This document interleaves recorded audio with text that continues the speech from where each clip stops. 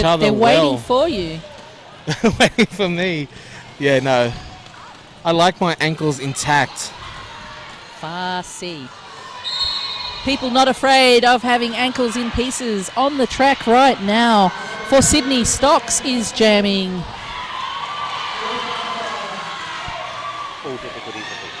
Danny Hell jamming for Southside. She's lead jammer. So apparently all difficulties have been fixed. We are streaming live now. So if you've been persistent in watching this live, we do appreciate your patience and welcome to the forecast. And the broadcast even. Or the telecast. There is, of course, the fishing line cast. Lethal jamming for Southside Derby Dolls. Sneaky Stackhouse on the jammer line for Sydney. Lethal managing to find the inside line. She barges her way through as lead jammer.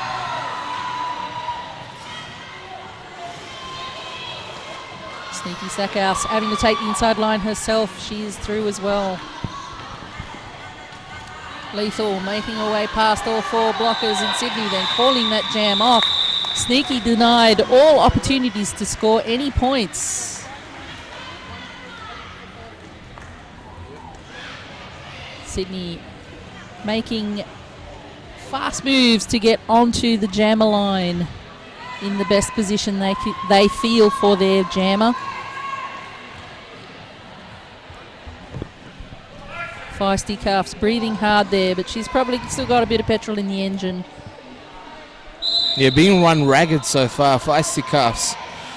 But she can do it all game long. That sounded dirtier than I meant it. I apologise. But Apocalypse is lead for Southside. Feisty Cuffs skipping away through, avoiding track cuts. Apocalypse hitting the back of the blocker pack, trying for an apex jump. Doesn't manage it, calls the jam off from the ground. Apocalypse jamming against Feisty Cuffs there. I mentioned in the first half, Mel, that Feisty Cuffs have shown a real evolution in her game, her physique. The way she plays roller derby has changed over the years from primarily a blocker or only a blocker to now a primary jammer and in high rotation. Apocalypse for Southside doing the exact same. Only a year ago would have been exclusively blocking, and now is one of Southside's high rotation jammers and doing it successfully here today. Southside holding a strong wall there. Making a little gap for Danny Hell to get through, and Danny Hell is through as lead jammer. So Chakram jamming for Sydney, being held up behind some strong walls. Finally let go. She's not lead jammer, of course. That status belongs to Danny Hell, looking for points right now and getting four of them.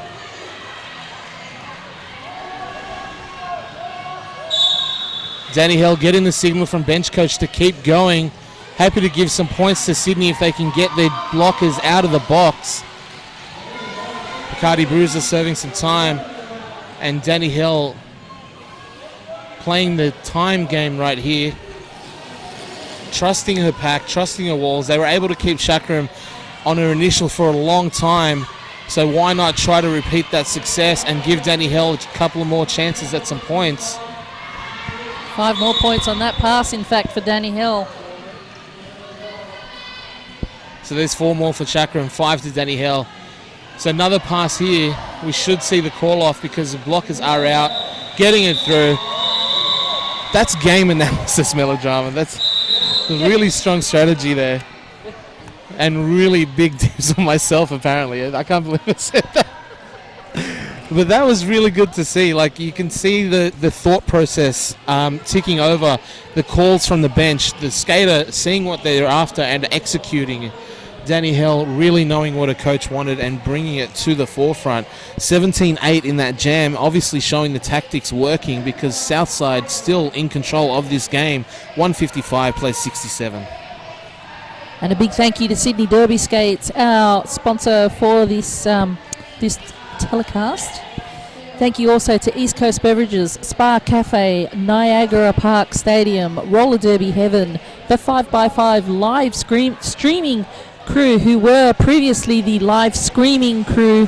However, things are working now. Thank you also to the Valley Tavern and all of the supporters and volunteers who have made this event and this telecast possible. And you, the viewer, at home or at someone else's home, you sly dogs, you are encouraged to send in your questions and your comments to us as commentators, who will read it off the magical reading board. At the moment, Big Kahuna, I have no idea where we are meant to be reading from, so if you've sent a message so far, we're not ignoring you, we just don't know where they are. I assume it's going to be on the YouTube feed, so let's see if we can find that. I got my trusty Samsung Galaxy S5 here, proud sponsor of the 5x5. They really should pony up some more cash then, shouldn't they? Of course, sponsored by YouTube and Google and Coca-Cola. Coca-Cola. Always Coca-Cola. Coca-Cola, of course, gives life. Coca-Cola, also known as the life juice. We thank you for your strong and never-ending support of the 5x5 tournament. So we should be live, loud and clear in your earbuds right now. If you are watching from home, welcome to the 5x5 for 2015. We have had one half so far in game number one due to some technical issues. You probably didn't start without them. We did start without you, and we apologise. I often, get started without my partner, but sometimes. But that's different. That's not roller derby. We got to do. We come into this game. 22 minutes left in this game. 155 Southside, 67 Sydney. Timeout was in place. Lethal stepping up to the jammer line for Southside in purple. Feisty Cuffs jamming for Sydney in red. She's had a lot so far in this game. Freeway Fighter and Underbelly Morelli holding Feisty Cuffs back long enough for Lethal to skip out there and actually go past her. Feisty Cuffs choosing not to try to outrun Lethal. Certainly a great strategy. That jam called off.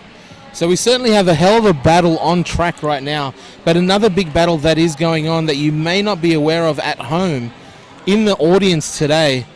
Big crowd support for both of these teams right next to each other on the straightaway line. Southside's Rebel Alliance, a purple army out there next to Sydney's crowd, cheering their hearts out as well. So we've got a battle on the track and a battle in the crowd. Who's going to win that one, I'm not sure. If you're listening at home, you should be cheering as well. Fairy Bled on her way to the box, but tries to take the shortcut for a forearm block. Not allowed. She has to go all the way around. So it's some time here for Sneaky Stackhouse, barging away through to lead jammer status. So she's already completed her first pass before Fairy Bled even sits down. Full 30 seconds here for Sneaky to see what she can do, put some points on the board. Negotiating one, finding a couple more at the front. Sneaky Stackhouse, one to beat. Unfortunately, it's Haterade impeding her progress, but finally getting through. 5 points for Sneaky Stackhouse and Sydney Snipers. Seashells, she sells seashells by the seashore. That's only because she doesn't have a job, Kahuna. Sneaky Stackhouse calling that jam off. That was a lot of S's in there. Sneaky Stackhouse, Sydney Snipers, Southside. Yes. I'm articulate. I'm elegant. Or eloquent even. You are elegant. I certainly won't deny that. Fairy Bled, on the other hand, not feeling so elegant standing in the penalty box. That means she's got less than 10 seconds before she bursts out. And of course, Feisty Cuffs jamming once again for Sydney. 155-74, 7 points in that last jam for Sneaky Stackhouse. Feisty Cuffs looking to continue that success in this one. Haterade taking on Feisty Cuffs at the front there, causing enough interference to let her jammer come out front. Fairy Bled bursting away through off the back of some really strong D from the Southside pack, getting lead, calling it off.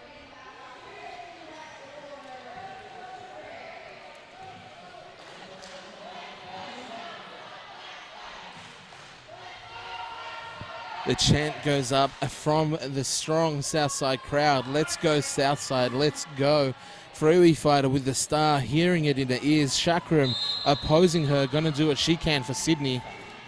Should bring that back again. And you've got the YouTube chat there. So it looks like the stream is loud and live, getting lots of hoorays and yays from the YouTube viewing audience. Thank you for your persistence with our stream. We hope we will make it worthwhile. Yeah, big thank you to our YouTube, our live streaming crew here, doing all sorts of stuff me and Mel have absolutely no idea about. None. We just None talking of to the microphones, ideas. and magic seems to happen apparently. Ordinarily, when I don't understand what's going on and I hear people talk about it, I understand the individual words, but not quite what they mean. They're speaking words. They This, just don't this seem time to make around, sense. I don't even understand the words. They made it happen though. Magic on There the are screen. letters. You're a wizard, Jared. Jared, of course, the nickname for Flat Track Protocol, making the magic of the interwebs. So Danny Hell is lead jammer once again for Southside. Sneaky Stackhouse being held up again by some strong walls from the Whack Russell Force. Terrier definitely earning her keep. Yeah, forcing a track cut there on Sneaky Stackhouse. Power jam to Danny Hell and the Force. 30 seconds starting for Sneaky Stackhouse. Haterade joining her in the penalty box. So we got some shout outs from the people at home. Brooke Mitchell, Adam Roush, Liz Mackey, Skidstar 72, Shez, you know I love you. B-Stars up on the screen. Sorry, Kajilasov separately. who does 72 love? Skidstar 72. No, Shez Dispenser. Oh, Shez loves us. I love Shez too. Rachel Sinclair sending some love. Devil Spawn sending some love to the Beige crew. Loving those officials out there and calling a good game so far. There's 5 more points for Danny Hill. Sneaky Stackhouse back on the track, however. A sea of red vests wandering all across the track.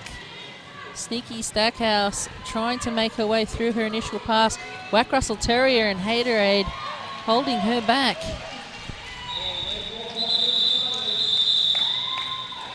So there's 4 more for Sneaky.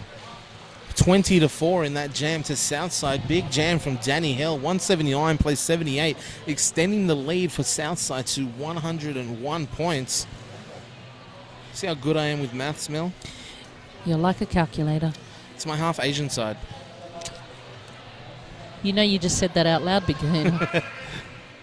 I'm allowed to. I'm Asian. we can say that ourselves, apparently.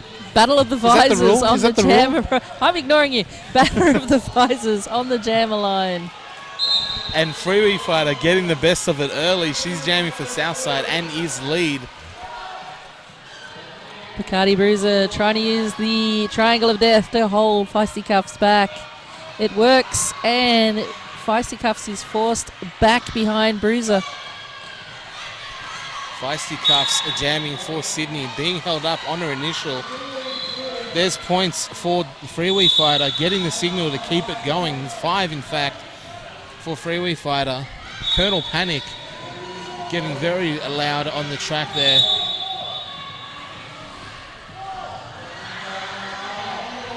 Freeway Fighter getting the call-off signal, putting her hands on hips and calling it off.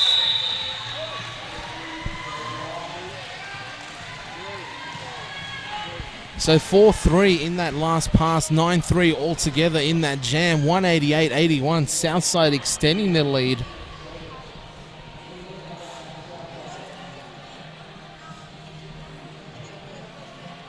So Lethal now with the star once again, jamming up against Chakram.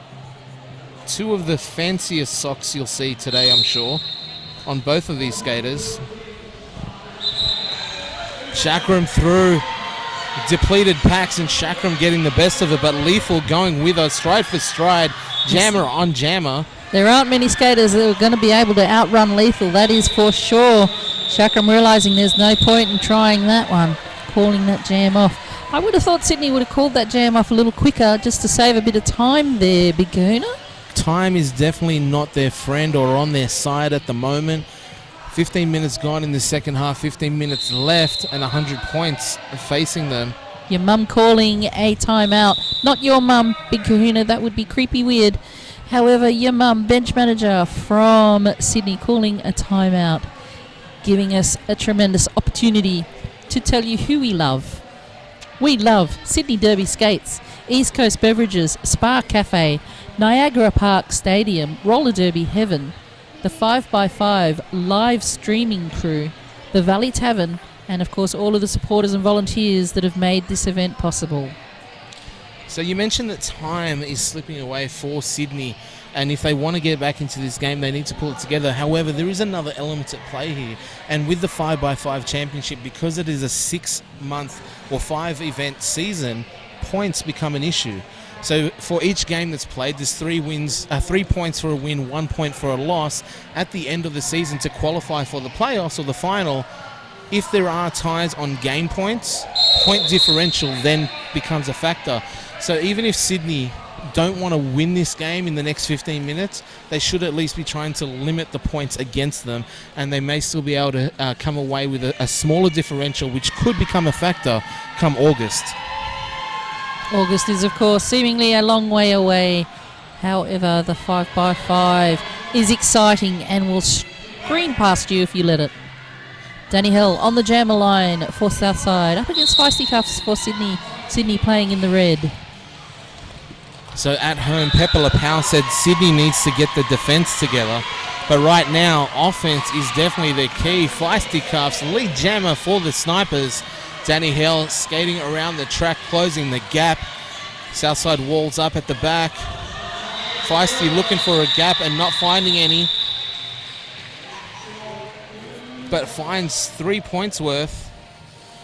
Axiomatic doing the count for Southside and putting up the Black Panther fist of power. 0 points on offer for Southside. Indeed, and Colonel Panic, bench manager for Southside, says, no, I want peace and love. He shows 2 fingers, peace and love. Black Panthers win, though. Let that be a lesson to everyone at home. So 188 plays 84, 3 points to Sydney 3 points to 0 to Sydney in that one. But Freewee Fighter hot off the track, hot off the line, so she's got lead jammer for Southside. Sneaky Stackhouse showing some fancy footwork and out of the pack now.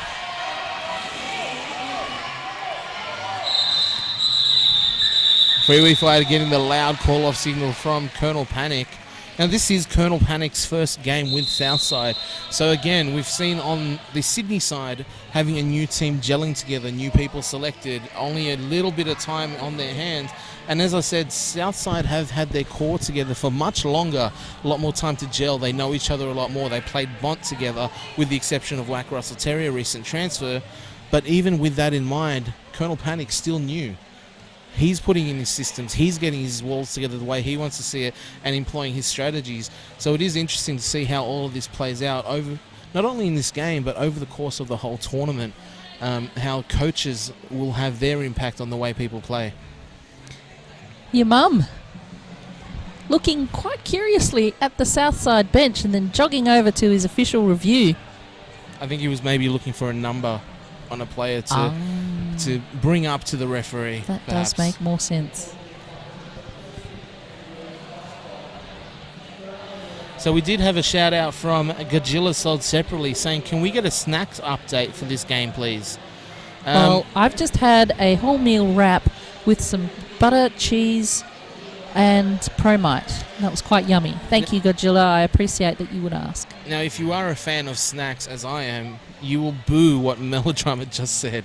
Not a true snack fan here, obviously, but... It was Jarlsberg cheese. Coming up today, Melodrama, one of the shows that we have in between games. We're obviously bringing a lot more content, some things that are a little bit different. We're going to see Eat Like a Lion from Lioness. Indeed. One of the other shows that we're going to have is Viva Derby Snack Life. Myself, Denominator, reviewing snacks that you would eat at a Derby game, perhaps. Sideline. We've got to make a very tenuous, grasping at straws link to keep it derbified, but We're going to be eating snacks. We're going to be reviewing them. We're going to be talking about them. We're going to be rating them. We're going to be having a lot of fun doing it. So, well, maybe what I'll do is keep one of my wraps aside for you, because it is, like I said, Jarlsberg cheese with Promite and butter. Real butter, not margarine, but kahuna, yeah, but the butter. fact that you're saying Promite instead of Vegemite, which everyone knows is the superior mite of the mite spread family. I actually think that termite is the best. It's got that nutty back flavour. However, I rate Promite above Vegemite, but perhaps that's un-Australian. That it definitely is un-Australian. Everyone knows that Vegemite rules the roost when it comes to dark, sickly, salty spreads for your sandwiches. Lots of S's again. Alliteration rules. So stay tuned for Snack Life coming at you later on today. What's on Eat Like a Lion? What is that? Eat Like a Lion. Lioness has her own cooking show with some, I'm sure, Derby-themed recipes that you can try at home, but we'll be showing that a little bit later. Eat Like a Lion. Lioness, of course, a very good source for the Thanksgiving luncheon and Thanksgiving dinner, which becomes about 5 days' worth of food. So those of you who have the opportunity of making friends with Lioness, I recommend you do that before October. And referees are reporting to Big Kahuna what just happened in the official review. We will have a clue in just a moment. So Sydney looking for a forearms penalty to be called there. Not held up. So that was Sydney's official review for the second half. You only are allowed one per half. Unless it's successful, then you keep your official review. Sydney not getting that one. Bianca Starr giving me the thumbs up for my delicious snack option. Promite is her favourite as well. Feisty Cuffs also skating off the back of Promite. She is lead jammer and about to hit the back of the pack. She streaks on through just like butter on the knife. Definitely no Promite on that knife, please, though. And we did have confirmation, Melodrama. Pepper Powell said BK's right. Vegemite is the only choice. I doubt Pepe's qualifications. Danger said that TV snacks would surely be the best choice right now. TV snacks are pretty good. Potato in a biscuit's good. Potato in a biscuit is good. Anything with MSG on it is pretty good. Gajilla sold separately will go down dying for Tina wafers. She holds strong to Tina wafers. Apparently she's got them packed and she's going to bring them for Snack Life later on. I have never had a Tina wafer. Neither have I. I am unaware of this phenomenon. That's why I'm looking forward to it. However, there is some derby going on amongst the snacking. Chakram forced back by Bacardi Bruiser. She's yet to complete her initial pass. In the meantime, Southside taking the lead. It's almost like they're the strong side. So Freeway Fighter approaching for a scoring pass. Chakram now out. She's looking for points. And Freeway Fighter picking up a couple, getting the signal to keep it going. And now getting the call off from coach Colonel Panic and putting her hands on the hips and denying Sydney any points in that pass. So right at the last second, Freeway Fighter hearing the call and making it. Everything working together for Southside so far. 192 plays 86. 106 points in it. 11 minutes left in this half. Southside in control. Sydney looking to minimise the damage. Via Feisty Cuffs once again. She works hard for her money, young Feisty. She's out there once again and lead jammer for Sydney. Danny Hill still held up in this pack. Feisty Cuffs 3/4 of a lap through an initial, through a scoring. Approaching the pack, picking up 4 and calling it off. Some confusion with Imperial Blonde returning to the track there, but that is all sorted now. So Feisty Cuffs getting lots of success here so far. Unfortunately, she can't be out there every jam. She's going to need a little help. I reckon she could, Big Kahuna. Get by with a little help from her friends. You reckon she could? She could. She probably could. She's been relatively penalty-free so far too. She's unexpectedly strong. I do believe that maybe 3 years ago there was a sit-up competition where they timed who could hold the sit-up position for the longest, and Feisty Cuff was, in fact, the winner. That was only because I wasn't there. I agree. Otherwise, Vegemite. that definitely would have been it. Purple 8-1 left the box early. She's being issued a penalty box violation. She was to be starting from the box. Well, there you go. I was right on the call with Impure Blonde. She left the penalty box early. She tried to recover from that, but could not. She's back in the penalty box for that streak of naughtiness. Of course, with 10 minutes left in this game, we already have the next game participant warming up. Hawkesbury Area Roller Derby Hards Camokazis will be taking on Northern Beaches Roller Girls Sirens. Coming up next on this feed, on this track. So Sneaky Stackhouse now with the star for Sydney, pushing hard against a determined wall from Southside, and Fairy Bled hit to the outside, dragging her back. Been doing that a lot today. Freeway Fighter taking advantage of some jammer on jammer action. However, that didn't quite work out for Southside. So Sneaky Freeway Stackhouse in a power jam situation. Colonel Panic not agreeing with the call, but that doesn't matter. No, Freeway Fighter also confused about where the call came from. Thought it was clean. Referees saw it differently. Sneaky Stackhouse through for her initial pass. So again, Southside having a lot of success in killing these power jams. Chance here to score some points, but a lot of time wiped off that penalty already.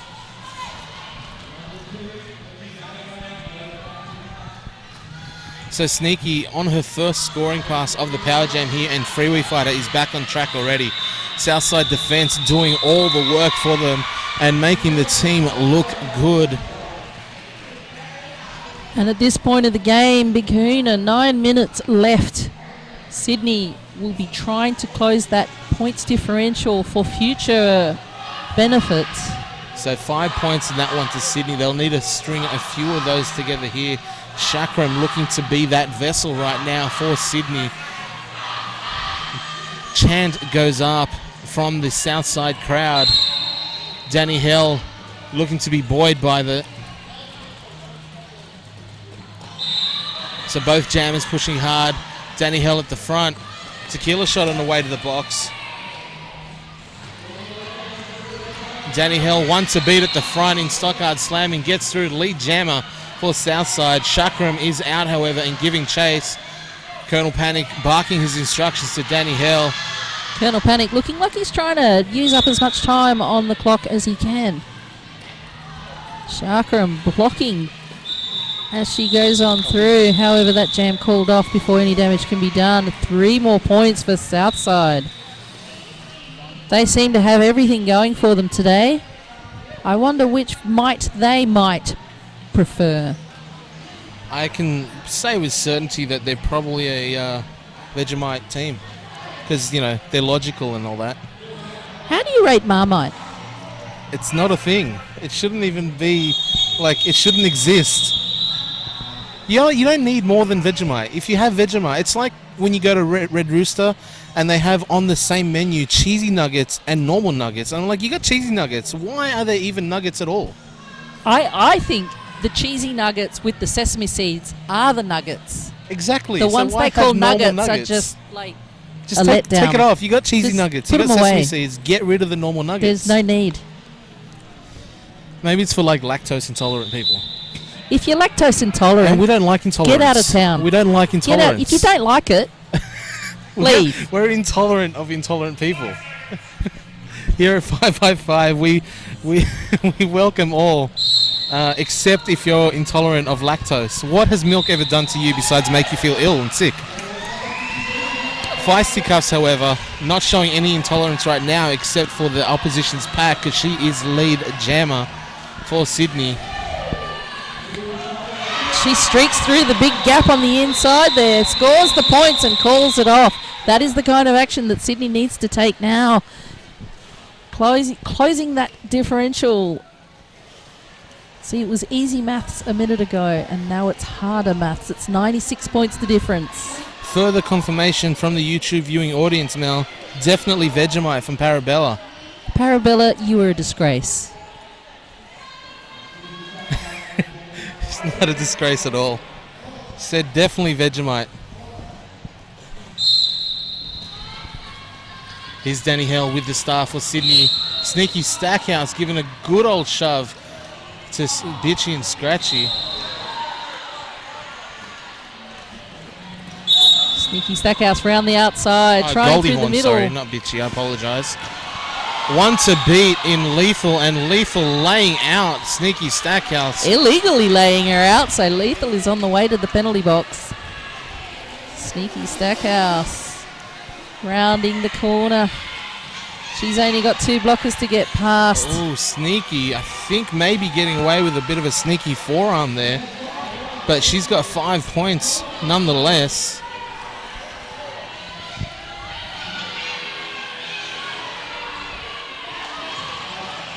Sneaky Stackhouse, another 5-point pass, showing her fancy footwork, of course. You can tell by her skates that she is a very artistic skater. Yes, indeed, Sneaky Stackhouse has skated before today. She calls that jam off after scoring some 4 points. That jam, a winner for Sydney, 14 points to nothing. That, of course, brings them over the 100-point mark. 113 plays 195, closing the gap on Southside. But with 5.5 minutes left, I think right at this stage, all they can really do is not sort of minimise the damage that Southside is doing. Absolutely. 82 points the difference. I did that maths all on my own in my head, Big Kahuna. Shez Dispenser says that, sorry, she enjoys Promite on occasion. Shez Dispenser, of course, the ex-president of Southside Derby Dolls now, that she likes Promite. That's no, Shez. There's always room in the inner west for Promite lovers. Michael Milton says, no Vegemite, no Marmite, both are gross. He must be a Nutella dude. Peanut butter, perhaps. That's all right. I got love for you, Michael. Michael likes the nuts. A little bit un-Australian, though. Next thing you're going to say is you don't like Wheat Bix either. Are they even Australian anymore? Freeway Fighter, however, she has hit the wall of Sydney but scores 5 more points. Chakram standing in the penalty box. She is ready to join her pack. So Freeway on another scoring pass. There's 5 more points for Southside. Bench manager Colonel Panic urging Freeway to keep going because Chakram has not completed her initial pass. And Southside doing a good job to ensure she stays on it. But Chakram hop, skip, and jump through. Now on a scoring. Sorry. It is a scoring pass. Freeway Fighter will put some trust in her blockers, try to score some points, and probably call that jam off. She's through, and she calls that jam off. A big jam in reply from Southside. 19 points. Plays 24 points for Southside, 2 points for Sydney. Huge jam there. Freeway Fighter putting points on the board in bunches. 104 for the differential now.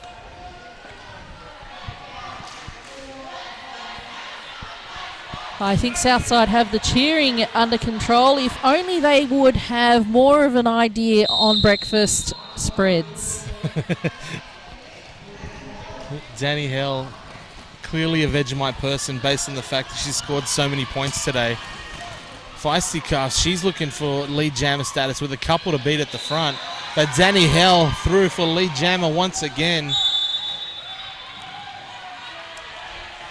Track cut called on Feisty Cuff. She is on her way to the penalty box. Southside with all the advantage in this jam. Only 2.5 minutes left for the game.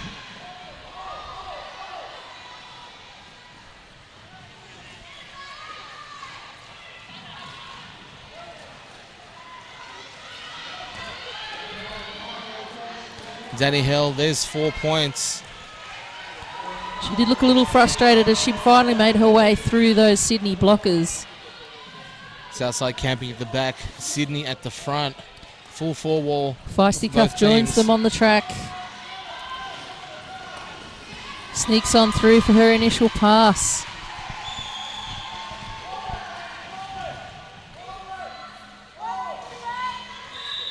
Danny Hill getting the call-off signal from her bench, looking for the last couple of points before putting her hands on her hips and picking up 5.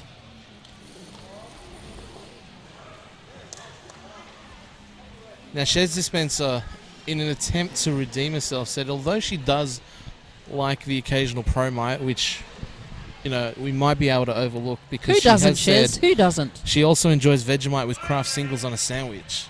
I do too. I'm not saying Vegemite is completely off the menu. I'm just saying if there's a choice, Promite's going to win every time. And frankly, Marmite heads off starting to sound Vegemite. good. What? There's domestic unhappiness here on the stream. Melodrama, Big Kahuna are going to throw down shortly over their choice of sandwich spread. Can't believe you said that. I'm so upset right now. But Lethal is jamming her ass off right now. 5 points for Southside. 5 points is a definite winner for the Marmite camp. We're being silly. We're being silly. Let's keep it profesh. Because Vegemite is professional. Everyone knows that. 4 more points for Lethal. Lethal. No response from Sydney. However, a star pass will put Goldie Horns in the jammer position. Lethal through for another 4 points. Colonel Panic giving the signal to keep on going. So that was a scoring pass, okay? So 4 points for Goldie Horns. Colonel Panic pointing at the scoreboard, yelling something about, look at the time. There's only 11 seconds left in this game. It looks like Lethal will skate it all out. So Colonel Panic wanting this to be the last jam of the game. And with the way Lethal is racking up points right now, why would you want to call it off? Lethal, a few more on the board here. And Colonel Panic has enough, calling it off. Lethal finishing on a high. 5 big points for that pass. What a fantastic debut for Colonel Panic, bringing Southside to a well-deserved win. That jam for Lethal, 23 points, playing Sydney's 4 points. So we have had confirmation from everyone knows the authority in roller derby. Gajilla sold separately, said Vegemite in caps with a exclamation point, and said Marmite is just hashtag un-Australian. Fair enough. Fair enough. Fair enough. However, I would like to suggest that viewers out there rush to their nearest Red Rooster, get some of those nuggets that we spoke about with the cheese and the sesame seed. This is what and brings people smear together. a little bit of the breakfast spread over the top. This is what brings people together, Mel. You may be a Promite person, I'm a Vegemite person, but we meet on cheesy nuggets. Indeed, that's how we feed the world. Okay, so wrapping up this game here, first game of 2015, a hell of a game. Southside Derby Dolls taking out the win. Unofficial final score while we still do our calculations from the referees. 252 to 119. Southside on the board for 2015 campaign for the three-peat. That's 3 championships in a row and getting it off to a good start. And certainly if you picked them in the tipping competition, you'd be feeling pretty smug now, and you're looking good for the bag of cats. And Southside getting the adulation from their adoring fans. The force is strong with these ones. Now, as I said, Sydney were only selected 2 weeks ago. Coming into the tournament at the last minute was surely sure to work against them. So I would imagine, given another month to round 2, given another few months to round 3, 4, and the grand final will be in August, watch for Snipers to really come together and redeem themselves from this first win. We know what they're capable of. We know how talented this squad is. All it's going to take is a little bit of time, and we'll see some strong results from the Snipers, no doubt. Snipers getting their love from the crowd too, and why not? It was a hell of a game here at Central Coast, Niagara Park, 5x5, round 1, Armageddon game, number 1 done for the day. Southside victorious over the Snipers, 252 to 119. And we're wrapping up stay tuned for the next game, Hawkesbury taking on Northern Beaches. Until then, I'm the Big Kahuna. And so am I.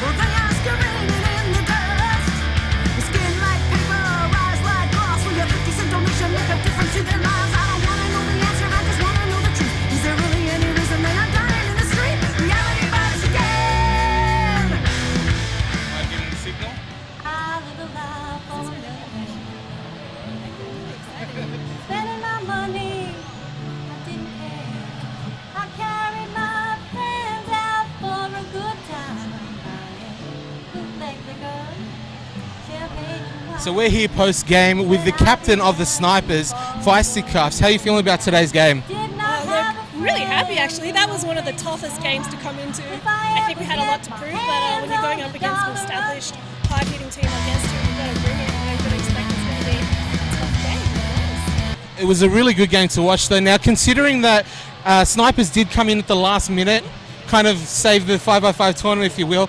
Now I know you have been really excited to be a part of it, but how did that affect your preparation, considering you had such short notice coming in? Well, our team only got announced a couple of Fridays ago, and then we only got one chance to scrimmage together as a team. So I think everyone was really there and really committed. We knew we were going to have a tough game, trying to bring everyone together, but our main focus was just getting the basics right, keeping it tight, and just playing as a unit. So. Now, one of the things that we've seen over the last couple of years, I mentioned it on the feed, is that Feisty Cuffs before was exclusively a blocker. Now jamming your ass off out there and doing it in high rotation, getting a lot of reps. How are you feeling after a game where you really got so much track time and really got beat up a bit out there? Oh look, S2 made me work for it. There's no, I mean you saw that, right? Like they made me work hard. But it's really tough, but you know what, it's your mental game.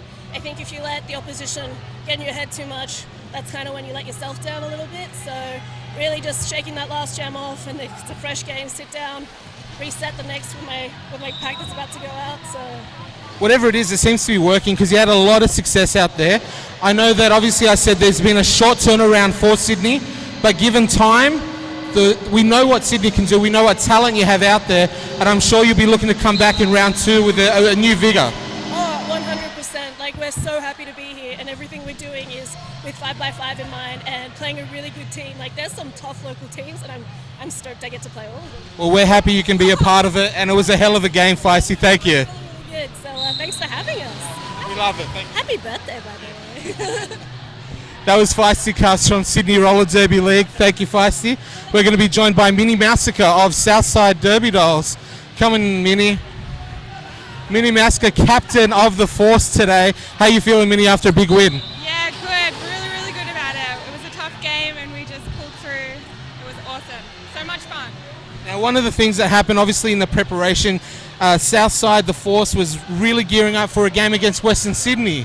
Last minute changes, Snipers come in, obviously an established team. How did that affect what you did leading up to the game? We just kind of kept our cool, still, had our same game plan, and we just pulled it off today, and it was awesome. It was good that Sydney could jump in and play with us, so yeah, really excited to have them. Now, one of the things I noticed out there is that the team looked calm, controlled together. That's kind of your thing. A lot of smiles out there. As captain for the first time, how was the vibe out there?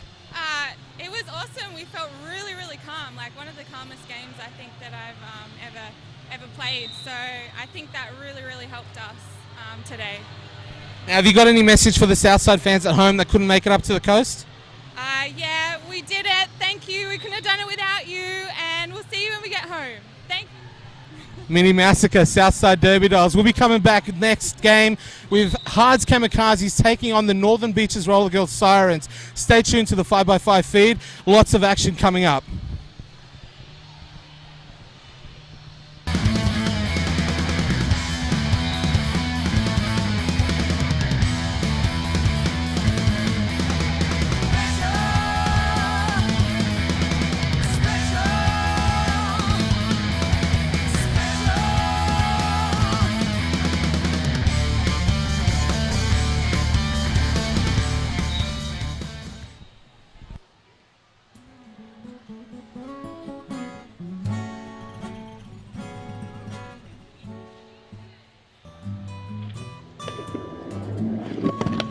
I'm Susie from Sydney Derby Skates. We stock a wide range of products from all the best brands. Did you know that the Sydney Derby Skates website is up to date with stock levels and will only let you buy something if it's actually in stock? We pride ourselves on having awesome customer service and very quick delivery. Usually items are sent the very same day you place your order.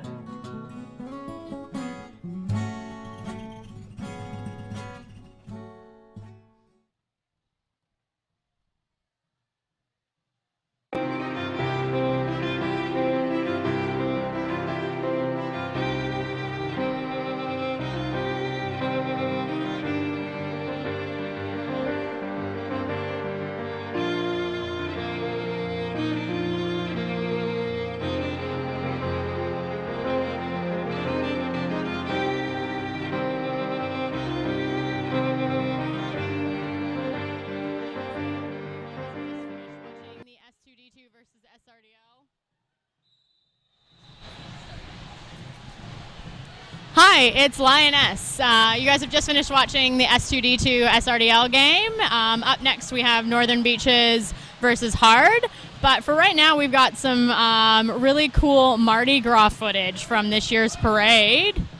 But first we're going to talk about it a little bit with Hellcat from Inner West Roller Derby. So Hellcat, why did you become involved with the Mardi Gras parade?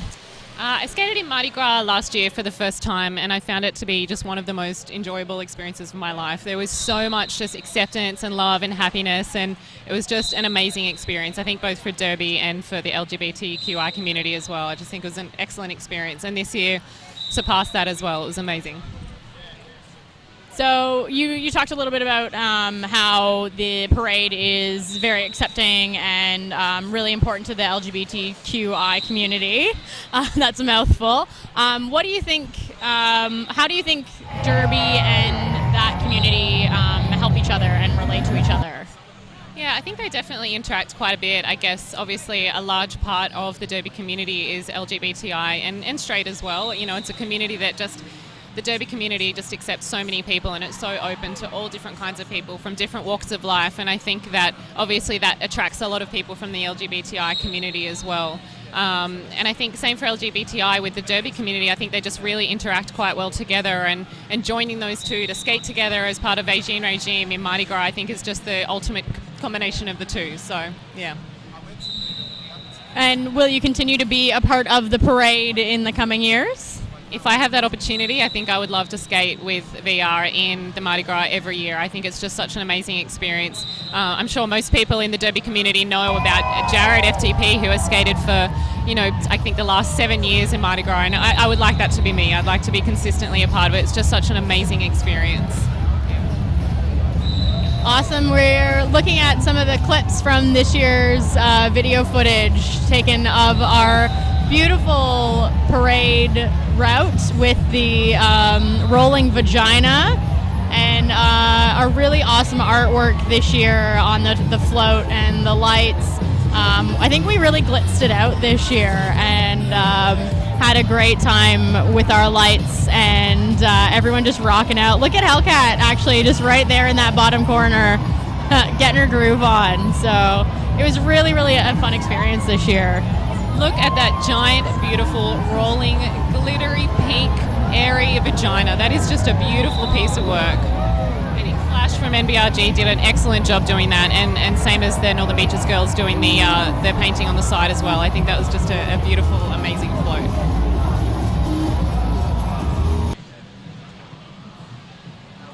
Awesome. So that was a little bit of our float this year from the Mardi Gras parade in 2015. Wow.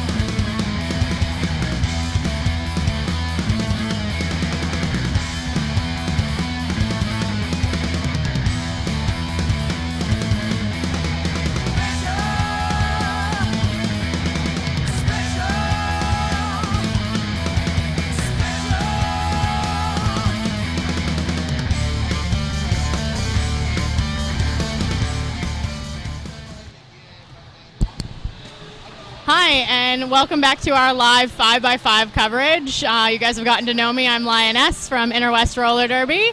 And I got a little creative this year for our first year doing boutcasting. And I have started my own cooking show called Eat Like a Lion, where I go through some of my kind of bout day prep in relation to how I eat and fuel my body for game day. I hope you guys all enjoy the first episode of Eat Like a Lion, and here it is.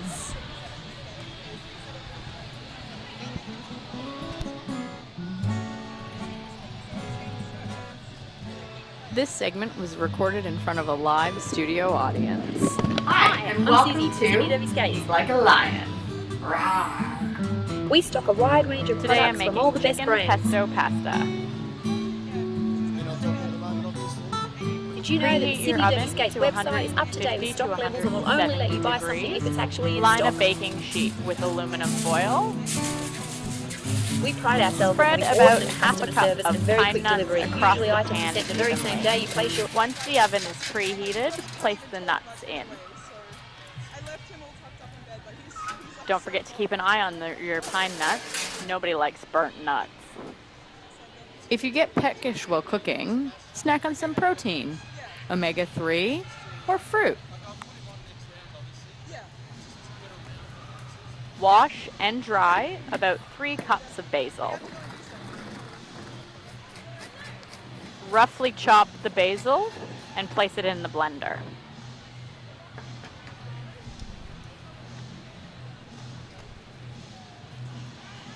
Crush and chop your garlic.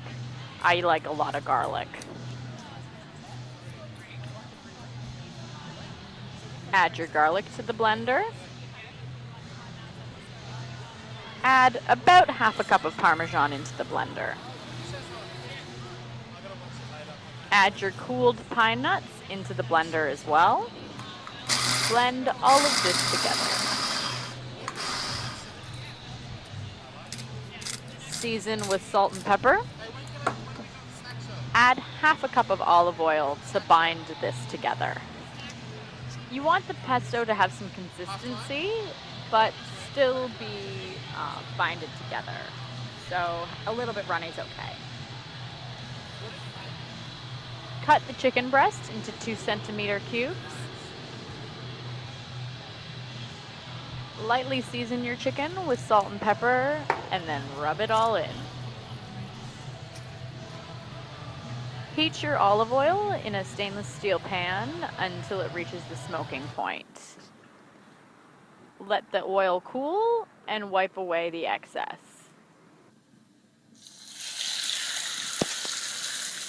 With the pan at a medium heat, continue to cook your chicken.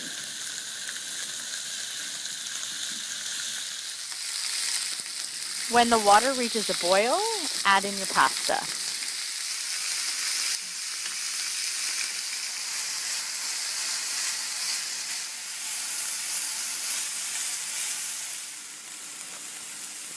Make sure your chicken is cooked all the way through by picking a larger piece and cutting it in half. Eating pink bits means a bad bout day. Look at that. Drain your pasta and return it to the same pot.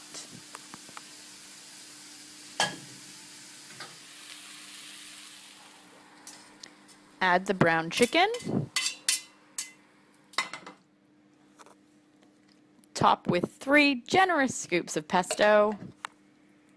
That's enough for the other package of pesto. Mix it all together. Get everything all together. Finally, we have our plating. This is a lion-size serve. Get a little fancy and garnish with a sprig of homegrown basil. Thanks for tuning in, and we'll see you at the next round of 5x5.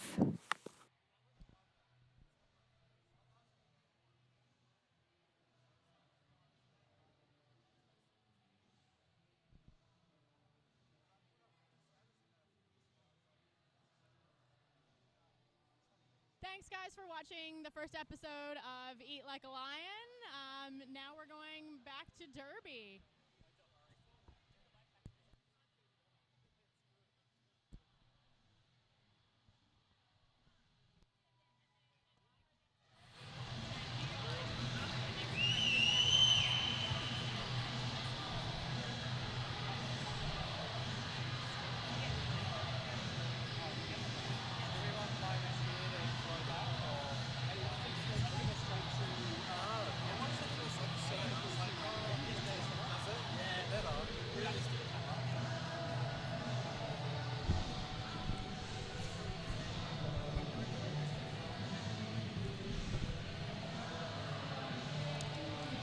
So here we are, game 2, about to get underway of our season opener for 5x5 Roller Derby Championship for 2015. We're going to see Hard's Camokazis, Hawkesbury Area Roller Derby's Camokazis, taking on the Northern Beaches Roller Girls Sirens.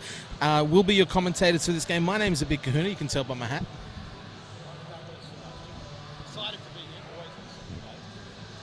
And we're going to see a hell of a game here for game number 2. These two teams have met previously, obviously in 2014's 5x5, and it went down right to the wire. Northern Beaches were successful in that one, but it took the last jam to solidify the win, only coming away with a 19-point win, I believe, in the end, off the back of some strong jamming from their captain, Dreadpirate Roberts, last year. New look for both teams here, but no doubt going to be a hell of a game. Let's go through who will be playing today for our team. Starting off with the Camokazis, we've got number 18, Cold Ethel, Ruthulu Rex, Down Under Thunder, Butterscream, Lola Ebola, Sam Hain, Matron of Pain, Punky Brawlstar, Shirley Trimble, Minor Bingle, Apple Your Hair, and Betty Stopper.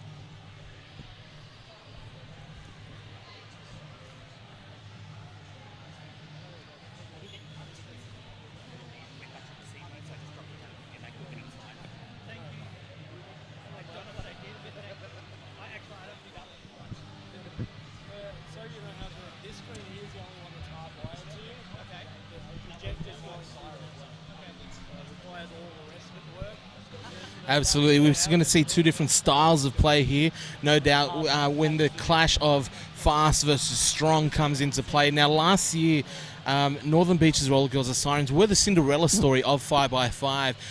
Unknown, they made their debut in 5x5 round number 2 and got all the way through to the grand final in our Battlegrounds division. No longer having the element of surprise on their side. I'm sure they're looking to take it a step further.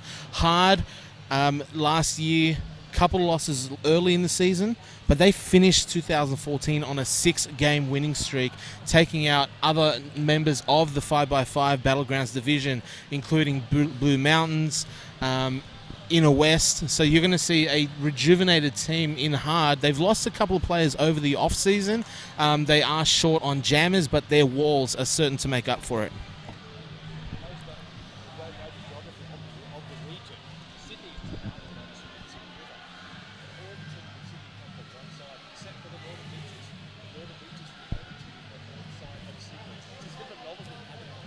It is. They don't like to venture over the bridge all that often. It is.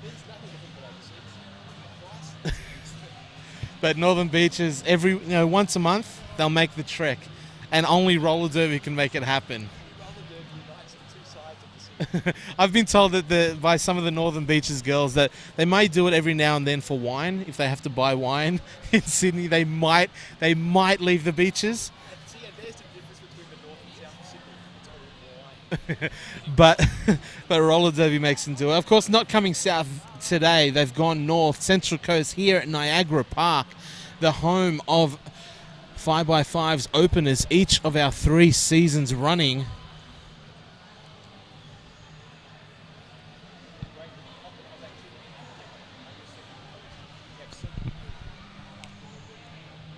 His mic's not on.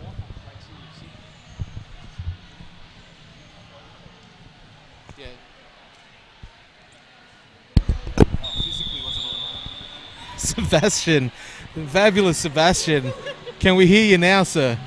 I could hear myself quite fine before. Okay, so we have him loud. We're very professional here on the 5x5 stream.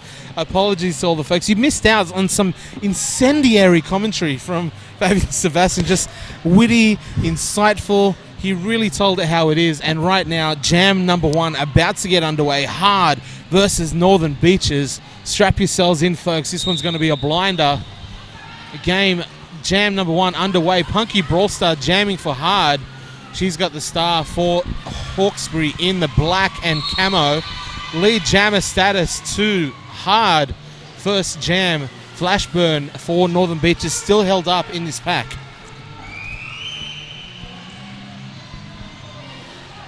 So Flashburn now out. You can see her skating. Northern Beaches Sirens in the teal colour. And a quick 4 points there for the Camokazis. So thank you to Brooke Mitchell letting us know that Sebastian wasn't coming through loud and clear. We fixed that up now for you, Brookie. I'm sure you're pleased to hear Sebastian's dulcet tones over the feed. I'm not sure everybody is, but I'm certainly happy to hear myself more. So Jam 1 done and dusted. Hard getting this game off to a good start, 4-0 after 1. Northern Beaches looking to reverse that in this one. And we've already got 2 Camokazis in the penalty box. So Corporal Punishment, she's lead jammer now for Northern Beaches. And she's already around the lap. Picked up the 5 points, passing the other jammer. So certainly advantage when you have 2 members of the opposition in the box.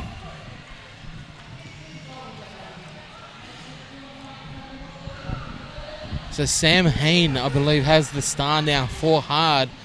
Being held up by some strong walls from Northern Beaches. I know that that is something they definitely worked on in the off-season. I've gotten confirmation that defense was a strong focus point, and so far in this jam anyway, it's paying off because Corporal Punishment already got 5, looking for more. You can see Corporal Punishment in those distinctive red socks. Strong walls from both teams here. Neither jammer having some fun at the moment. And Corporal Punishment goes down, still not able to get past the remaining defenders. Corporal Punishment, there's another 5 points for the Northern Beaches.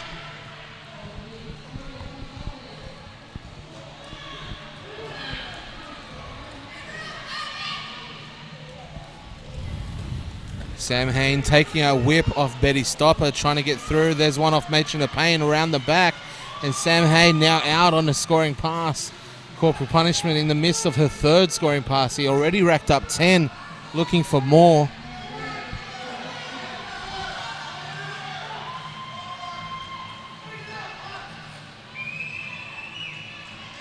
Apple your hair, a real impediment right now for Northern Beaches jammer.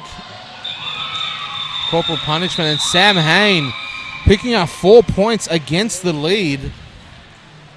So as that jam came to a close, being called off by Northern Beaches, Hard picking up another 4 points to 14 there. Almost like an old school jam when you see the non-lead jammer scoring points.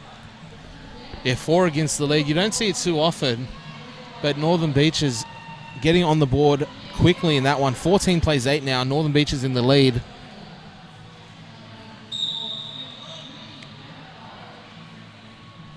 The jam is on. Whistle has blown. Dread Pirate Roberts with the star for Northern Beaches. Now, Dread Pirate Roberts was one of the 5x5 All-Star 5 in 2014 for the Battlegrounds division. A big component of their attack last year. Look for points here from Dread Pirate Roberts.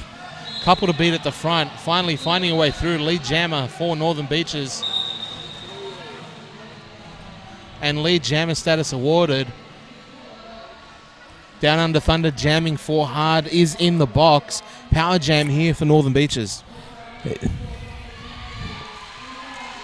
And Dread Pyro is one of the veterans of the local roller derby season. The roller derby, she's played for Sydney. She's played for Northern Beaches. Yeah, a lot of experience, a lot of savvy out on the track, and you can see that paying off right now. 5 more points to the tally. That's 10 in the jam so far for Dread. Power Jam about to come to the end, but Dread's going to keep on going. Passing a bench, the bench is urging her to keep going.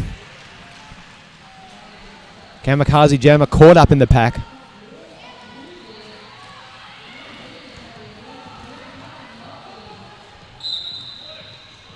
So Dread Pirate Roberts. Dread sent to the bin now. So called for a penalty there. She's making her way to the box, and a power jam here for Down Under Thunder, co-captain of the Camokazis, now out on a scoring pass. 15 already on the board in this one for Northern Beaches. Down Under Thunder looking to reverse that now, or at least chip away as much as she can. Only a couple seconds left in the jam. Can she pick up any points?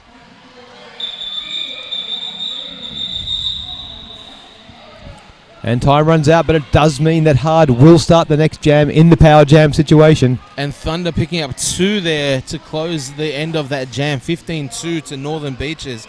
29 plays 10. Northern Beaches out to a quick lead early here, but Dread Pirate Roberts in the box. Power jam to Hard's Kamokazis. Ruthulu Rex jamming today. So Northern Beaches are down their jammer and their pivot. Only 3 of them on the track. So Ruthulu Rex out and lead jammer for Hard. She's a quick little thing. Last year was a rookie for Hard's Kamokazis and really stepped up a game as the season went on. Obviously that game experience, track time really playing a part, and you see it paying off here. She's lead jammer with 5 points. I called for a track cut. I put the jinx on her, Sebastian. As soon as I sing her praises, gets called for the cut. Power jam here to Northern Beaches, and this jam will go the full 2 minutes. I don't think it was your jinx, it was just the momentum she had going through the pack. There was no way she was going to control that pace. What you'll find often if you're watching at home is as soon as I say how good the wall is doing at keeping the jammer at bay, they're going to get through. And as soon as I say someone's jamming really well, they're going to get a cut, apparently. So pack comes to a standstill. Dread Pirate Roberts with it all ahead of her right now. Hard's wall doing a good job of keeping her at bay for a while and killing the power jam. Only 1 pass so far. But there's it's a second pass, sorry. And it was a 5-point pass there for... 5 more points, of course. Rex back on the track. 45 seconds left in the jam. So she can do some damage here against that lead built up by Dread Pirate Roberts.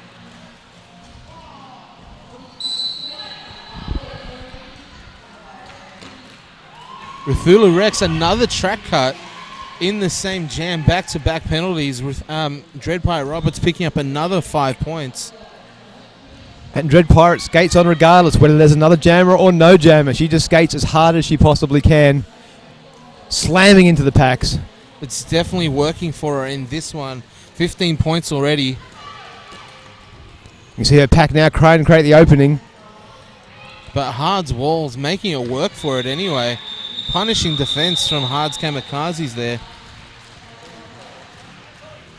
4 more points for Dread Pirate Roberts. 19-4 in that jam.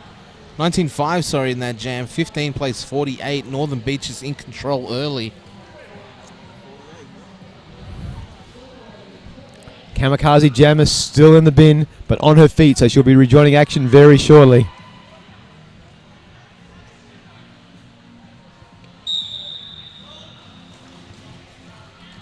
Flashburn jamming now for the Sirens. You can see a very padded up Flashburn there. Last year her progress with the Sirens was hampered by not one but twice, a broken collarbone. Round number 2, their debut, she broke her shoulder against the Blue Mountains, broke it again later in the year, but looks to be fully healed and scoring points right now. 5 points for Flashburn, lead jammer status to the Sirens. Ruthula Rex out of the box and giving chase.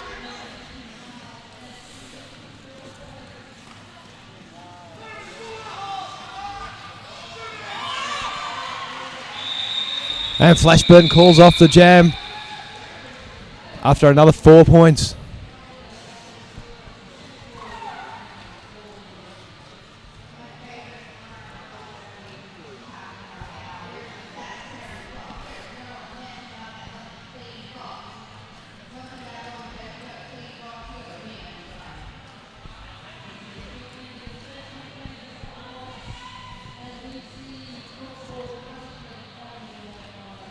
So full packs for both sides.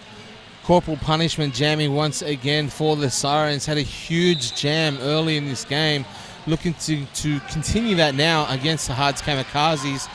That's Sam Hain jamming for them in black. And Corporal punishment out. She's lead jammer for Northern Beaches. Corporal punishment pushed way to the back of the pack there. So Sam Hain now on a scoring pass. I don't know if Corporal punishment's aware of it because she's in the pack and lead. I'm not sure if she knows she's got lead because Sam Hain, not lead jammer, picking up points now. If she gets through here, it'll be 5 for the full pass. Clean pass. And there it is, 5 points to Hard against the lead. Getting this Corporal punishment, getting the signal to keep it going. Sam Hain sent way to the outside. Big sliding down hit from Corporal punishment. Jammer and jammer action on turn number 4. Camokazis leading 5-0 in this jam. And here she comes up to score some more points possibly. Big hits from both sides. Jammers dropping to their knees. Corporal punishment, as I said, is lead. Picks up 4 points there. Sam Hain grabbing another 4. See what the signal is from the bench.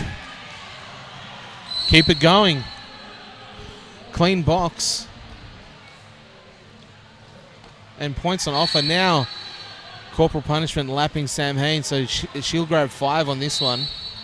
If she can make it through that remaining wall. And there she goes through the inside. That'll be the 5. So the tactics from Topanali, Northern Beaches bench coach, paying off because as Corporal punishment kept it going, it gave time for Sam Hain to grab a penalty. She's in the box. Power jam to the Sirens once again. Now getting the call-off signal. Start the next one.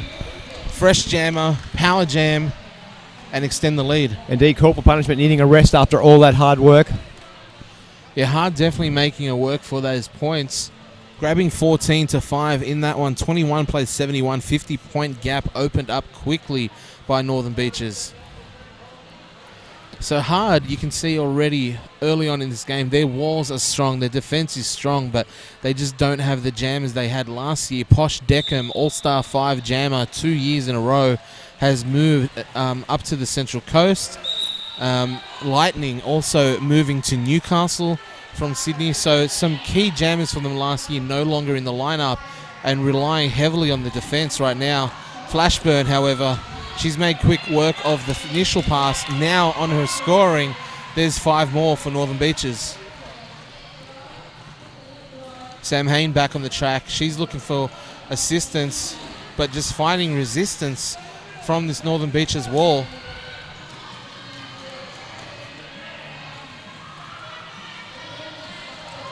The pack making the most of their 20 feet there to hold back those jammers.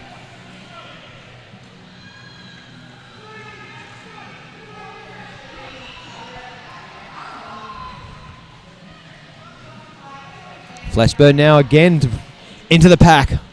So fairly fast moving pack, and Flashburn liking the gaps she's finding. Finally getting the call-off signal and bringing that jam to a close. 9 points on the board for Northern Beaches. Certainly the fast pace playing to her strengths, then she could keep her stride going, just take big steps through those openings. So Hard might want to look at that, slowing down the pack, playing into their strengths as opposed to the other teams. Because right now, whatever they're doing, Northern Beaches in control. 84 plays 21, 63 points in it, and we've gone past the 14-minute mark in this game. Down under Thunder, co-captain of the Camokazis with the star once again for Hard. Dread Pirate Roberts searching for the outside line and finding it. Lead jammer status, her reward. She's out now on her scoring pass. Down under Thunder now out. She's giving chase.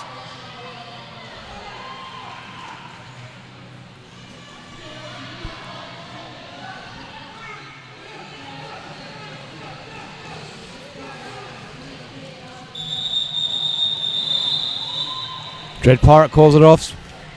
Adds 3 more to the tally.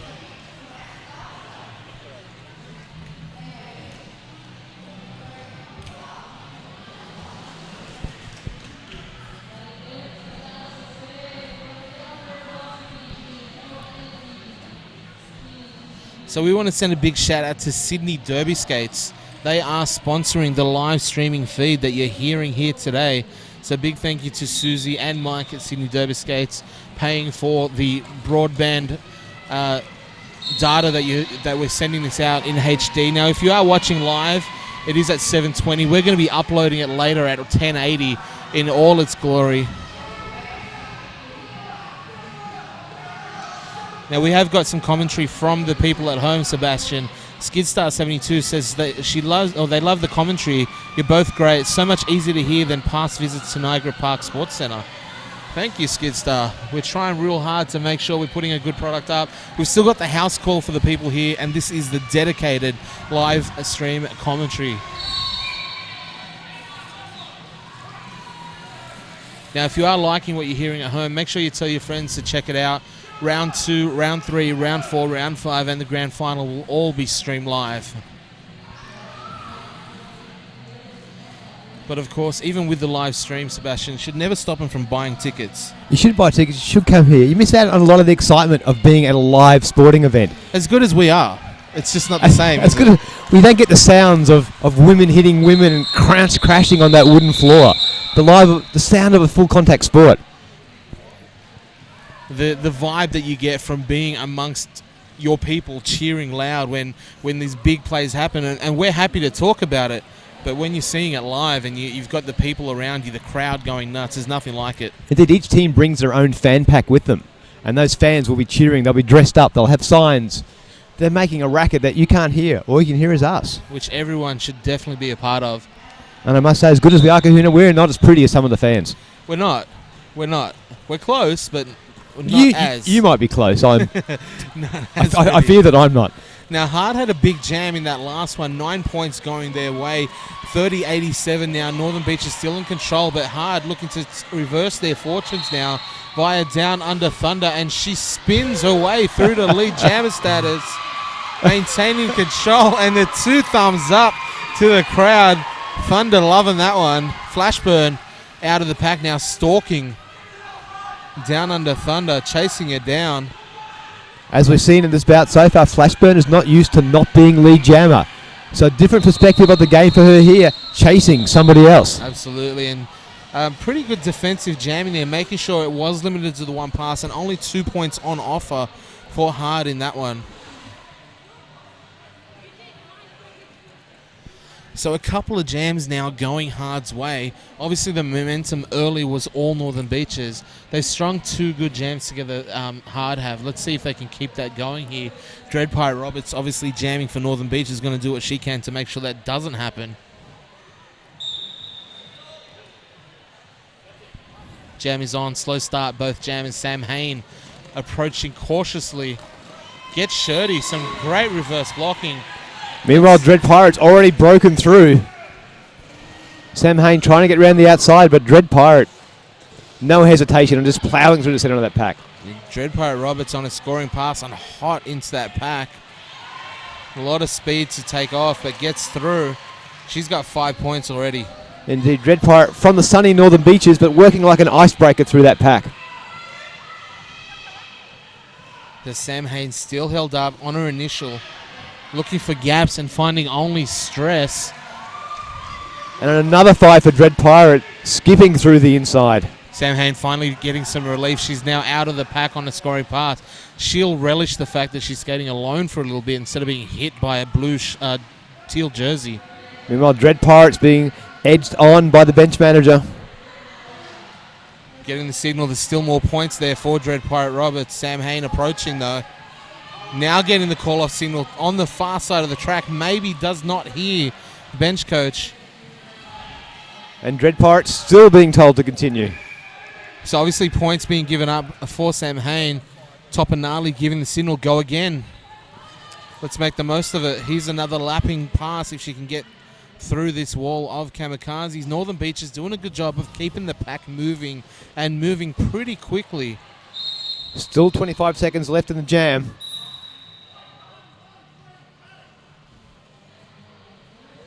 But Dread Pirate is out of action. So track cut called on Dread Pirate Roberts. She's sitting in the box. Sam Hain with a power jam. But some great defense there by Hard. Northern Beaches slamming her out of bounds. Now having a star pass. So jam comes to a close on that star pass. 14 points for Northern Beaches to 0. Dreadpirate Roberts still sitting in the box as that jam came to its natural conclusion, which means a power jam to start here for Hards Camokazis via Punky Brawlstar captain. Oh, no, sorry, Ruthulu Rex, I apologise. Punky Brawlstar's out there as pivot. Ruthulu Rex with the star.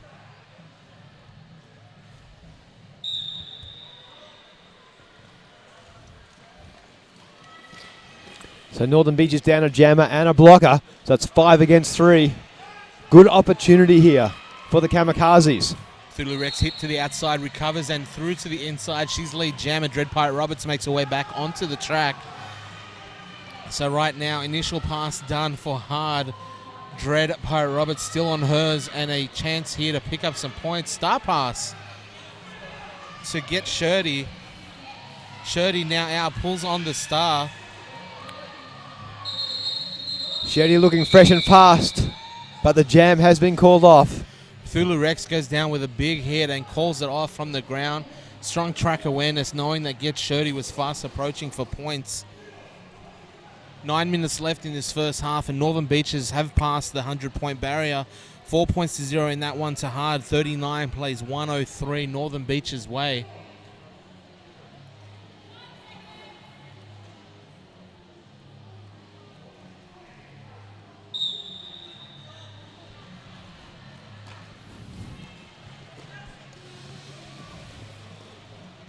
Down Under Thunder now jamming for the Camokazis.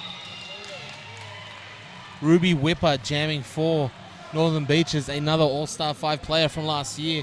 Long, purposeful strides. Ruby Whipper making quick work of this track and getting around for her scoring. Down Under Thunder doing what she can to catch up.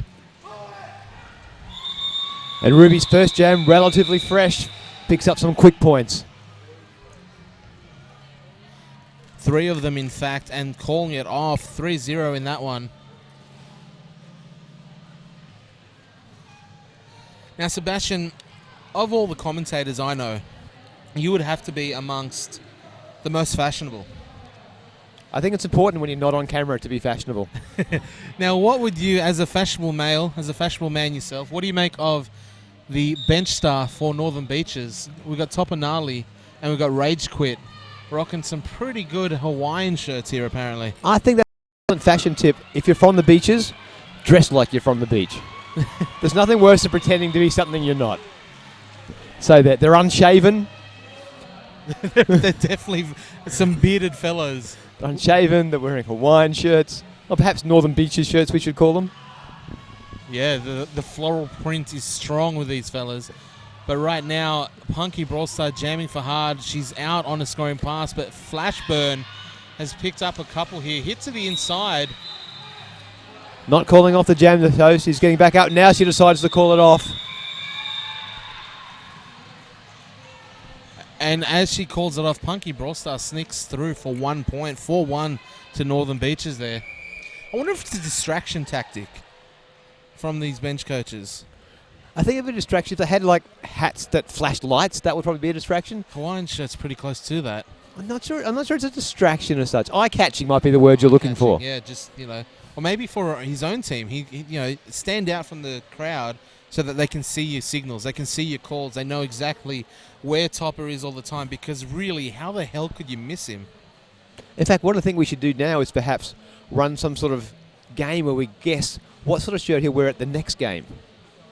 Will it be a different colour? How many Hawaiian shirts does he have? I think, like last year, Northern Beaches were new to 5x5. New to Derby, really. They made the debut in 5x5. And Topper was busting out ties. He did the whole professional coaching image kind of thing. He had a tie every round. Didn't go so far as a suit, like your fine self here, Sebastian, but he wore a tie each round. This year, second time round, they're sort of more comfortable in their own skin as a team. They're relaxed. They know what they're doing. He's busting out shorts and a Hawaiian shirt. I'm wondering if next time he's still wearing shoes. I wonder if next time he'll be wearing thongs, or as some people call them, jandals, or in other countries, flip-flops. Busting out some... Yeah, I'd imagine that'll probably be the case. He's wearing the open Hawaiian shirt over in Northern Beaches. Eventually, just an open Hawaiian shirt, nothing else. No undershirt. I'm hoping he's still got trousers on. Maybe some stubbies. Make the pom be really Aussie.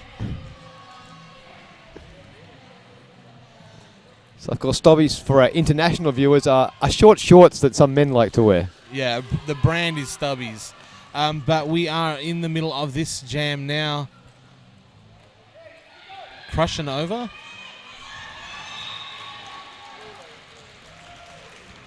Sorry, that's Yorkie. Yorkshire Terrier. Yorkshire Terrier jamming for Northern Beaches. Ruthula Rex with the star for hard. And lead jammer once again to Northern Beaches. Yorkie coming around for her scoring pass. Lola at the back. Gets through. Oh, 4 points by Ruthulu Rex.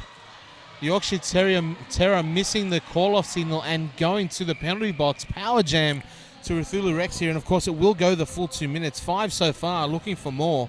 Indeed, so a minute left on the clock for this jam.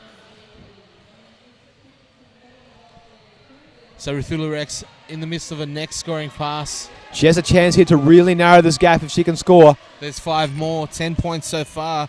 50 plays 110, a good jam here for hard. We haven't had a high-scoring jam yet, so this could be the opportunity. Ruthulu Rex. How high can she go? Not quite through yet, knocked out. Slow to her feet.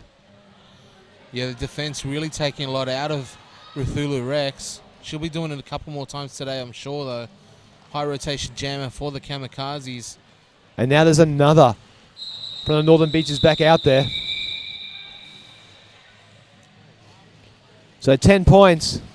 Would have liked more to see that in the power jam. Would have liked to close that gap.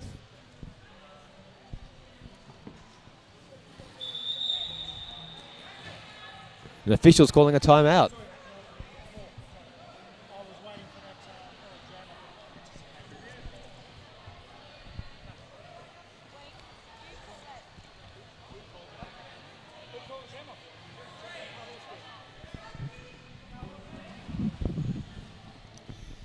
So official timeout is in place at the moment, wanting to make sure they got it right.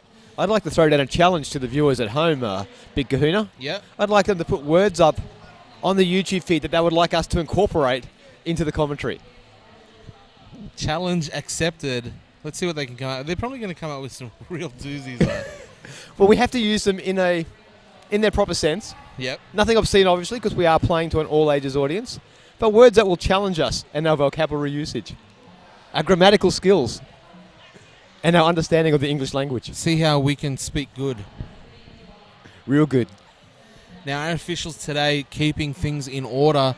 Our head ref for the overall tournament, Game Over, head NSO Cockless Monster, but officiating today in any order across the 4 games. We've got Axiom Addict, Boom Tish, Cheesemaniac, Commando Roll, Cranky Pants, Dan Opticon, Dandemonium, Dead Serious, Deathly Bellows, Dr. Fell, Even Steven, Fisty Muff, Gory Newman, Indestructible, Jim Peckable, Click Click Boom, Chaos Bob, Lunatic, Major Puddles, Martial Force, Miffy Pajamas, Penny Trader, Refinatrix, Riley Coyote, Ritual Ideas, Short Circuit, Simon Says, Sleaze Irwin, Satisfaction, Switzerland, and Wayne War.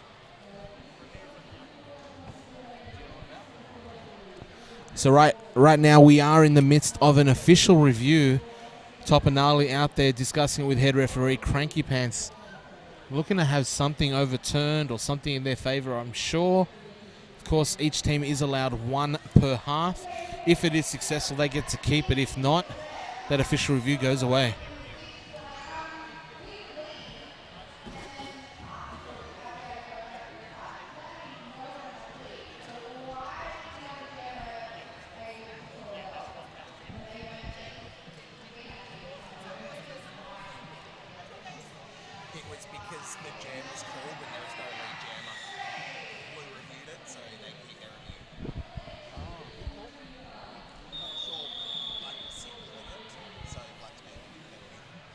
Okay, so that official review was for the fact that Hard attempted to call off the jam and were able to do it successfully without lead jammer status. Of course, you're not able to do that. Jam was called off. Penalty goes to Northern Beaches. So Ruby Whipper in a power jam at the moment, and Hard extending that pack a long way and extending Ruby Whipper's chances of lead jammer status, but now it paying off. But Hard doing a good job of wiping some time off that penalty. Ruthula Rex already standing as Ruby Whipper's on her scoring pass now. Again, just these strong walls from Hard doing a hell of a job on Ruby. They're really burning up the clock there. Took 25 seconds to make the first pass.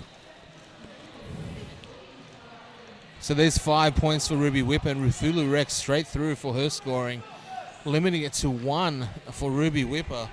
Strong defensive walls from Hard. And as we said in the first, Sebastian, we can see that when they do bring it to a standstill, their walls are strong. It's when it's a fast-moving pack, broken up walls, not staying together, Northern Beach is able to exploit. Indeed, Northern Beach have got such pace in their jammers that they love that fast-moving pack. They can just take strides and step through the defence. And it paid off in that one. 7-2 for Northern Beaches. 118 plays 56. 3 minutes left in this first. Northern Beaches racking up points in bunches so far. Down Under Thunder jamming for the Camokazis, looking to turn things in Hard's favour, but Flashburn straight through, lead jammer for Northern Beaches. Down Under Thunder caught up behind the wall of blue. She goes for the inside. No way through, goes to the centre and finally makes it through the pack, but Flashburn is on her heels. Knocked out of bounds. And the pack moving forward, so easy for her to rejoin, reposition herself and make her way through. Flashburn picking up 4. Down Under Thunder now in the pack. Did she get any points before the call-off? No.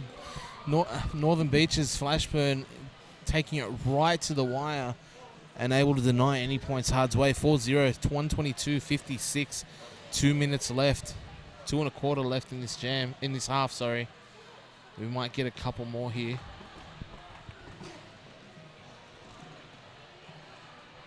So Northern Beaches so far in the battle of jammers versus blockers, I guess, which is what these two teams' strengths happen to be. Jammers winning out. Obviously a lot of potent attack from Northern Beaches, putting up points more than the defensive walls of Hard can put up. But Punky Brawlstar putting up some offense of her own. She's lead jammer for Hard, and now looking for points. Dreadpire Roberts out of the pack. So hopefully able to limit to this to 1 scoring pass. And only 2 points there for the Camokazis.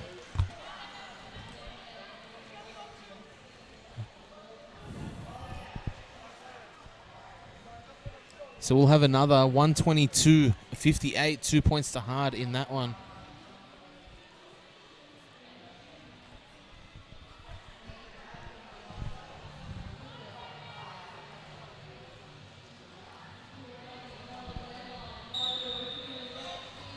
Jam is on. Ruthula Rex jamming for Hard. Bouncing around, hopping, stepping, looking for gaps. Ruby Whipper pushing way through and finding Apple Your Hair in a way. Ruthula Rex trying the inside line, not being able to find it. Ruby Whipper sent to the penalty box. Power jam here now for Hard. Lead jammer status still up for grabs, and Ruthula Rex claiming it. So as we come into half-time, a good chance here for Hard to chip away at the score. 26 seconds left on the clock. Ruthula Rex, can she get the momentum to narrow this gap? Northern Beaches get to the front, trying to move up this pack. Hard doing what they can to slow it down. No pack called, reform. Ruthula Rex, 5 points. Ruby Whipper now standing. Means she has less than 10 seconds to serve, and Ruthula Rex. Oh, and a great opening there created for Ruthula Rex. Gives her another quick 5 points. The clock is out of time. The jam clock is still running. Get Shirley back on the track, trying to catch up with the pack. Ruby Whipper now out, not lead jam, which completes her initial. 30 seconds left in the jam. Ruthula Rex. Sees it opening. Pass, calls it off from the ground. Big hit on Rex. So adding another 3 points going into halftime, 13 in total for Ruthulu Rex and Hard's Camokazis at halftime. Game number 2, Hard versus Northern Beaches. Northern Beaches in control, 122 plays 71.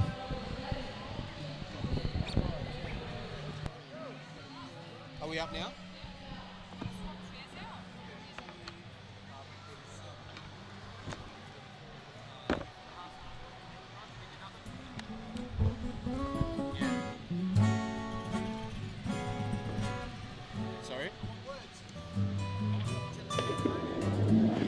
Hi, I'm Susie from Sydney Derby Skates.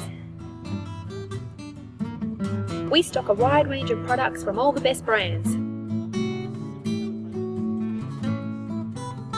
Did you know that the Sydney Derby Skates website is up to date with stock levels and will only let you buy something if it's actually in stock? We pride ourselves on having awesome customer service and very quick delivery. Usually items are sent the very same day you place your order.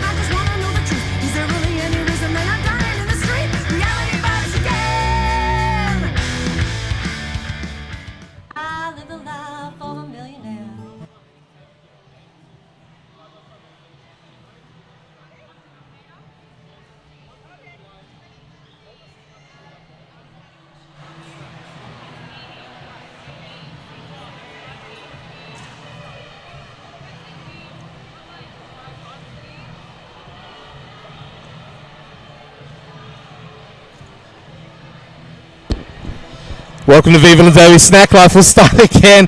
My name is... No, we're not on yet. We are on. Professional here, folks. Professional here. Viva Derby Snack Life, your halftime entertainment show for game number 2 of the 5x5 Roller Derby Championship. My name is A Big Kahuna. I'm Denominator. And if there's one thing that we love almost as much as roller derby gnomes, it's snacks. Snacks. And all kinds of snacks, but weird snacks. And when I say... but not like dry bugs weird, more like international, pre-packaged kind of stuff. So if you're from another part of the world and you guys have got some strange pre-packaged snack, we want to hear about it and we want to give it a try. Or even if it's something weird, that some pre-game, after-game snack ritual that you have, we want to hear about it and we're going to try it live on camera. But today what we have is some snacks pre-prepared that we're going to try. Pre-prepared. Now you might not be able to tell by this body made by God, just carved out of marble and granite. You may not be able to tell I like snacks, but I have a long history with food. Some may say it's a problem. To those people, I say it doesn't matter. But to you, Gnomes, what's your history with snacks? Tell us about your past here. Okay, well, I've always been the chubby kid. Mum was always feeding us, after school snacks. Our favorites had to be like Milo straight out of the tin, Nutella straight out of the jar. These things were banned from a very, very young age at my house. So it wasn't until I became an adult and I could buy these things for myself was I actually allowed to have them. So since I've become an adult and I make my own money, I buy my own snacks. Apparently you also buy your own utensils and plates and stuff too, is that right? No, eating straight out of the jar. No, I'm still eating shit out of the jar. Okay, so this is Snack Life. So the tenuous link, the grass mist straws link that we have to roller derby, because we have to do that in some form or another, is that when you're watching roller derby, whether you're at home on the stream or you're trackside, the best thing to do when you're watching roller derby is snacks. Absolutely. So we're going to try some snacks. Every round we're going to eat something. Feel free to tell us what to buy. If better than that even is to bring it. Come to the round, buy your tickets, bring snacks, and we'll eat it live and show you exactly what we think. What are we going to start with today, Gnomes? I think we're going to start with maybe the crown in all of this, the reigning jewel. So I've got a friend, he lives out in Kemps Creek in Sydney. There's a service station by his house that sells all this kind of American snack stuff, and he brought these chips over to my house. They're called Hers Buffalo Cheese Flavored Cheese Curls. When we were talking about, I can't even talk. I'm getting excited. Like when you said, I'm going to get a snack, I'm like, all right, cool, we'll get snacks. But this, buffalo wings, blue cheese. Today's my birthday, folks, and tomorrow I'm going to Hooters with my dad.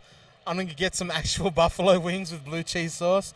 But today I'll get this. Let's do that. Let's do that. Listen. Did you hear that? It's fresh. It's fresh. Oh, that's strong. You smell it. It's like when you open up a bag of that sticky icky. Okay, so it's like, a cheese puff. Cheetos. It's like a fat twisty. A fat twisty. Fat twisty. All right, ready? All right, You gonna do it? Yeah, go. They're kind of spicy. Doesn't say that they're going to be spicy. Oh, yes it does. It's got a big chili on the front. That's good. I don't know if I like them. Oh, that's fine by me. Buffalo blue cheese flavored cheese curls with a big ass 2 chilies. What are you? It's spicy. It doesn't say it in the description. It's just got a picture of it. Oh, there it is. I can taste the buffalo wings, like the. What does that taste like? Buffalo wings, like you get I like it. Do you want to taste something else? Yeah, let's do that. That's pretty good. Buffalo blue cheese. I'm going to keep that with me on the announcer's desk, and maybe keep that under my pillow tonight as well. I like that though. What do you want to try next? Well, no, this was my thing, right? That was I was excited. So what do you want? Right, what I want to bring to the table, again, growing up, we didn't have a lot of money. We weren't allowed to buy name brand snacks. So this is what I call poor man's tubes. Tubes got taken away off the market. They're now being re-released. They're called Burger Men. Burger Man. It says sauce original snacks. I don't even know what that means. Sauce. With 2 E's. Sauce with 2 E's. Look at this. Look at the spelling on this. It's sauce with 2 E's. I don't know if you can see that well. Anyway, they cost $1.50. And I buy them from my local Asian grocery store. Wait, 2 E's. Do you see that? All right. Burger Man. All right, so, and I don't know how fresh these are. There doesn't feel like there's a lot of air in the packet. Oh, it's like any chips. You buy like a whole pack and you get 3 in there. Oh, these are stale. These are stale. Oh, it's a little man. Burger Man. Oh, I got a broken ass one, man. Try again. They stale. Okay, so it's shaped like a little man. And I say poor man's tubes because tubes are meant to taste kind of like tomato saucy. And that's what they kind of meant to taste like. But I don't know. Okay, 1, 2, 3.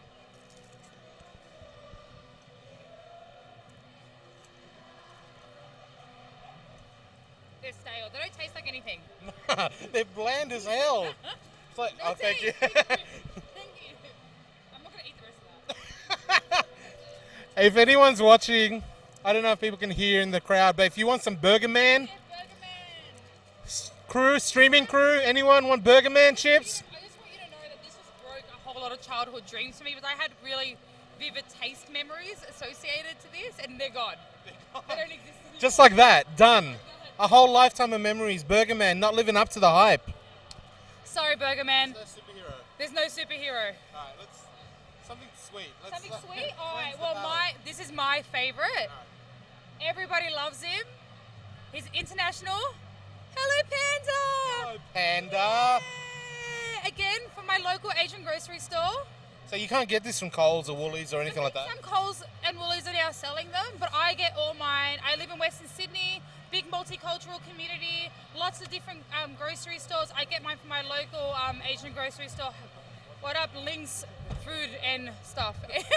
Proud sponsor of Snack Life. They don't know it. They don't know it. So, Hello Panda biscuits with chocolate flavoured filling. Fun-filled biscuit treats. And you can see the panda is doing sports, which means it's obviously good for you. That's science. It's science. It's, let's do some Hello Panda.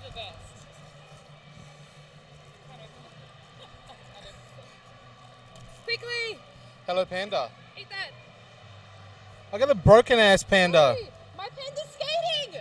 My panda's skating. Look at him. That's it. It's straight in the mouth. All right, let's do it. Here's the good. This is the winner. You can't go wrong. Chocolate biscuit panda. But the chocolate's inside. It's like a little casing of joy. Yeah. All right. A little casing of joy. Hello Panda. Good. So good. Thumbs up. All right. So I'm in on the Buffalo. Hello Panda for me. You're out. We're both out on Burger Man. No, Burger Man. And we're in on Hello Panda. Yeah, we're in the Hello Panda. All right. What's next? Sebastian, you got a recommendation? What are we eating? What are we eating, Sebastian? Is some stuff here? Oh. Onion rings. So I've got a funny story about these. Again, onion rings from my local Asian grocery, but I was in Rome, and they were selling it at one of the convenience stores, and I was with some American friends, and I was like, they're like, oh, are they like Funyuns? But I've never had Funyuns before, and I'm like, I don't know, are they like onion rings? And she said yes, so I made her try them. Nothing like Funyuns. All right. Onion rings. But you love onion rings. Yeah, I do love onion rings. You'll swap out chips for onion rings.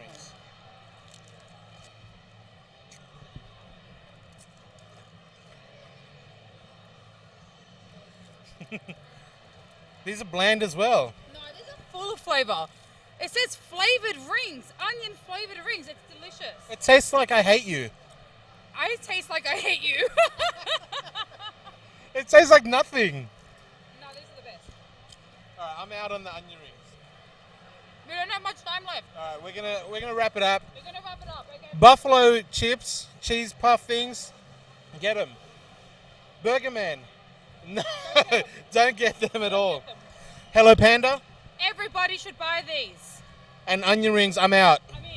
We might be back with some more if we get some more time, some more snack reviews, but second half of Hard vs Northern Beach is coming up shortly. Snack Life. VivaDerby.com. Stand by for the opening night of the National Television.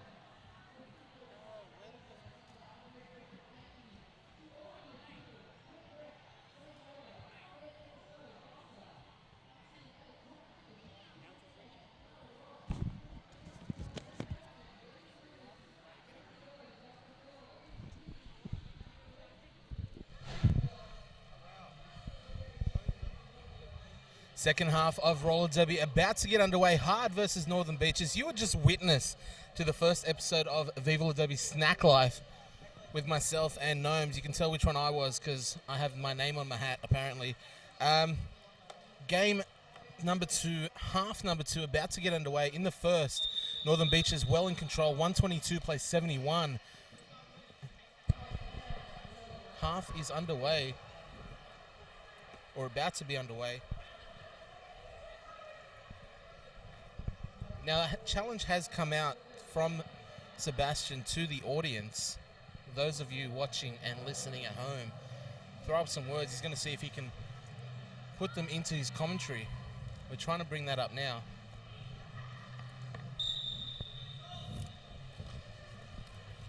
If I had to describe that first half from the Northern Beaches, I would describe it as superfragicalicious.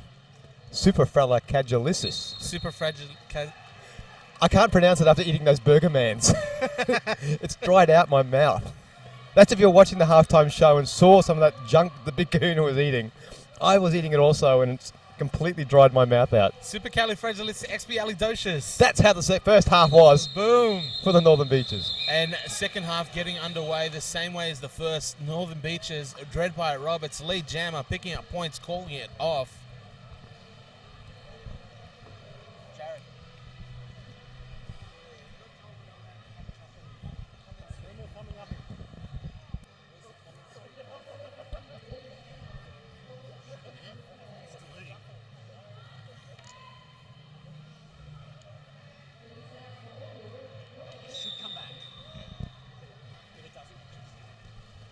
So jam number 2, second half underway. Flash burn out. Lead jammer for Northern Beaches.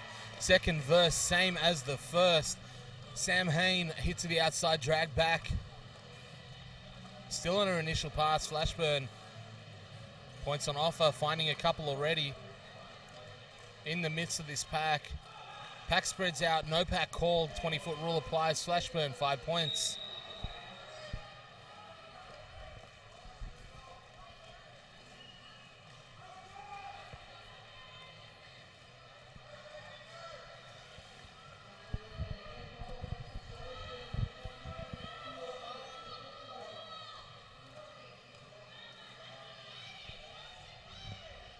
Pack patiently waiting for Flash burn.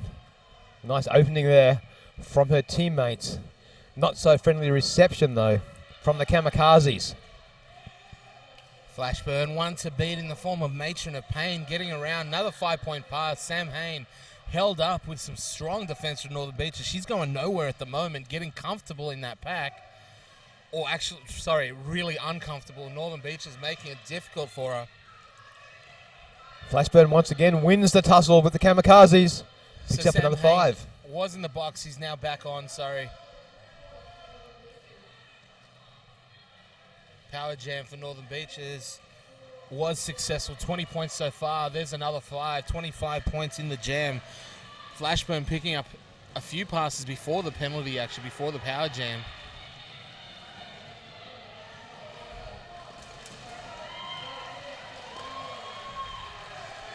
There's 5. 30-point jam, the biggest of the game so far. Northern Beaches. Very dominating at the second half here. Yeah, laying down their authority right now. There's another 5. 35-point jam. As time runs out. One jam. Northern Beaches just put up half of Hard's total. Impressive play from Northern Beaches. They're already in the lead, already in control, already dominating in the first half, but coming out on fire in this second. A 90-point lead now. So Ruby Whipper looking to continue that now for the Northern Beaches Sirens.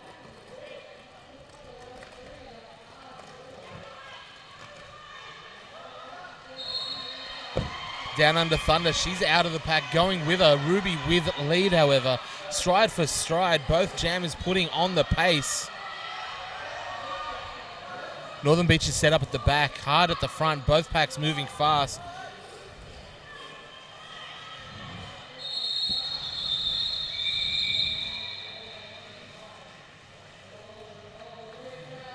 Northern Beach is getting 1 point, and down under Thunder, 2 against the lead. Strategy there not quite working for the Northern Beaches. They thought they could score the points and keep the Camokazis scoreless. things don't always go according to plan.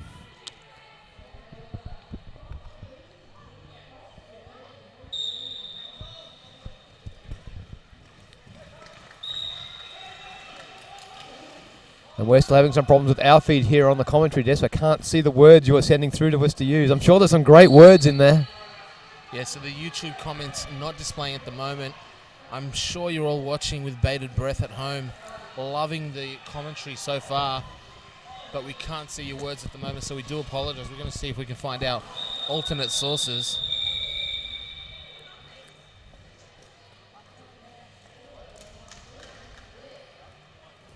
So 2 points to the Camokazis there, 1 point to the Sirens.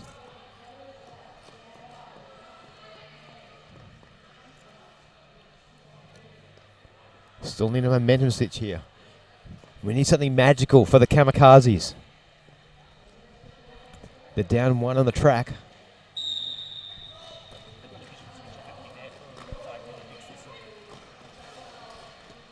Butterscream doing what she can to hold the pack back, but they've gone around her.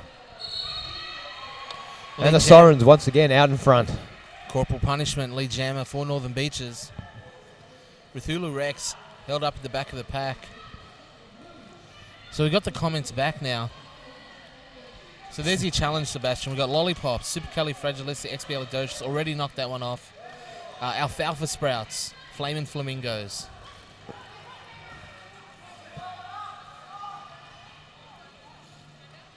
Brooke said that her boyfriend wanted the Burger Man. He can have him. The Burger Man were absolutely tasteless. They were the worst burger flavoured snack I've ever had. If burgers tasted like that, I would never eat them. I'd probably be a lot better off. I would rather eat a flaming flamingo than eat another Burger Man. Well done. Ding! Birthday shout out from Sharon Tilston, Tinker's Toss at Orange Roller Derby. Thank you, ladies.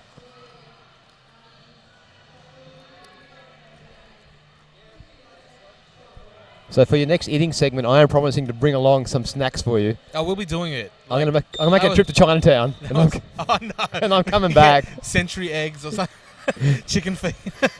Million-year-old prunes. Yeah, no.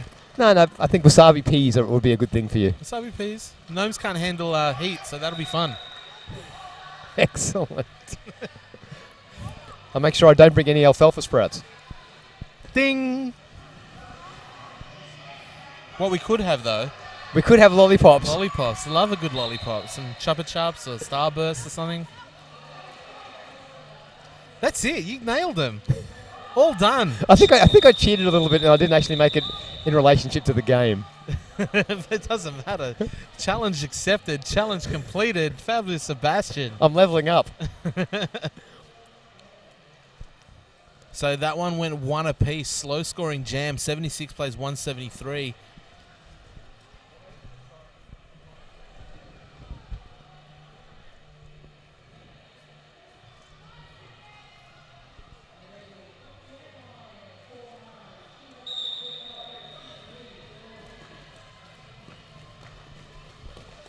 Dread Pirate Roberts pushing through. She's lead jammer for Northern Beaches. Betty Stopper jamming for the first time today. She takes a big knock at the back of the pack. One of the things I always admire about the skaters is their sense of fashion. So I think the Matron of Pain is going to win the award for the best knee pads. The neon yellow knee pads. That look like they survived an early 90s rave. Destroyer pads. Perhaps Matron of Pain did survive an early 90s rave. She very well could have.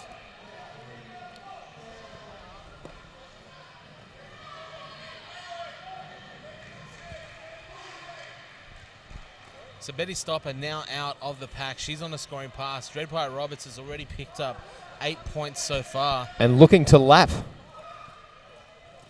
She goes, it's jammer on jammer. She's taking her down.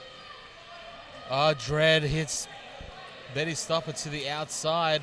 Soul Crush in play. Dread brings it to the back, puts on the jets. And Betty Stopper caught up in the pack once again. It's like the Godfather 3, Sebastian. Just when she thought she was out, they Pull her back in. It's my Pacino. I thought it was your. You look more like a Marlon Brando guy. Visual jokes lost on the audience at home. Dread Pirate Roberts, the Godfather right now, picking up points.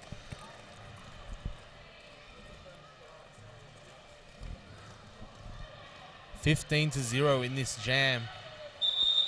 Hard having no answers right now for Dread Pirate Roberts' attack. There's 5 more, 20 points, non-power jam. So the strong walls we saw from Hard early, what really their game is depending on in this game, in this match. Finding some cracks, a little bit of crumbling. Northern Beach is doing a great job of speeding up the pack, extending them out, making sure that they don't have that chance to wall up and brace and put on the strong defense we know they can. The official's calling a timeout now.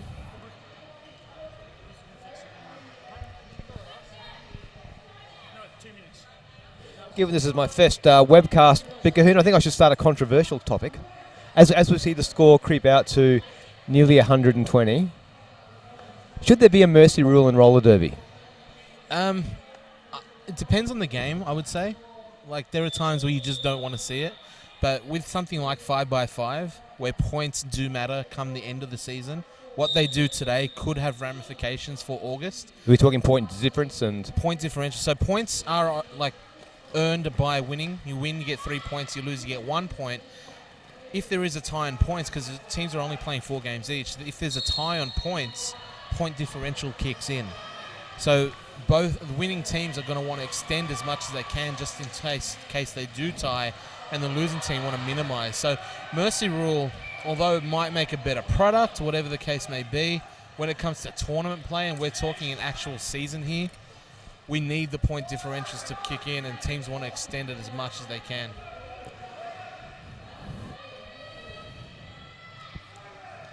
Sam Hain out, not lead jammer for Hard. That status belongs to corporal punishment. Sam Hain looks to be limping a little bit there around the track. Yeah, it looks like she's copped some punishment herself. She seems to be holding her ribs.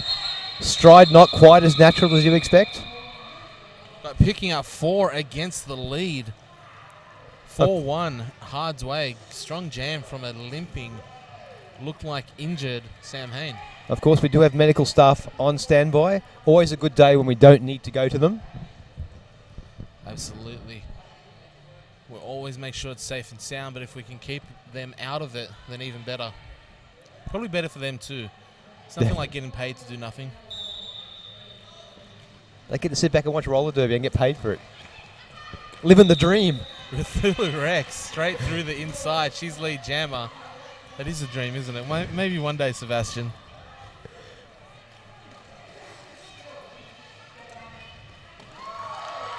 I'm always hoping when Derby makes it to the Olympics, we'll get the call up. So we have confirmation from the listening audience, Sebastian. No way mercy rule is for the weak. Well, indeed it is to put the weak out of their misery.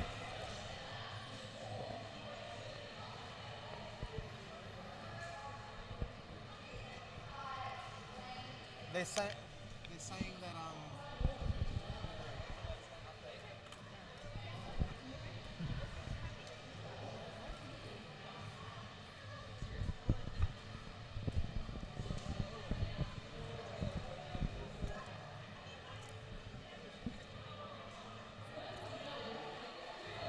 So Tink, you said the overlay score's not updating. We'll fix that up, but right now it's 84-193, 17 and a half minutes left. We have a timeout to Northern Beaches at the moment. Each team, of course, allowed 3 timeouts for the game. And strategy can come into play when you use those strategies to your best advantage. Topinali deciding now's probably a pretty good time. Hard, able to get the momentum in a couple of jams, string a few of them together. And as soon as roller derby, very much a game of swings, like ups and downs. And right now, Hard seemingly on a bit of an upswing. Northern Beaches want to put a stop to that, break that momentum, regather the forces and come out stronger. Ruby Whipper with the star now for Northern Beaches.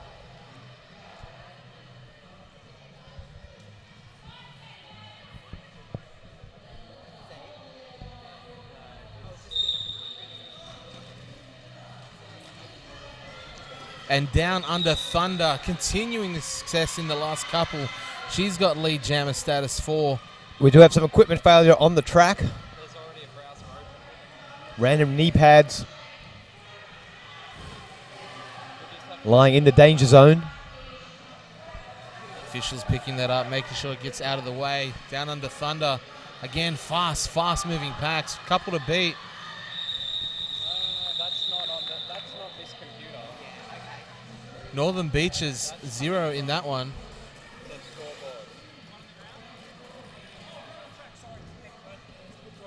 Camokazis score 3, creep closer to the 100. Northern Beach is still just shy of 200.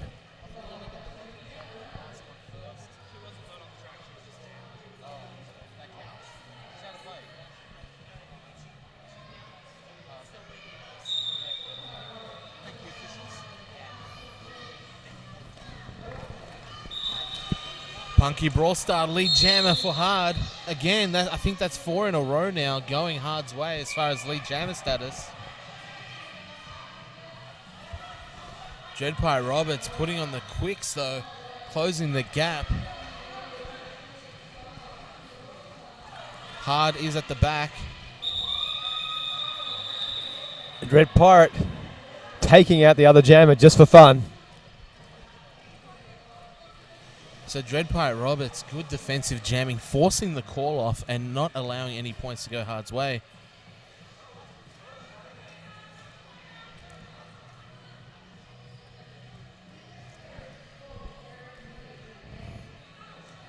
So here we see 1 down for the Northern Beaches. They have 1 in the bin. 4 against 5 on the track. So full pack to Hard. Flashburn going straight into that Hard wall. Ruthulu Rex pushing hard against Northern Beaches and hit to the inside. Both jammers finding their way to the inside track. Nice shepherding around the outside there by the Matron of Pain. Let's Ruthulu Rex take the outside. So Ruthulu Rex lead jammer now for the Camokazis. Flashburn out on her scoring pass.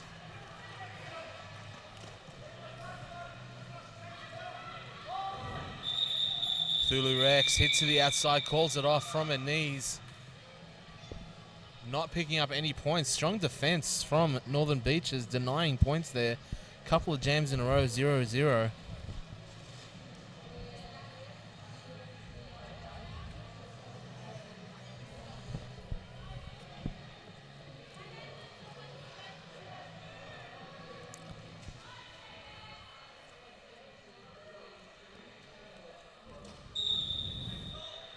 Back to full packs on the track.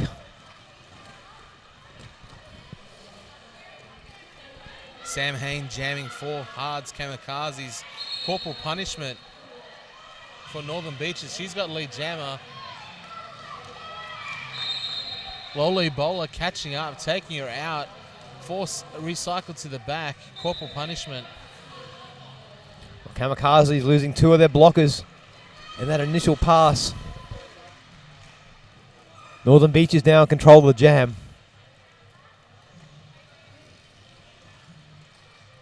Only 2 blockers to pass. Goes inside, goes outside, goes through the center. Picks up 5 points. So 5 on the board so far for corporal punishment. Sam Hain is out of the pack and again showing that laboured stride. Taking a beating this way, but she keeps on ticking. The Sirens now on 199. 1 more point to break the 200. Micropacks both ways, but reinforcements on their way. Sam Hain going down at the back with a force block, just invisible Jedi. Corporal punishment, 4 more points.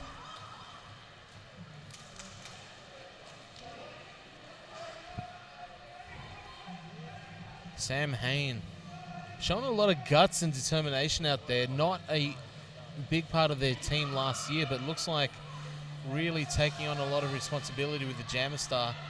He's pulled it off. Pulled off the star, sorry. Looking for the star pass. Cold Ethel receiving it. She stashed it so far. This is a scoring pass if she can get it on her head. Of course, you can't pick up points without that star on the helmet. Indeed, the star is the star as far as points are concerned. So one of the things that I've noticed a lot in games I've watched recently is the new stash rule with the way star passes can be. You don't have to have the star on your head immediately. So a lot of skaters go, okay, that's fine, I'll hold it. But if they don't put it on their helmet while they're in their scoring pass, no points are scored. No. So on the initial, that's fine. They do that a lot. Stash the thing, maybe not give away that you've got it. Get through for your initial pass. No points are being scored, doesn't matter. But when you're on that scoring pass and you have to show that awareness of where you are, get the star on, because you're skating, you're pushing, you're jamming hard with zero reward. Indeed, you want to get those points, and you want to be in position to score straight away as well. So don't waste time. Put it on your damn head. So in official timeout here.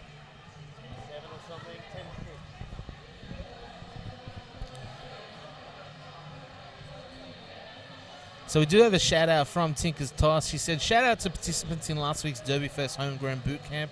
Also skating this week in 5x5 from Orange Roller Derby League.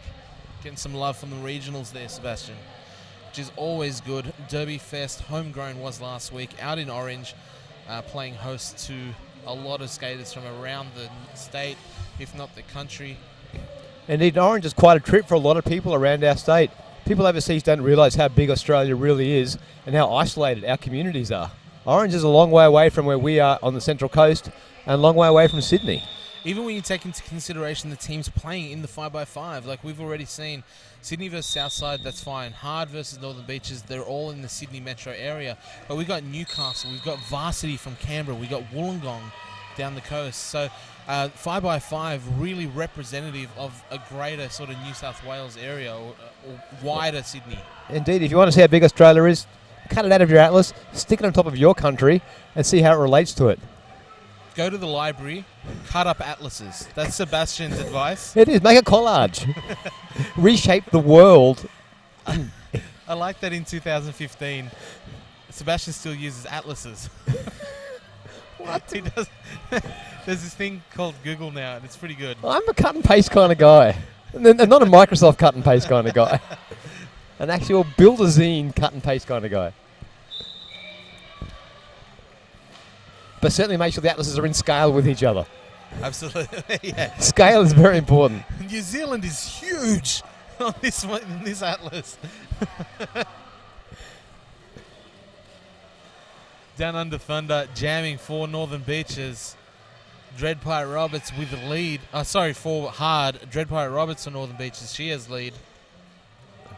Look, I do want to encourage people to send us more words to say. I feel we let the side down with the previous round. We'll do better if you send us more words. I think you did pretty good. No, I am going to introduce flaming flamingos into my normal vocabulary. Oh, we've even got a big shout out from Michael Milton. A shout out from all the officials from the northeast of the US. Hey. Thank you to everyone in the northeast of the US. What's that? New York, Boston. If I had an atlas, if you had an atlas, I would know. You would definitely know. We're pretty good on New South Wales anyway. We know that Orange is really far from the Central Coast. That's about the extent of it.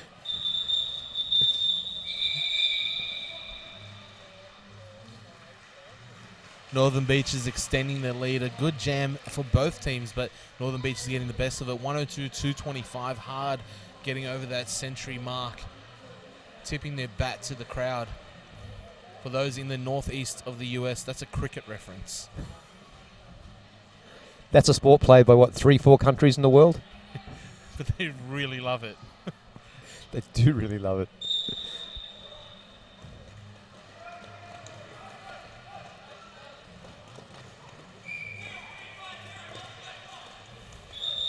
Yorkshire Terror, jamming for Northern Beaches. Punky Brawl Star lead now for hard.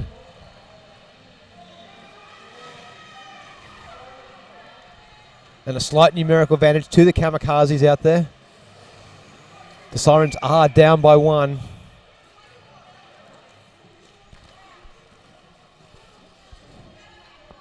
Anti-disestablishmentarianism is your challenge.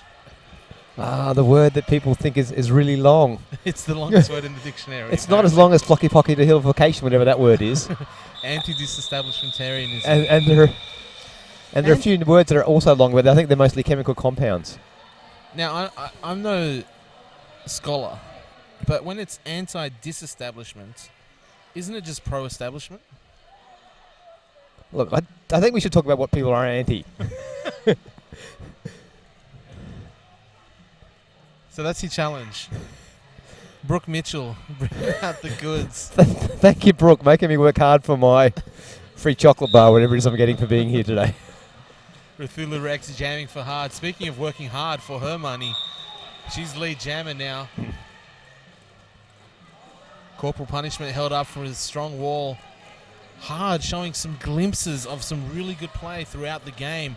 When they can get the opportunity to just wall together, they can keep the Northern Beaches at bay, but they need to be able to do it more consistently. If I was a skater and my name was Anne, I think I would make my derby name anti-disestablishmentarianism. Ding! Just to make people pronounce it when we're doing commentary. Yeah, for announcers. Those names are always fun. I wonder if they actually think that way. I'm going to make my name the worst possible name for an announcer. I'm going to add in extra capital letters mid-word, some hyphens here and there. I'm going to make it Welsh. Apostrophes and Welsh. It's going to make it Welsh. It's going to be no nouns. It's all consonants. Some weird noun.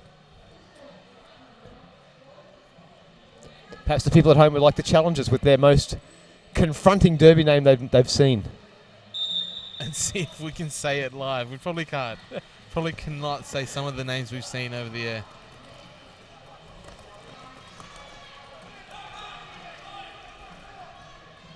I remember that problem we went on the Kerry-Ann Kennelly show with the Sydney Roller Derby League many years ago. There were listed names they said we could not use of skaters that were in the crowd. I do remember one of the shows where Stephen Jacobs was doing a sort of a around the team, said name, and just completely ignored Freda. Just did not say her name at all, like she wasn't even there. Freda's name in Latin is phallophobia. Oh, you got a well played from Brooke on the anti-disestablishmentarianism. Well, thank you very much, Brooke.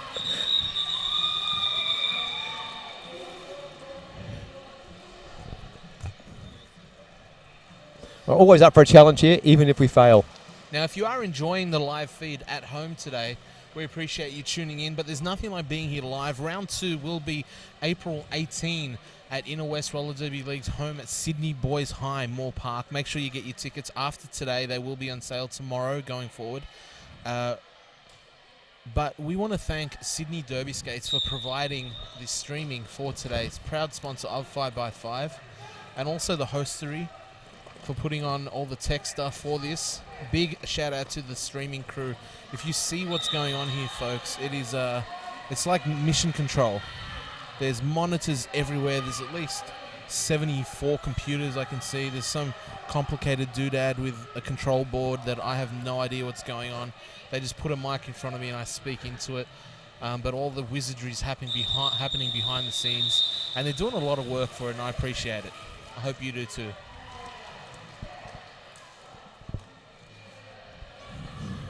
So the Northern Beaches keeping their lead to just out over 100. 5 minutes remaining. Yes, one of their names has just popped up on our feed for a derby name that we've seen similar. Rafter. Yeah. It was a name similar to that was actually banned from Kerry-Ann Kennelly's morning show. Oh, was it? Yes. Apollonia Thunderpussy. That was the one. Former Sydney skater, now Southside. We're not saying that one, but thank you for the consideration. Although there's no censoring on YouTube, I don't know why we're keeping minding our P's and Q's. But just in case some kiddie wants to tune in, we can't say thunder beep. That's right. Thunder. See you next Tuesday.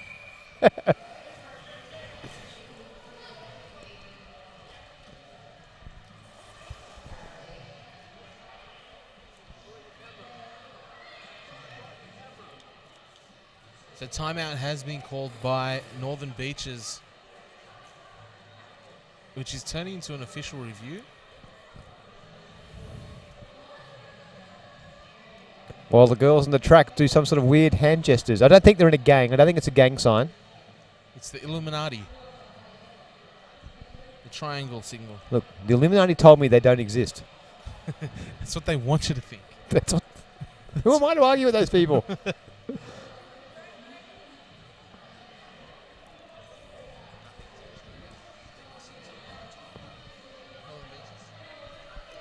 Okay, so official review is in place now with the new rule set under WFTDA. You know, they were sick of what used to happen was, because you get 3 timeouts per game, you're allowed 1 official review per half. What used to happen was they'd call an official review, go up to the middle, and just ask the most inane question, time-killing thing, just so they can have a timeout. In effect, a faux timeout, not really wanting to review anything. Woofted has come out and said, we know you're doing it, and you can do that. That's fine. So you can use an official review and not review anything and just let it be a timeout in effect.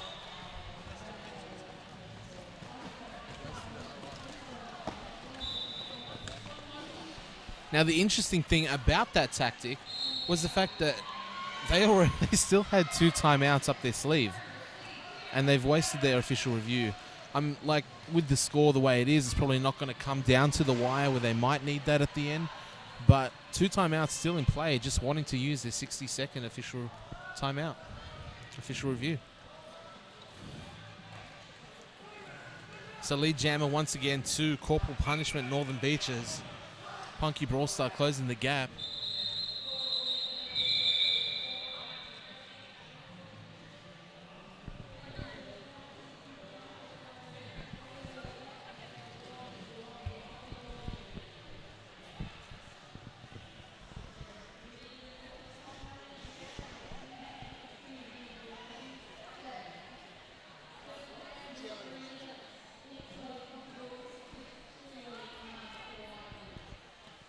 So Raptor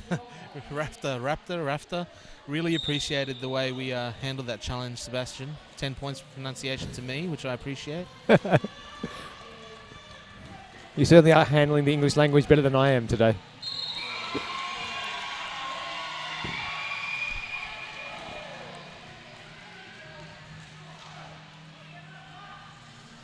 So Northern Beaches in control once again via Betty Rocker. One of the transfers we've seen so far from Inner West, now skating for Northern Beaches. And that is a great thing about the 5x5 tournament. Of course, our teams are all in driving distance of each other. We have a lot of interchanges. Absolutely. A lot of transfers. Professional sport, the way a skater can change teams and really alter the fortunes of the new team. You know, we've seen that a few times where skaters might change. New team obviously sort of becomes better. Old team maybe becomes worse, depending on what it may be. And it's a really interesting dynamic that we're seeing, especially when you have in something like 5x5 where there are 10 teams, have skaters go up against their former team. Skaters going up against their old teammates and see how that plays out. It's always fun.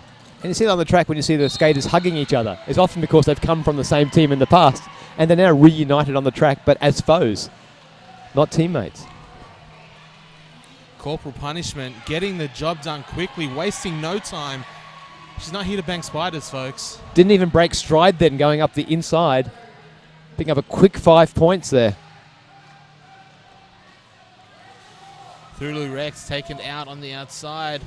5 points already for corporal punishment. There's 5 more. Untouched through the pack there. Gets low.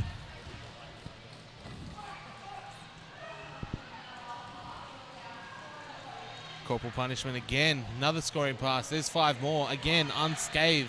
Straight through. No contact. Contact-free pass. 60 minutes so far, really taking its toll on the hard skaters. Indeed. The dream of a jammer would be have a contact-free pass through a pack. Matron of Pain Jamie for the first time today. She's having all sorts of trouble getting through.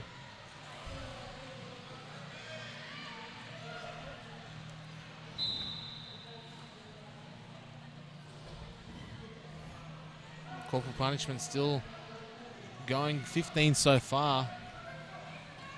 Chance here for more. Good assist from Get Shirty.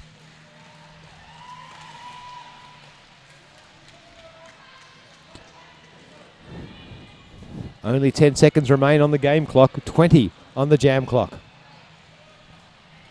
And Northern Beaches just keep clocking up those points, another 5.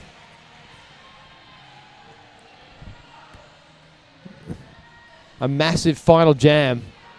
So 25 so far, time ticking away. She won't have time for another.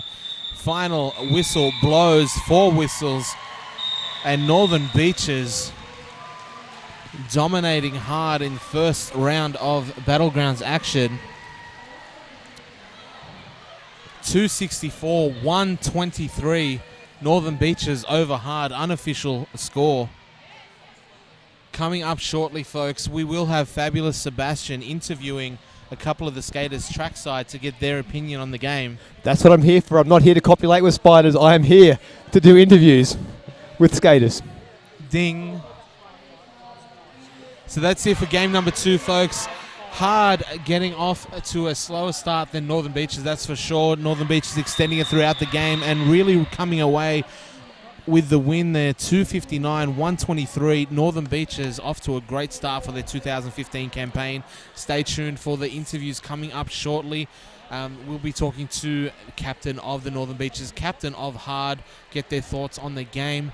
And if you're watching from home, game number 3 will be taking place at 5 p.m. That is going to be Newcastle Roller Derby League versus Wollongong Illawarra Roller Derby, a rivalry that goes back years in roller derby in New South Wales. So stay tuned for that one. Some new faces, new look team, but sure to bring the fireworks that they always do.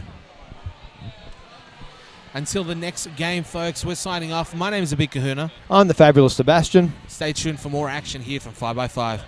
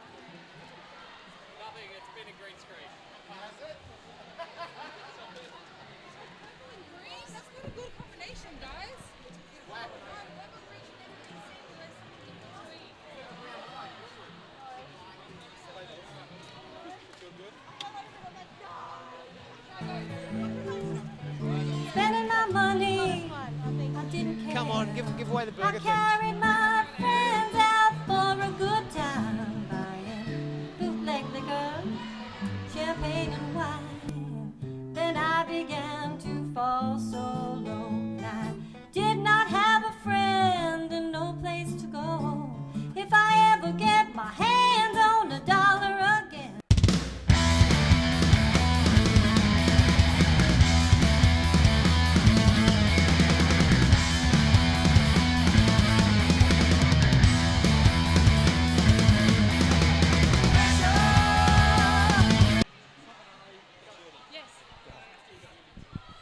Hello and welcome back to all the action here. I'm here with Top and Ali and Get Shirty. We have just seen a fantastic victory to you. What can you tell me about your plans for the season? For the season? Yeah, I think just to build on last season, really. We had a fantastic season in our initial season, and as a team we don't want to go backwards. We want to be building on what we've done and aim for the grand final and aim for the win this year. Maybe get some strategy in there. Yeah. So in the off-season, what have you been doing to improve your game from last season? Because you know that each season is going to be tougher and tougher. A lot of fitness. We're working on our fitness a lot. And also, we're not telling any secrets. Walling. Just get our walls right. Secrets are a good thing. So today's win, is that what you expected? Did you expected a score to be that different between the two teams? Not really, no. I think we know the hard girls very well. We know what sort of team they are. I think the danger is underestimating them.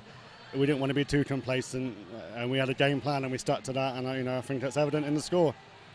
So your next game coming up, do you know who you're playing in the next round? No, the next round we've got a bye.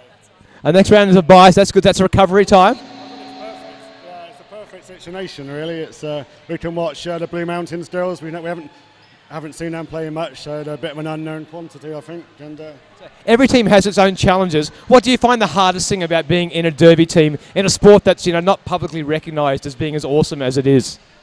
I don't think there's a problem with it not being recognised. I mean, we all promote it a lot. I think people know it's out there. I just reckon if everyone just keeps advertising it as much as possible and talking about it and getting out in the community, I reckon we'll get more and more people. Do you need more people to come to your team? Are the Northern Beaches looking for people? Oh, definitely. Yeah, we've only got a squad of 14 at the moment, and so there's another potential 6 places out there to fill. So where can we send people to join the Northern Beaches? Ooh, that's a good question. Look for us on Facebook. Look for us on Facebook, and all our emails and everything are on there. So jump on Facebook and come and play with us. We are fun. So there we heard it from the Northern Beaches Roller Girls. Get on their Facebook page, join up, send them your support, send them your love. And if you can skate, we'll teach you how to skate.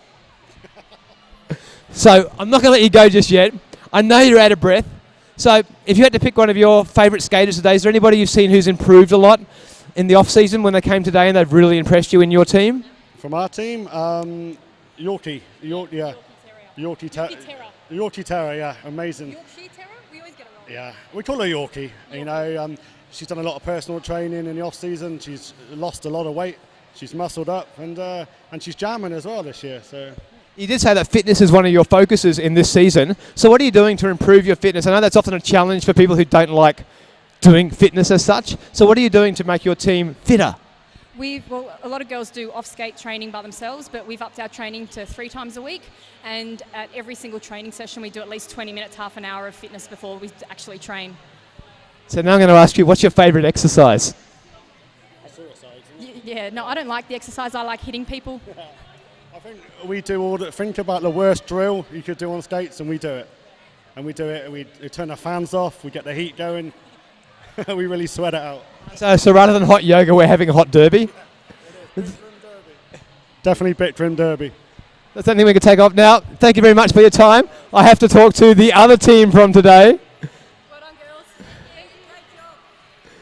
So let me just check the names. Game. Okay, what is it? Punky Brawl Star and Down Under Thunder. So first game of the season. What were your thoughts of what happened today? I was just trying to get through the game.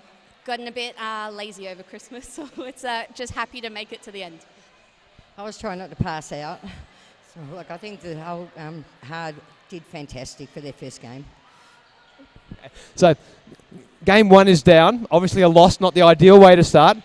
So what's going to be your strategy now to prepare for the future games coming up in the 5x5 tournament? Just working on slowing down the packs, I think, is our best bet. That's true. We saw a lot of fast packs today, and the fast packs really played to the strength of Dread Pirate Roberts and some of the Northern Beaches girls. So fast packs seem to be their thing. You're going to slow down the packs. What do you think is the strengths of Hard? What's the best thing about your team? When our walls are working together, they just hold it, and we're going to improve on that, obviously, and get a lot more endurance in. So I was talking to the Northern Beaches about what they did off-season to prepare. So fitness was their big push during the off-season. During the off-season, what have you been doing to prepare for 5x5? You were making jokes, and it didn't seem like you've been doing too much at all. I'm sure you've been doing something. So tell us about your off-season preparations going into the 5x5. I don't want to lie. Relaxing, mentally preparing for the new season. So sports psychology is a big thing. You do have to mentally prepare for a game. How do you prepare for a game when you're coming into the bat? So you're lining up there, first jam's about to happen. What are you thinking? Today I was pleased don't be sick on the track. But yeah, it's like it's been a long time since I've jammed, so I was just trying to remember what I did a couple of years back. And I mentally prepared up at Derby Fest in the Bont Invitational, so I wasn't too rusty. So look at Derby, and there's lots of challenges that face us in roller derby. I know venue finding is, for some people, is really hard. What do you find the challenges of playing a sport that not many people know about? Explaining that there's not a ball. Honestly, everybody asks, so how do you score points? Where's the ball? And you're like, there's no ball. I tell them to Google it. So before roller derby, what were you doing sports-wise or athletic-wise? I was a roller speed skater, and that for 10 years. So I've seen a lot of speed skaters. You can see your style when you're out there because you are fast. That's what I like to see. You see the differences. You see the figure skaters will be a bit fancy. Speed skaters will just be really focused and come through. Before roller derby? Soccer, basketball, and I do dancing. So I had to learn to roller skate. So still learning. It's excellent. Look, well, thank you all very much. I think we're ready to cut to our next segment. So good luck in the rest of the competition. It's great watching you skate.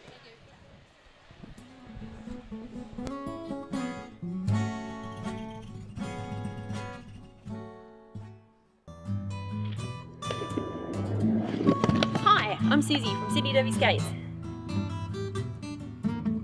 We stock a wide range of products from all the best brands.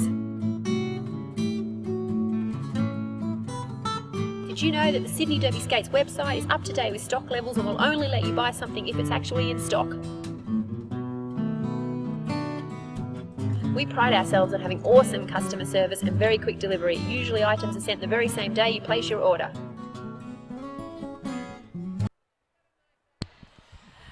Hi, and for Viva Derby, I'm Denominator, and I'm here with the wonderful, very, very talented Kim Lee of Roaring Storm Photography. How are you today, Kim? I'm very good, actually. I'm quite relaxed and I'm here to watch and also deliver the photography as well. Excellent. So we're going to have just a quick chat, a bit of back and forth. So how did you start in roller derby photography? Well, the company I was working for, the friend of mine took me to Sydney about 2009, and basically I went there with a camera, as I do. I've been a hobbyist for a little while, and I started shooting, and it was a bit odd at the start, wondering what was going on and not really knowing what was going on, but I thoroughly enjoyed it, and progressively over the years I've basically built my camera gear and added things and learnt a lot of things from derby photography.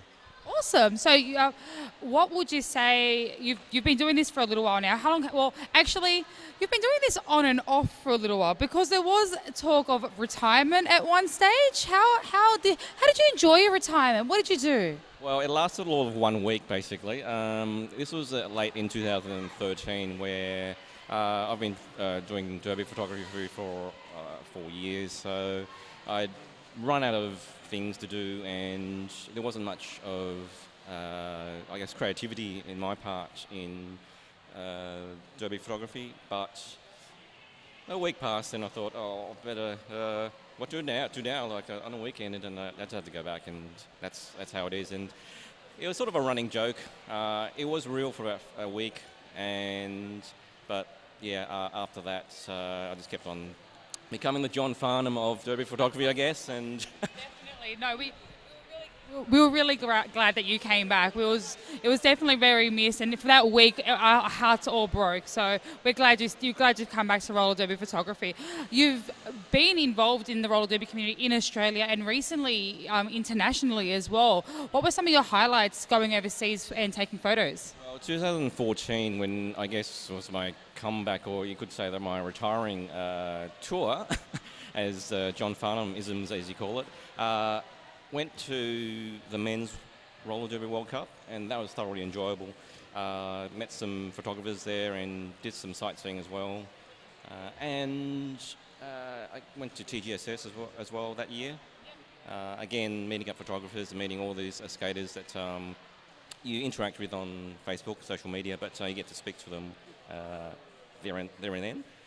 And I guess the highlight would have been the women's roller derby World Cup, the Blood and Thunder in Dallas.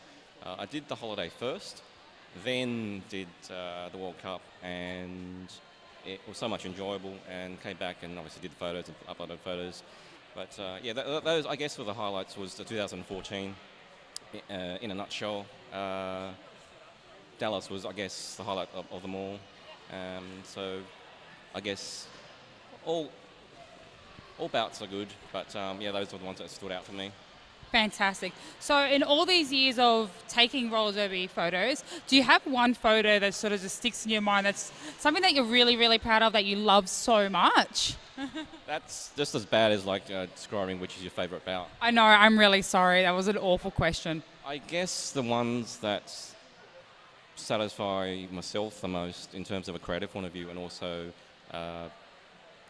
inspiring people to look up to derby photography and derby itself, getting it used in posters and such. And there isn't really one, but the stuff that I've been doing has been a bit out there, so I like those a lot. There's no specific one. The ones I've been doing today, I think, are a bit out there as well. So that I get to the stage where there's so many other derby photographers that I'll let them do the on-track stuff, and I'll focus on weird. Yeah, well, you did mad scientist type work. So. I think some of my favourite photos that you've taken have definitely been the ones where when SRDL were at the Horden, and you had access to sort of get right up there in the roof and stuff, and they were fantastic photos. And also, I haven't got many good photos of me on the track, but you also just try to capture me while I'm actually doing something, which is really nice. I appreciate that, Kim. No worries. Yeah, those sort of ones that we get special access. It's a privilege to do that, and they inspire doing different things with your photography, and also getting a good image out there, and people, I guess, they like that. So yeah. Okay, then. So if you are friends with Kim Lee on Facebook, you would have seen that he is leaving us here in New South Wales and moving over to Queensland. So you guys are all very, very lucky over in Queensland. Can you tell us a little bit about what inspired this move? Well, I've been living in Sydney for like most of my life, and then I've been off work for a little while and just travelling. And one thing I wanted to do was actually just have a sea change, and it's basically what was going through my mind. And I guess there was a little bit of a push from my friends in Queensland, and that sort of helped as well. So next week, 1st of April, which is unfortunate, is when I'm moving. So the actual Facebook post was a bit weird because it felt like one of those retiring from derby photography posts, which it was a bit of a, but it's actually serious. So I am going there, so I'll maybe be coming back here for some tournaments again. So, well, that's good. I'm glad to hear that we're not losing you for good, and that you will be back in New South Wales to continue taking photos. All right, enough with the business talk. Let's have some fun. Let's do some rapid fire word association. All right, are you ready, Kim? Okay then. Cheese. Cake. Fire. Water. Green. Screen. Derby. Photography. Photography. No idea. Southside. Derby dolls. Are awesome. Well done. Good save. Good save. Okay, so I'm not too sure. All right then. So thanks very much, Kim, for your interview today. I'm going to let you go and take it back to NRDL versus Weird.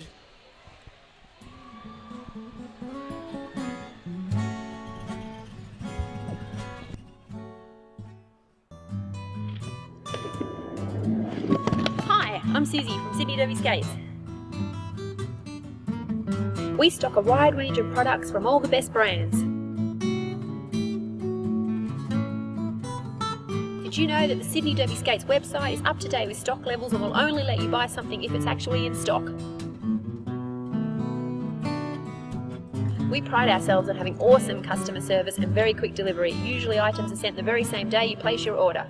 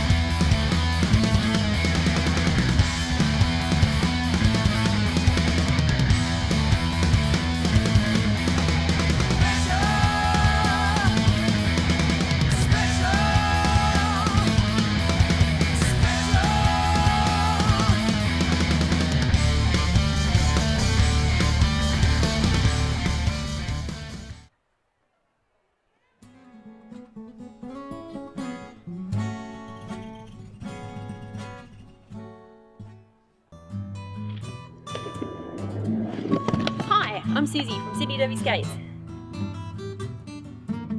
We stock a wide range of products from all the best brands. Did you know that the Sydney Derby Skates website is up to date with stock levels and will only let you buy something if it's actually in stock? We pride ourselves on having awesome customer service and very quick delivery. Usually items are sent the very same day you place your order.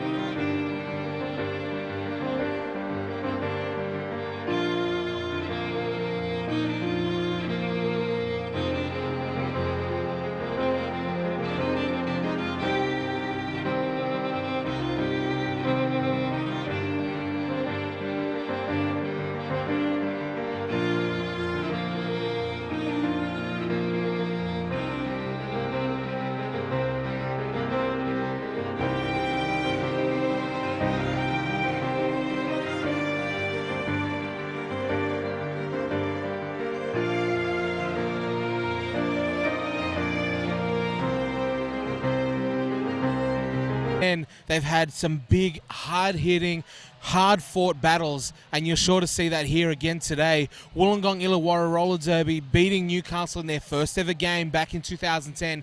Since that day, Newcastle has had the wood over Wollongong, so look for Wollongong for some revenge today. Both teams have gone back a long way, but very, very different looking teams today. Wollongong coming with their short squads that they're used to, that they run with, that they're comfortable with playing short. Newcastle, some big names missing, some familiar faces out of the lineup. Godzilla sold separately, Dangerous, Champagne Showers, Baby Cakes, Beaver Destruction. So you're seeing a new squad trying to gel together up against the veterans of Wollongong. And I'm sure with all the teams currently playing in the 5x5, but also Sydney, New South Wales as a whole, if you were to do a count of the games played, the experience that these teams have, these are two of the oldest and most established and most dominant leagues in the region for quite some time. Look for a hard-hitting, fast-paced game, and people to watch out for is the blocking defensive walls of Viciousness. Watch for the speed coming out of Holly Funk from Newcastle. New names that are on the team, Italy, making her debut for Wollongong this year. A world traveller from Italy, of course, funnily enough, has played around the world for Newcastle. Welcoming home Booger and Cass joining the team. So there's a lot of things to watch out for, a lot of things that make this game a fascinating and interesting matchup. All coming up on this game, game number 3, round 1, 5x.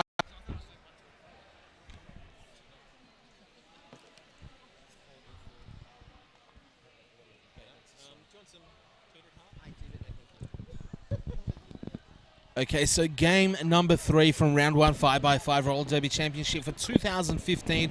My name is the Big Kahuna.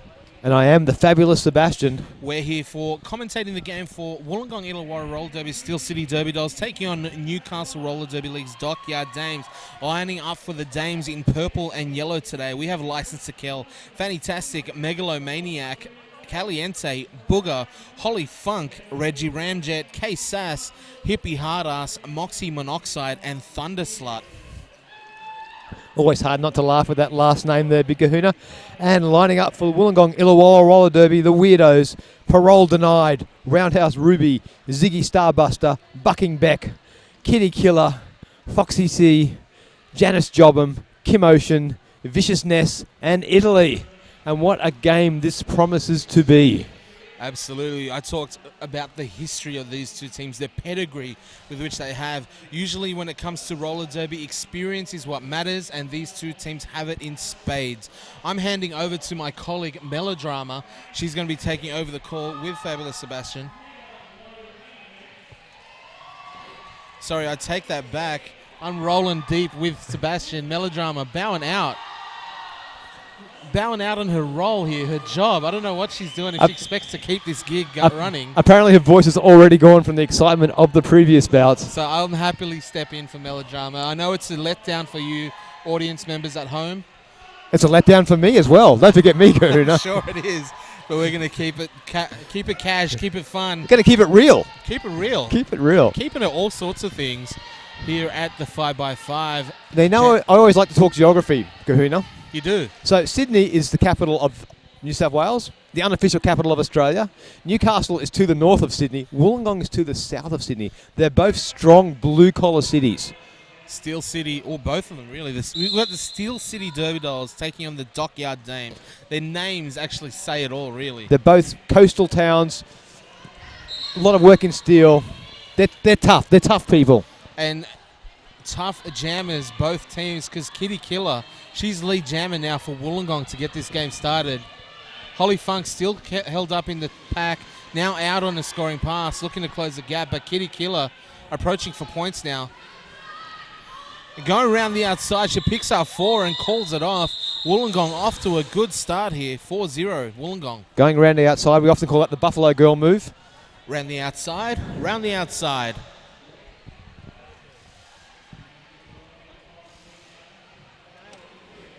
So Weird up to a 4-zip start in the opening jam. So both teams have been around for quite a while in the district. Both have a lot of experience and both quite decimated in the off-season. Yeah, losing some significant names. Injury playing a factor. Newcastle look to have some of their stars back as games progress throughout the season. Thunderslight with the star now for Newcastle.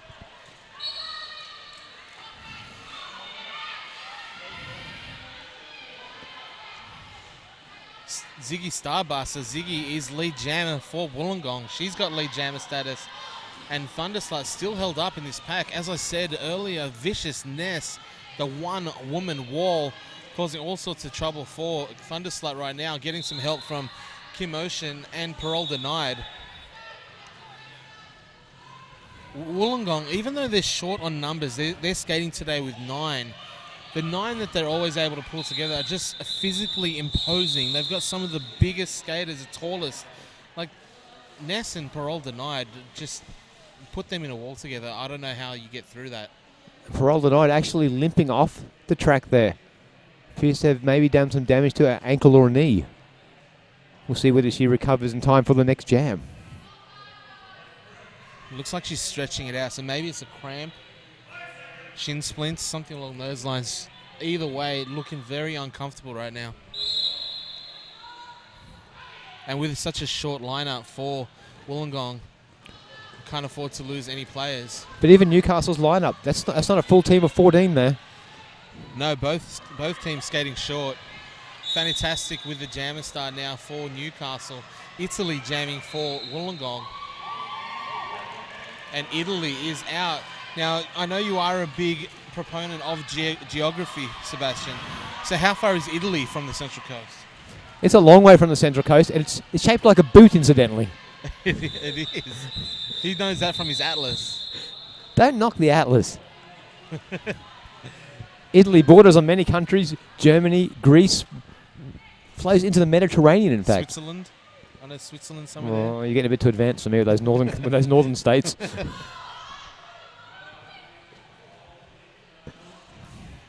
So Parole Denied looking a bit worse for wear in that last jam she was in. Skating out there now. No issues so far. But Wollongong out with their tall wall. Very tall blocking pack. So Kitty Killer jamming for Wollongong, finding the inside open for a Holly Funk, one to beat. Unfortunately, it's Vicious Ness, causing all sorts of trouble for her right now. Reinforcements come in the form of Ziggy Starbuster. Indeed, now both teams may be down on numbers, but a lot of veterans still out here. Kitty Killer, many skating. Yeah, long history for a lot of these players out there. So Holly Funk now out of the pack. Wollongong calls it off. 3 for 3 so far. Sorry, 4 for 4 even. 12-0 Wollongong off to a quick start here.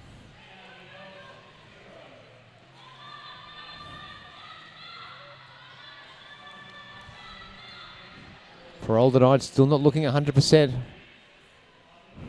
Once again, sitting down to stretch in between jams.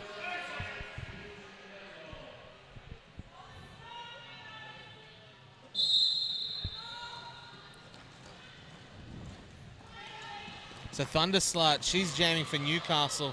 Sees daylight at the front, but skips to the back. And Italy, she's dragged to the back, jamming for Wollongong. And Newcastle have lead jammer for the first time.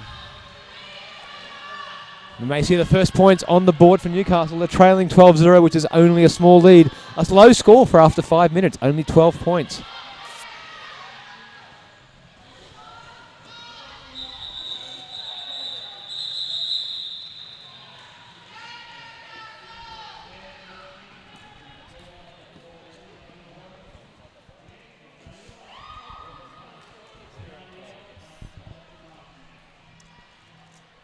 So earlier today, Sebastian, we saw Southside defeating Snipers in their debut in the 5x5. Armageddon Division debutants as well here. Newcastle, Royal W League's Dockyard Dames. Indeed, Newcastle have been around for years. Maybe the second or third team in the state. Yeah, I'd say so. Behind Sydney, Canberra, Newcastle right up there with them. And bouting history goes back to 2009. Yeah, which is only 1 year later than Sydney, who were the first team in 2008 to play. Yeah. So Newcastle, obviously long time team and what a lot of the newer leagues would refer to as the Big Five in New South Wales. That's Sydney, Canberra, Newcastle, Wollongong, and Western Sydney. Now 3 of those leagues participating in the 5x5. So Newcastle making their debut this year, and certainly, based on history anyway, a strong favourite to be playing in August come the grand final. Well, we'll see whether that works out today, given that they're not fielding a full team today. Injuries, absences may very well cost them that top 2 finish. We'll definitely see how that plays out. Wollongong so far in control, 20 points, plays 2. So even the decimated Wollongong team managing to hold into the lead. But as we've seen, this is our 3rd bout for the day. Certainly the lowest score of the day. The thing about Wollongong, they no doubt they're playing short. I think they have 9 rostered today.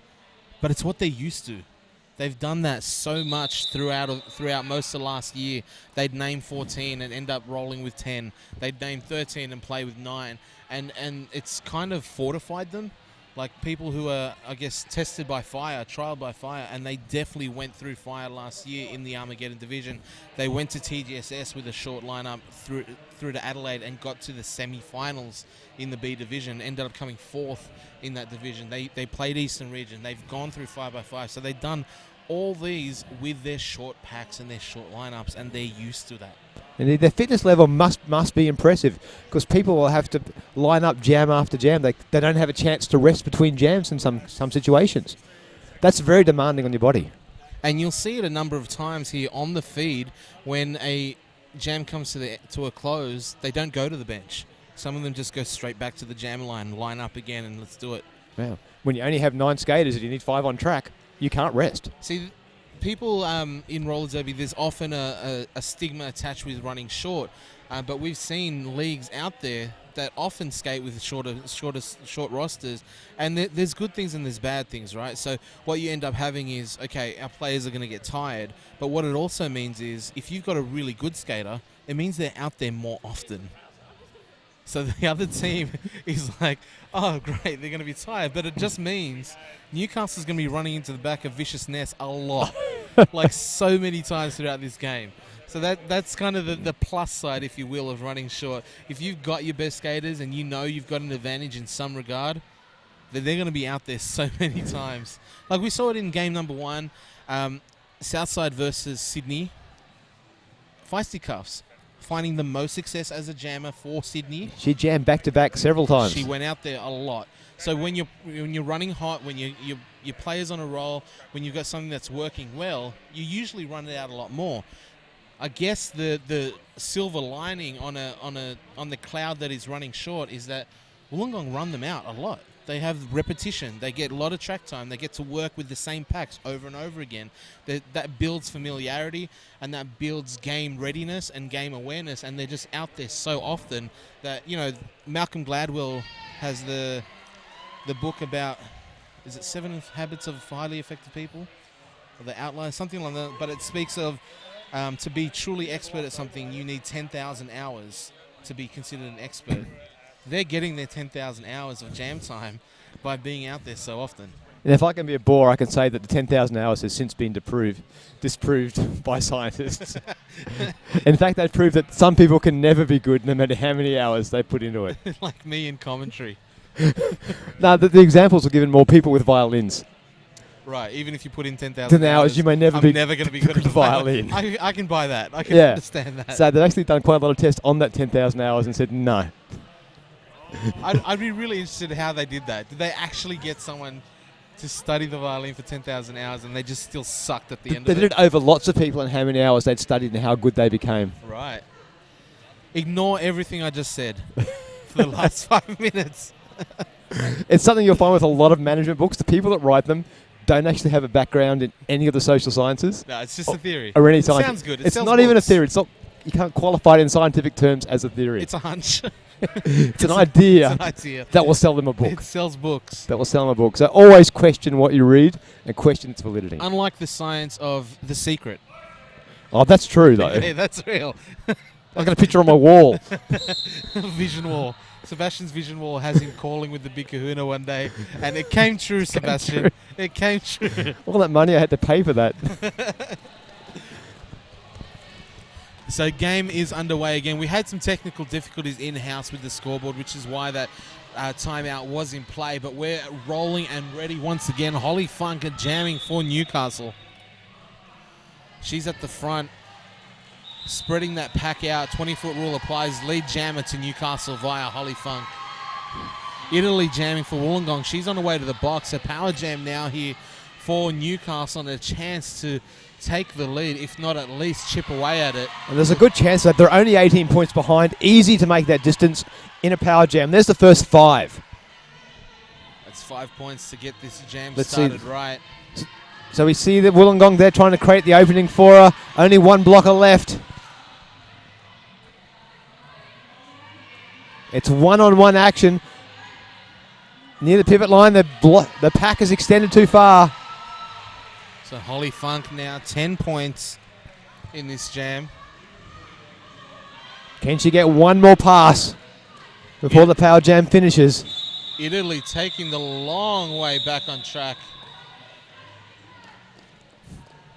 Not hearing the 4 whistles there. She kept on skating hard. Played her the whistle, even beyond it, folks. That's the focus. All she could see was a wall of blue and a point for passing each of them. And that's what she went for.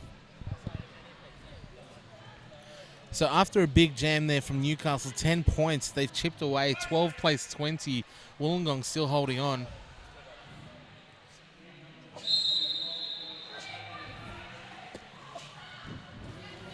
Ziggy Starbuster jamming for Wollongong. Thunderslight with the star now for Newcastle. She's at the front. Starbuster at the back. And Newcastle with 2 in the bin, so there's a nice numerical advantage out there. And Ziggy Starbuster taking full advantage. She's got lead for Wollongong.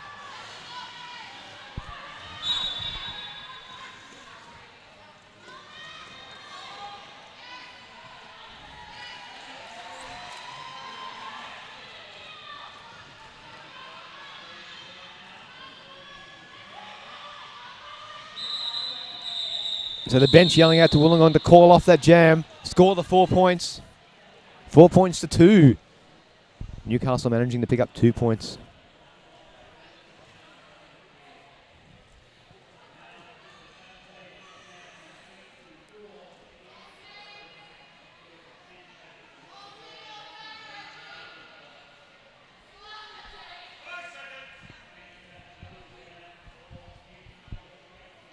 And as they're always known to do, Newcastle fans in the crowd making themselves heard. Usually just one, Gajilla. One of the superstars of Newcastle out with injury at present. I imagine she's feeling frustrated at present, having to watch a game she would normally be leading.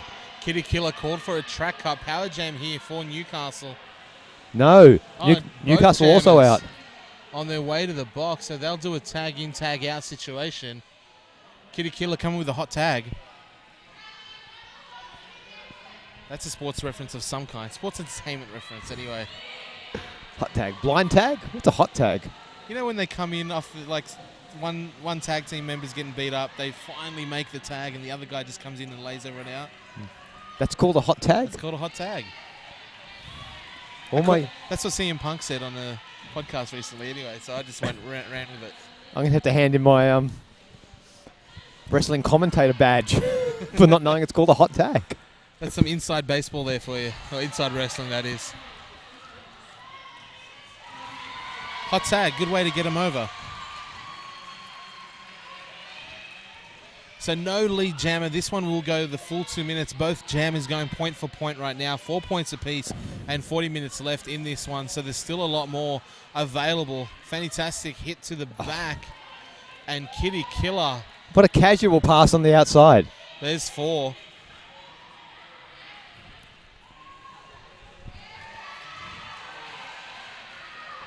And another 4. 4 more for Fantastic.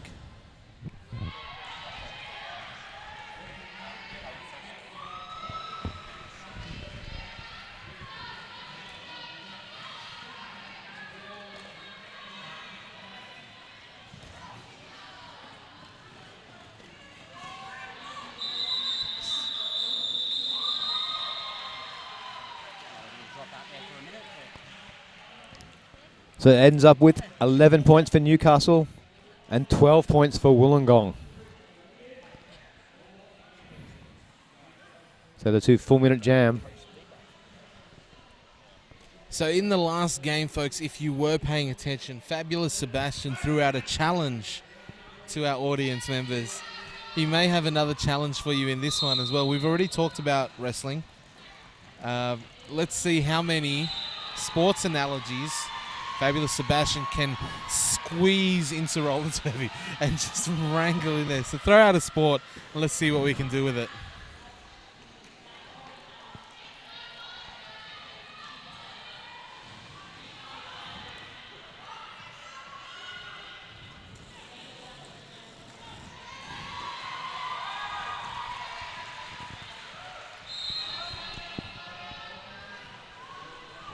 And in this jam, there's 5 points for Holly Funk. Italy out, and she's not lead jammer. Scores a lot closer now. 28 plays 36. Holly Funk looking to add to the tally for Newcastle.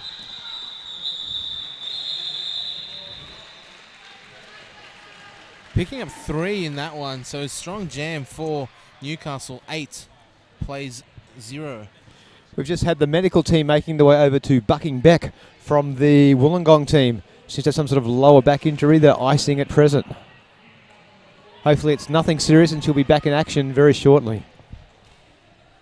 Bucking Beck, a rookie last year for Wollongong, grew up quickly in roller derby. Obviously, talent is part of the bloodstream because Bucking Beck is the daughter of Vicious Ness. So mother-daughter combination playing out there today. Not something you often see, especially of that caliber. Vicious Ness making a presence known right now against Thunderslut and getting the track cut. So Thunderslut on the way to the box. Power jam here for Wollongong.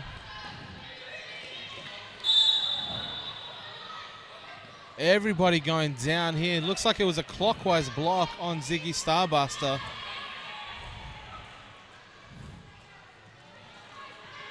Reggie Ramjet having a way with Ziggy Starbuster in that one. Taking to the outside. Ziggy keeps on skating, spins to the inside.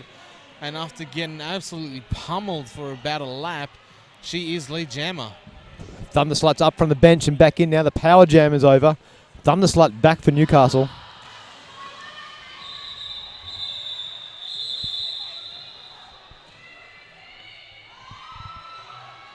So Ziggy Starbuster hits to the inside, calls it off from the ground. Bucking Beck not lining up. She's still resting with the ice on her back.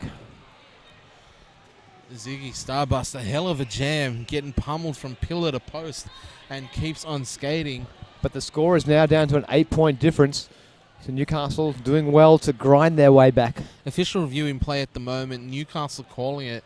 The Duchess wanting to talk over something with the officials there.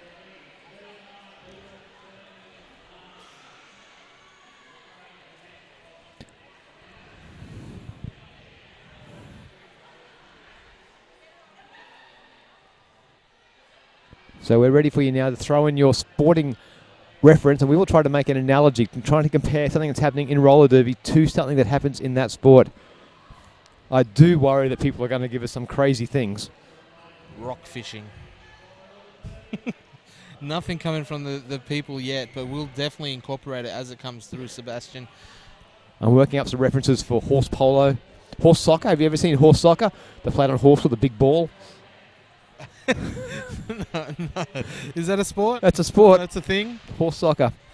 I've not, but we do love sports here, folks, especially roller derby. 5x5 putting on some of the best bouts you'll see this year. One of the best tournaments you'll see in all of Australia, if not the world, when it comes to roller derby. The most in-depth fan experience available for roller derby. So if you're a fan, you have the opportunity to watch the games in-house. 4 games in one day for $12 is a bargain. You have live streaming, you have a podcast dedicated specifically to the 5x5 championship. You have a tipping competition. On the website we have jammer leaderboards. You see who are the top scoring jammers throughout the season.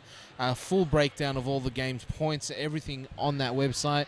It is the most in-depth experience for roller derby fans out there. And I put it in international context. That's $12 Australian. That's what, $8 US. It's about 47 cents. 47 cents. 47 euro. 47. 4 euros. That's how it feels sometimes when I make purchases from overseas. Yeah, our dollar was strong for a while, but the Australian dollar has certainly dived in the last 12 months. And it's been hard to make that adjustment. I'm like, oh, I'll buy it, fine. And then it comes up to like, double the price almost with postage. It's a killer. Yeah, it was good when our dollar was equal with the American dollar.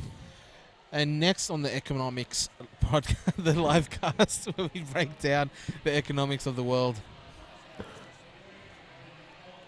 Let's bring it back to Derby. If you're buying pads or skates from overseas, it's going to be a lot more expensive to get them. Much better to buy them from Sydney Derby Skates, proud sponsors of this broadcast. Yeah, this stream brought to you by Sydney Derby Skates and the Hostery. The Hostery. The Hostery.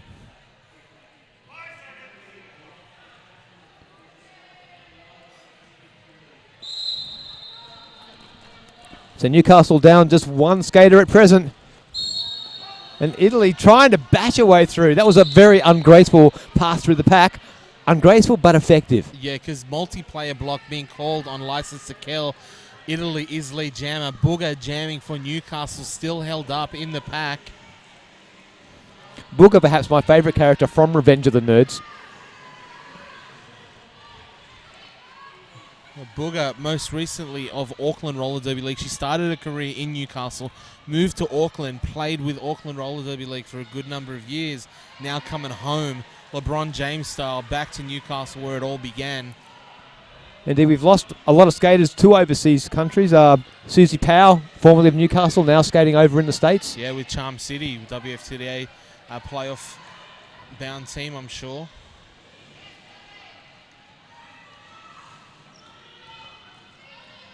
One of the teams that you'll see playing later on today, Inner West Roller Derby League, Batty Davis, most recently of Inner West, also from Wollongong, now playing for Angel City in Los Angeles.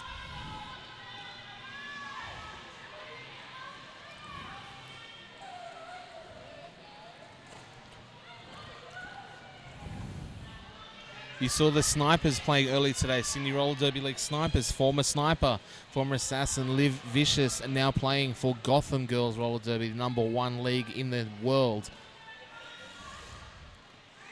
So lots of seeds planted in Australia as far as Derby goes. If I was making a sporting reference, I would compare it to the NBL and the NBA, the Australian Basketball League. Absolutely. I can keep going if you want, Sebastian. Southside Derby Dolls, Agradite last year played for Southside, now playing with London Roller Girls, top 10 team in the world. Southside Derby Dolls, Por Favor and Ankle Biter.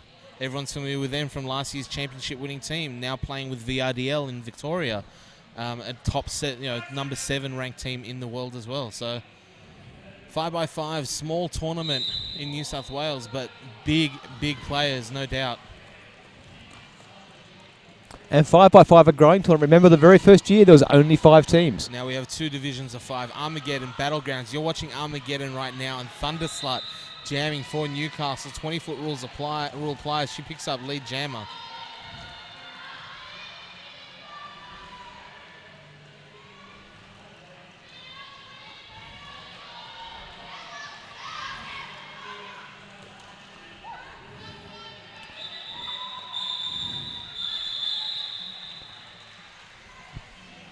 That jam comes to a close with 5 points for Newcastle. 0 points for Wollongong in that one. And the difference exactly 20 points with 11.5 minutes remaining in the first half. Wollongong 54 plays 34. If you're tipping at home in the tipping comp, I don't know how you would have picked this one, but I know I didn't pick this one to go this way so far. Wollongong doing a hell of a job at keeping Newcastle jammers at bay. Holly Funk, however, forcing her way through to lead jammer status.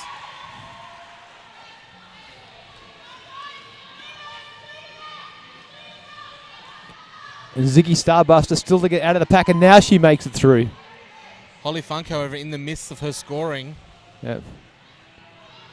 She's 3/4 of a track in front of Ziggy Starbuster.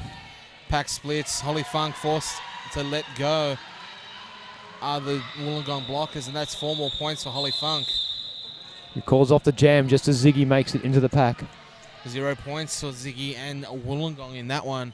4 points to Newcastle, 38 plays 54. 10.5 left in the first.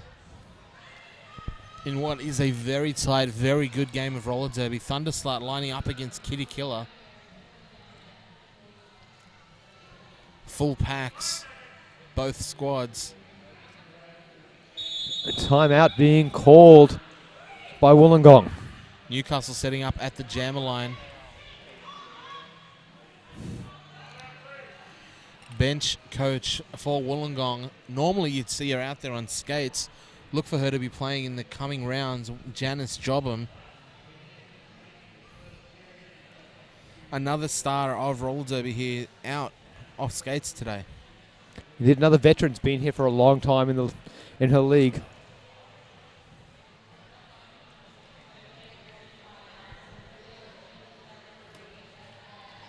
So with the timeout in play,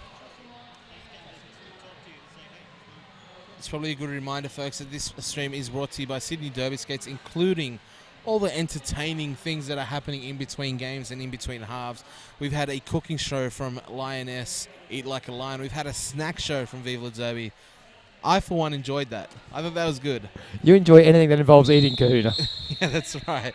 I got some buffalo blue cheese puff thingies, and I'm happy with that. Well, timeout is over. Teams are back on the track. One of the shows that you will see later on today as well is the Never Have I Ever, done with Derby Girls. So that will be being played live on air. Never Have I Ever. Thunderslut jamming for Newcastle. She's out in front and lead.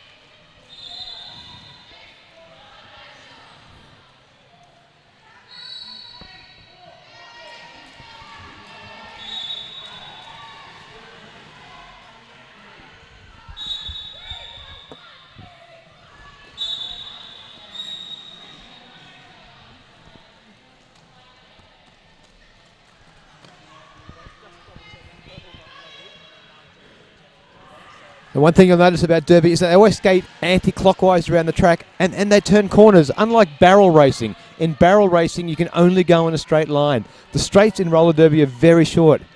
So getting speed, getting that centrifugal force as you go around the corner, very different from the sport of barrel racing. Fabulous Sebastian, an expert on barrel racing, of course, and utilising that here today. Barrel racing and roller derby both move at a very fast pace.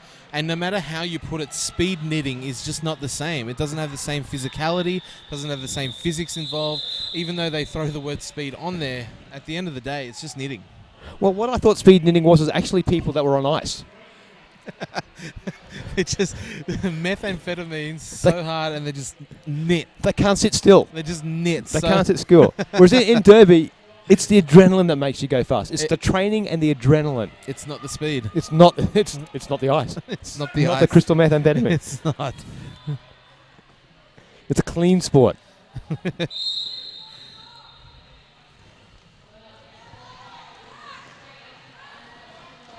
Holly Funk lead jammer for Newcastle. Booger looking for the cut, not getting it. Italy now out of the pack. She's looking to close the gap, but Holly Funk about half a lap on Italy. They pass the same apex at the same time. Holly Funk now with some room to move, hits to the inside and calls it off. Lucky to not go back in there. Only the 1 point. Wollongong stingy with the points in that one. 54 plays 49. This one is a close one, folks. 7.5 minutes left in this first half. 5 points, the difference. 5 points, and Newcastle coming strong in the last couple. I was thinking that the referees could perhaps impose stricter penalties. When they're sending to the sin bin, you have to knit something before you can come out. Pretty quickly, though, too. That would be speed knitting. Yeah. You have to speed knit a scarf before you can rejoin the pack. And speed knitting would be very helpful for our friends who play roller derby in Iceland, where it's cold. It would. By half time, they've got a new jumper they can wear. Whereas the skaters here are wearing compression tights, lycra tops. woolen derby wear could be the go in Iceland. Or if you're Thunderslight, you're not wearing much at all. Well, she's wearing a shirt that someone told her was a dress.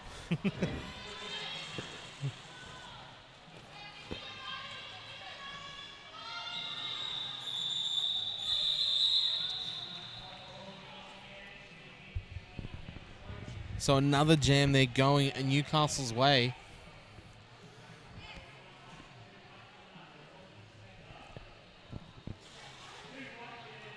So 2 points to Newcastle, chipping away ever so slightly.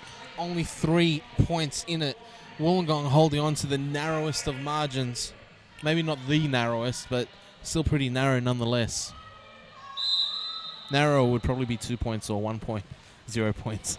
That's a very narrow margin. Three's narrow. Three's pretty narrow. That's. And number 3, Holly Funk, jamming now for Newcastle. Hit to the inside. Ziggy Starbuster 29. She's forced inside and recycled to the back. Newcastle really finding their footing in the last couple of jams. Mass exodus from the penalty box. Holly Funk skating amidst a bunch of Dockyard dames. Well, Newcastle now have lead jammer. One clean pass, 4 points would give them the lead. And there's a 4-point pass. And Newcastle grabbing it now, taking the lead. 5.5 minutes remaining in the first half. Newcastle take the lead for the first time. In the olden days of live streaming roller derby, if you're a fan of Derby News Network, usually with a lead change, that means you have to take a drink. And if you aren't having a drink tonight, pour one out for Derby News Network. Laying the groundwork early for what you're seeing today. Live streaming roller derby. Italy, lead jammer for Wollongong. And a very quick start there for Italy. Did you see that acceleration? Like a Lamborghini. Like Usain Bolt. A very well-known Italian.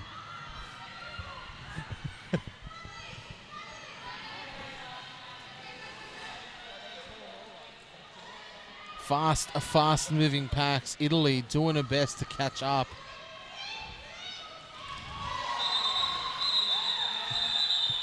Picking up points there. Italy swimming through the pack like she's playing water polo.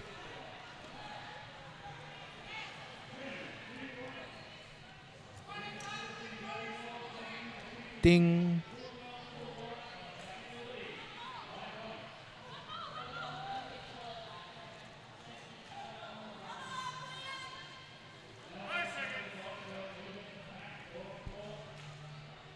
I suspect that Parole Denied could actually touch the ground in a pool if she was playing water polo. She wouldn't need to tread water at all. She is so tall. There's no deep end for her. No deep end. Holly Funk, however, in the deep end right now. She's skating up against a strong Wollongong wall at the front. Kitty Killer jamming for Wollongong. She's out and lead jammer. So Wollongong did take the lead back in that last one, 56-55. 1 point in it. Kitty Killer with lead here and a chance to extend.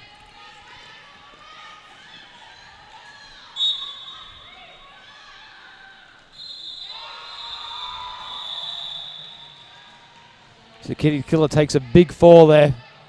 She's up. Scored 2 points. Both teams picking up 2 points. Newcastle against the lead. Kitty claiming 2 while calling it off from the inside. 57 plays 58. 3 minutes left in this first. Only 1 point in it, folks. So we've said this to these two teams have a lot of history, Sebastian, going back to 2010, the Steel City Skate City tournament challenge between these two teams. Wollongong did get the best of their first matchup ever. And that was the last time that they've been able to beat Newcastle. So they've played 5 times over the years. It's become a tradition. They usually meet at Eastern Region, and Newcastle have had the best of them the last 4. So 1-4 is Wollongong's record, 4-1 Newcastle's.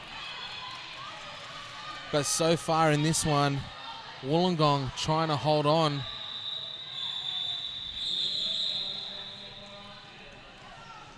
So both teams 0 each in that one. Neither team troubling the scorekeepers. 58 plays 57. Scores stay pat. Now, just because Wollongong have not beaten Newcastle for a while does not mean that they won't do it here today. No, absolutely. And if they keep playing the way they are, if trends continue, obviously it's going to be a close one. But Wollongong definitely in the game here. There's definitely no underdog in this particular competition. Particularly Italy goes outside, goes inside, but still can't get through. So lead jammer to Holly Funk now. Holly Funk, clean pair of heels.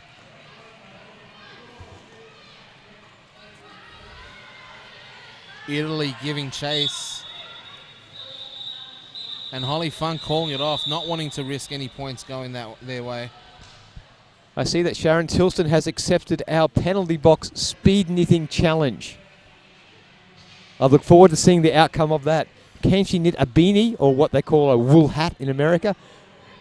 A toque in Canada? A toque in Canada? A toque in Canada. Is that Inuit? I don't know word? what that's a booty. I mean, we are multicultural here. But Tink has tossed Sharon Tilson taking up that challenge. Not sure it's a good idea to spend much time in the penalty box anyway, though. So stay out of the box, Tink. Don't worry about the knitting for now. Both jammers pushing hard, and Kitty Killer getting the best of it. She's lead for Wollongong. Thunderslut giving chase now. Thunderslut, very changed role in this game. Normally a jammer, but primary today having a high rotation number of jams. Of course, shouldering responsibility of some of those other skaters out today. No debris, no baby cakes for the year. So new jammers having to step up into the role of primary and shoulder some of the responsibility. And we've seen that happen many times over the years. A skater is given the chance to be more of a jammer or more of a pivot, and they excel at that role. Absolutely. They step up to the challenge, and it becomes a regular part of their routine then. A lot of times the only difference between a superstar and a non-superstar is opportunity. Indeed it is. And we go into halftime with a very, very close margin. 58 plays 57. Wollongong in control by 1 point in this nail-biter here. 5x5 opening round 1, Newcastle, Wollongong. Stay tuned for second half, folks.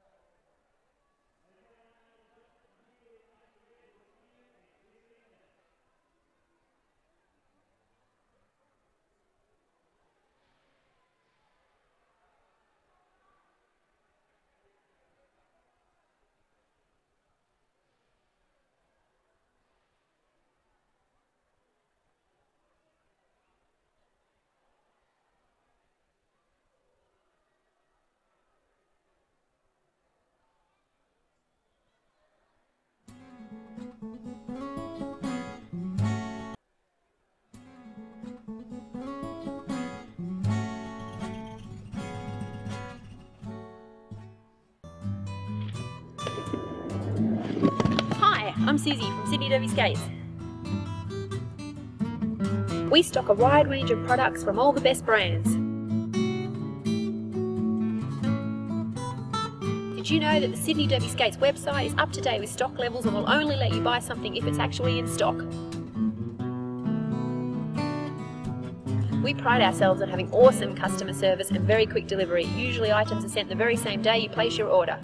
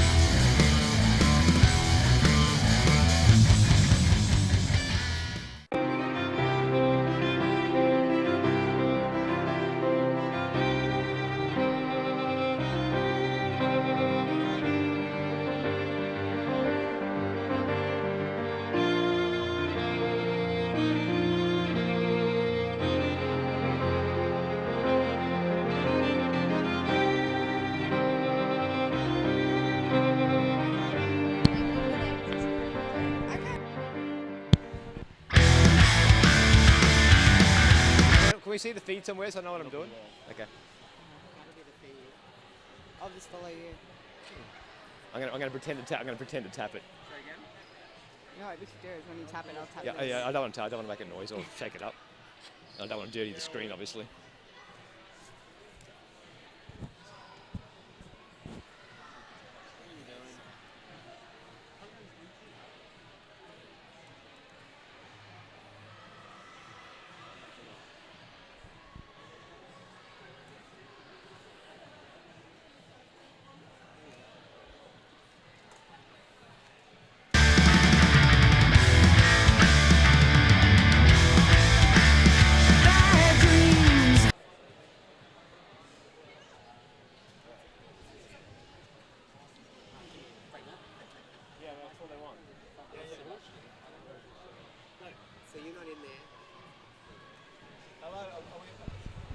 Hello, are we on? Hello, hello, are we on? I think we're on. I think I think we're good. We're good. I think that. Look, I can see your Zoom's not working, so we'll step back rather than use your Zoom. Technology. I don't know what sort of technology we've got here. Anyway, I'm the fabulous Sebastian. I'm being joined by one of the superstars from the Sydney Roller Derby League, Pure Energy. Pure Energy, say hello to all your fans out there. Hi, Mum. She's got. There's more. Hi. There's lots more fans. So we thought we'd take some time to talk about the Sydney League. Yes. The Sydney Roller Derby League was the first league in New South Wales area, formed in 2007, first bout in 2008. Tell me about your time in Sydney Roller Derby League. Oh, man. I joined up, oh, God, it was either 3 or 4 years ago, something like that. It seems like it was yesterday because I still feel like I'm in a Gumby on skates. But, yeah, I started in a fresh meat program, went through the stages, being hit and thrown on the ground and things like that, not coping very well. And then slowly but surely, after a few plateaus, I felt like I was getting somewhere and eventually got into the Assassins, which I was very happy about. So when you came to Sydney as roller derby, what was your introduction to roller derby? How did you know about roller derby? Oh, I'm going to do the cliche. I saw the movie. And then my friend was like, I forgot about it. Then my friend was like, come check out a game. So I went and checked out a game. And I was like, I could do this. I could do this. And went to my local roller rink, which was 2 hours away. And spent about a month falling on my butt constantly. Like I actually taped a pillow to my butt for a couple of weeks because I could not walk. Everything was sore. I wasn't very good. So that was my introduction. You said before that you are now in the Sydney Assassins. We saw the Sydney Snipers playing here earlier today. Tell us about the Sydney Assassins and how they're different from the Snipers. Well, we're actually trying a new system at the moment for our travel team. So we have a top 30 module, and what we're doing is we split them. So Assassins at the top, Snipers are underneath, and it's quite fluid in the middle. So it makes you have to fight for your spot, which is really good. It rises your own competitive spiel between the two. So that's what we're doing at the moment.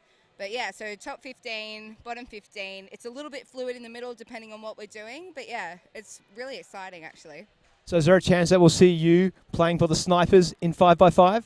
I'd love to. I would really love to, but I don't think I'd be allowed. But I would love to. I reckon it'd be so much fun. Like this is the second 5x5 that I've come to quite regularly to watch and commentate, and I love it. It's such a fun tournament. So, of course, Roller Derby has a lot of tournaments. The biggest one in Australia is the Great Southern Slam, where all the teams from across Australia and New Zealand come and compete. Now, you were there for the last time with the Sydney Assassins. Tell us about the Great Southern Slam and how the Assassins went. Oh, man, it was ridiculous. If you've never been to like a derby conference or a derby tournament or anything like that, it will just blow your socks off into the atmosphere. It's ridiculous. So many people that are all in love with the same thing that you're in love with. The competitiveness is crazy, like not in a bad way, but it's good.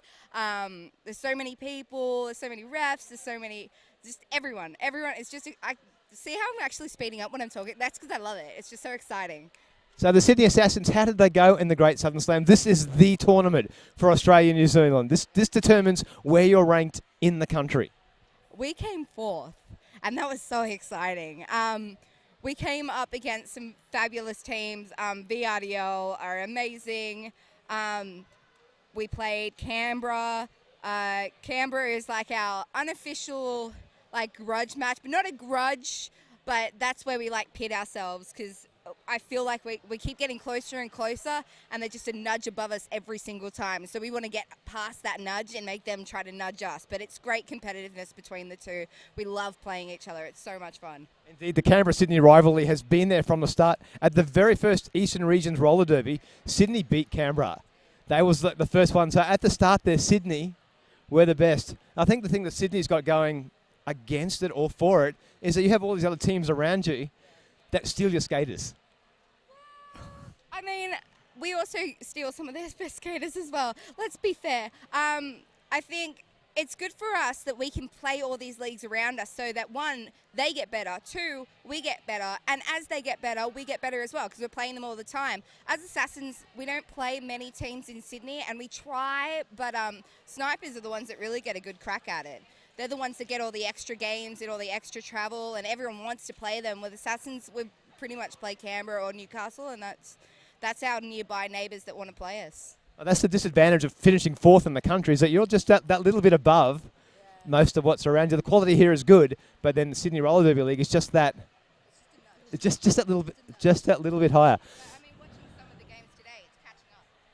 Indeed it is, and the Snipers are here, and as you said, some of the Snipers will have, some of the pseudo-assassins will also be in the Snipers. Let's talk about what, in Sydney, what a general training regime is for your league. Training regime. So we train once during the week at night, and we train on a Sunday. We do our scrims. We have an extra training night that we do for the travel teams, and we also have all our fresh meat, and they train on different nights as well. So we've got lots of different levels, all building up to wanting to be Assassins, to be in that top spot. So it's dog eat dog, but you're trying to improve it for yourself. You're not doing it to prove against anyone else. It's all about yourself. Is there a lot of off-skates training that goes on as well, just for general fitness? Not specifically for your teams. A lot of people do boot camps and things like that. Some people work on their feet all day. Some people go to the gym every second that they have free. It's really up to yourself, but that's why all derby people are different sizes, different shapes, all this other stuff. They've got their own regime, and if it's working, it's working. If it's not, then they need to sort that out. In the years that you've been in Derby, how have you seen it change? One of the big changes that I've noticed was the very early days, everyone wore fishnets and skirts. Now when I watch the track, everyone is wearing compression ties. Everyone's wearing Lycra uniforms. What have you seen changing in roller derby? I think you're right there. A lot of more compression sports and a lot of hashtag athletes. I still wear sequin skirts, fishnets, high socks, ridiculous high-vis tutus if need be or if I feel like it. I love it. I love that part of it. I mean, derby's all about the fun, and if you start going too extreme with how serious you take everything, it takes the fun out of it as well. The other thing is the speed. Derby is completely different. There's some teams that are all about speed, other ones that are all about control. So it's one or the other. It really switches, and I love that about it. It's so unpredictable. Let's talk a little bit about derby names. One of the big things about derby is that skaters come in, they give themselves a new name which represents themselves as opposed to the name that their parents gave them. What does your name, Pure Energy, say about you? It took me a while to actually pick my name. First it was Jesticles, then Cray Cray. Everyone was throwing all these names, and I'm kind of like, I want my parents to be able to say my name out loud and not feel too embarrassed about it, for starters. And I played my first game under my real name because I hadn't thought of anything yet. The next day I was out with some friends drinking, and I was drinking a can of energy drink that was actually called Pure Energy. And one of my non-derby friends went, "That's you, why don't you use that name?" And I went, "Okay." And that was it. Are there any derby names you've looked at and thought, that is particularly clever? Oh man, there are so many. I love the Pokemon reference ones like Rapidash. I love that. I'm just looking around now, like there's Thunderslut. Like, it's not a play on words. That's just how it is. It's amazing. I love it. Yeah, there's some amazing names around that you're kind of like, I wish I thought of that, or I wish I could get away with that. I love it. I mean, it's each to their own, and it's just something that's really individualistic about it. So it's great. Love it. Well, that's about all we've got time for today. It's been great talking to you, Pure Energy. I hope the viewers at home have enjoyed hearing from one of the Sydney Assassins. Yeah. The elite squad, we call you. Yeah, we're getting up there. Number 4. We'll be back later and return to your normally scheduled programming.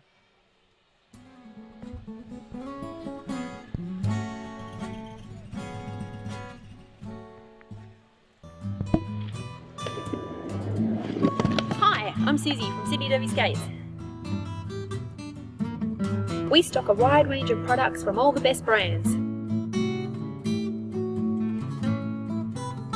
Did you know that the Sydney Derby Skates website is up to date with stock levels and will only let you buy something if it's actually in stock? We pride ourselves on having awesome customer service and very quick delivery. Usually items are sent the very same day you place your order.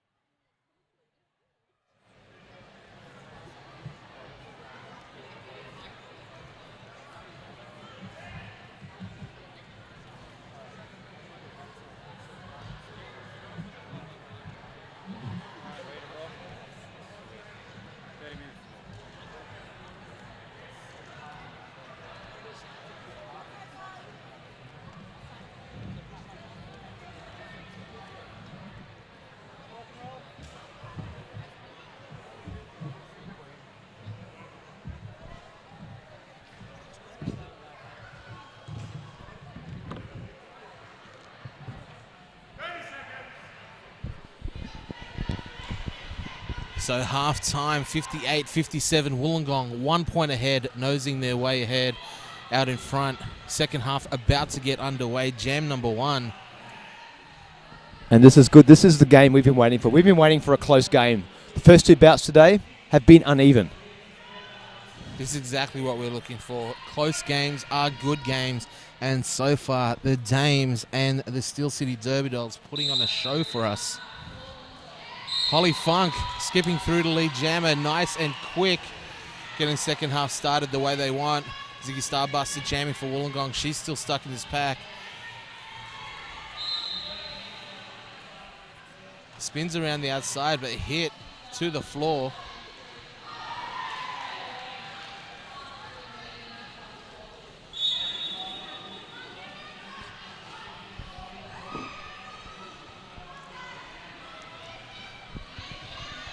So Holly Funk approaches the pack, calls it off, happy with the 1 5-point pass, not wanting to give any points to Wollongong.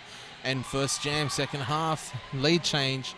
Newcastle striking a blow early in this one. Wollongong unable to parry in this fencing game.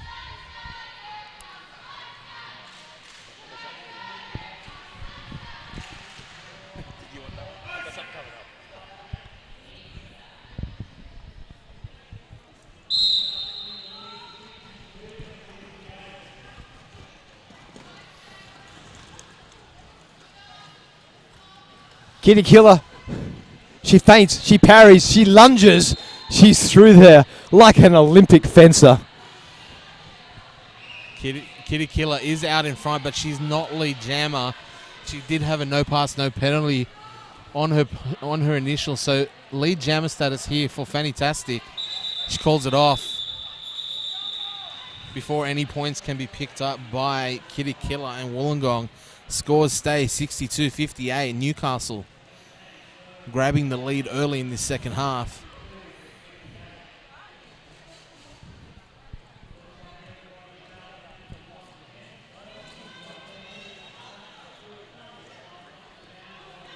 And interestingly, we haven't seen Hippie Hardass on the jam line yet for Newcastle.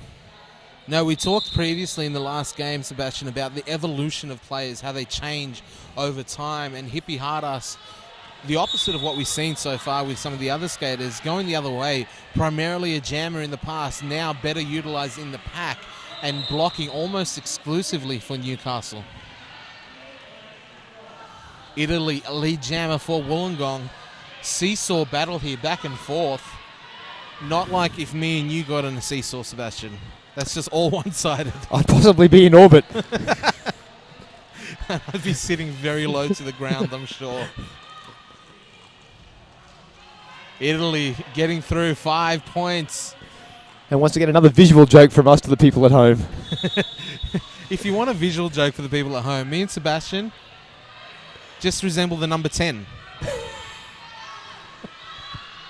Next to each other at this commentator's table. It's just the number 10. And with that 5-point pass from Italy, Wollongong take back the lead. So again, lead change. Probably the 4th or 5th we've seen so far. And Wollongong now out to 67 plays 62. 9 points in that jam for Weird. Quick crack repairs in between the jam.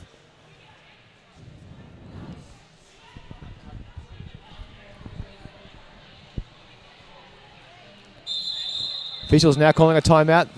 The line track had not been fixed in time. So Roundhouse Ruby out there for Wollongong was another one of the transfers we've spoken so often about. Started out with Wollongong initially when she began her bouting, moved to Sydney Roller Derby League in 2014, was part of the Snipers last year, would have played today for the Snipers, but moving back to Wollongong. You haven't seen her jam today as yet, but does jam quite often last year, so look for that maybe in the reserves there, having another jammer available for them. And that could well be the play with Newcastle and Hippie Hardass as well. It's going to come down to the line, looking at the scoreboard now. They might want a fresh jammer in those dying minutes of the game. Holly Funk, however, she's on her way to the box, called for a forearm, so power jam here for Ziggy Starbuster, captain and president of Wollongong Illawarra Roller Derby.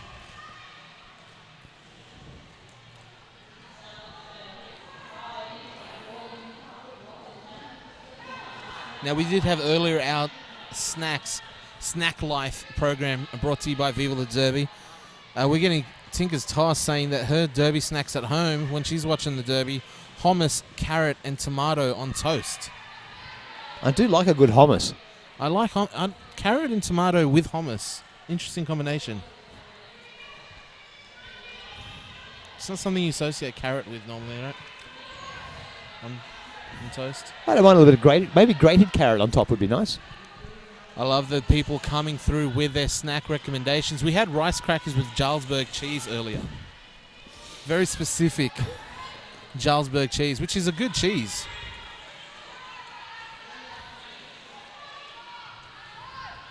But Holly Funk pushing hard at the front of this pack and not getting anywhere as yet.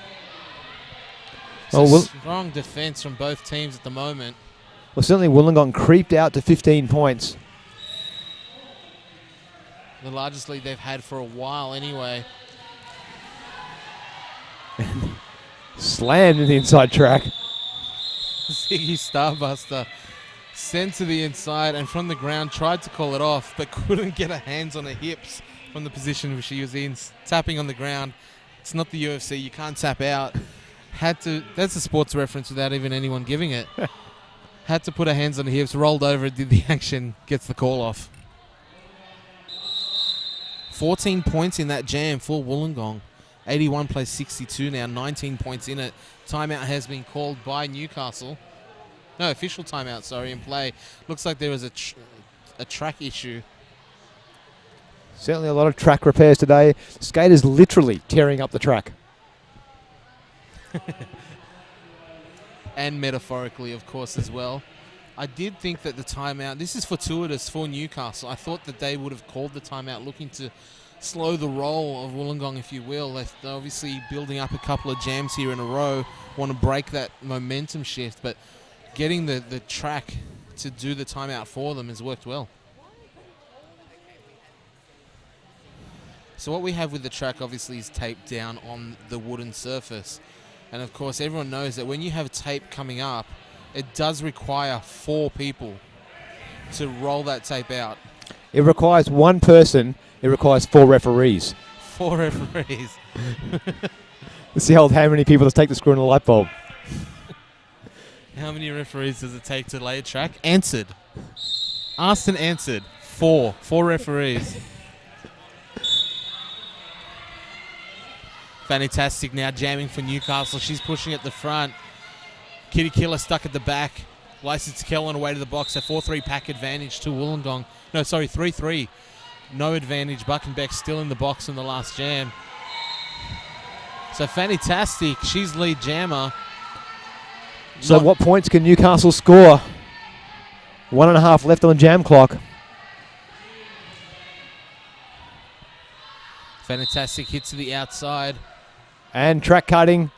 Oh, so track cut on Fantastic, which means Kitty Killer, who was in the box, has a reprieve. She's now out. Of course, no lead jammer. It will go the full 2 minutes. Kitty Killer, 70 seconds on the board, on the clock. See what she can do with it.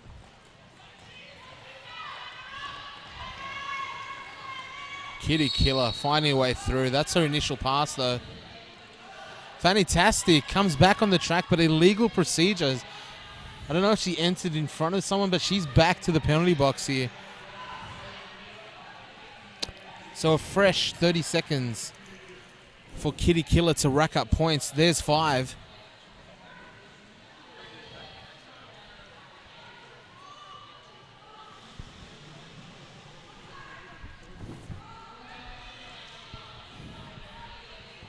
There's 5 more for Kitty Killer, extending the lead. 10 points so far. Another pass available. With the clock ticking down, she may be able to get another one in. There's 15. 10 seconds left in this jam. Kitty Killer.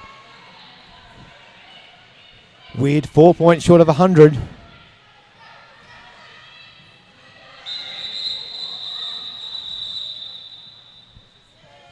Full 4 points for Wollongong, 3 points for Newcastle.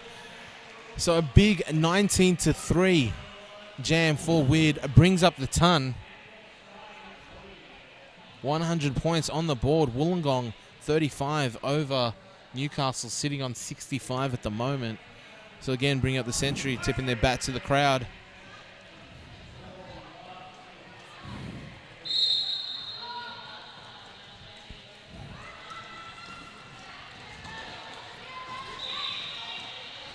Italy out. She's lead jammer for Wollongong. Thunderslut went square into a Wollongong blocker and did not move forward at all.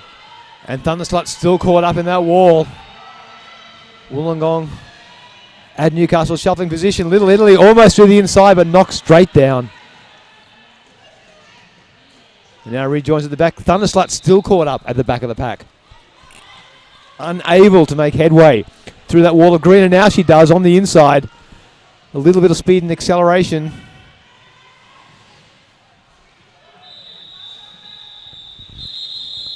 So Thunderslut getting out at the end there, but no points scored. 4 more for Little Italy, or Italy rather. She just happens to be little. It's not the name's not actually Little Italy. Funnily enough, from Wollongong, Italy.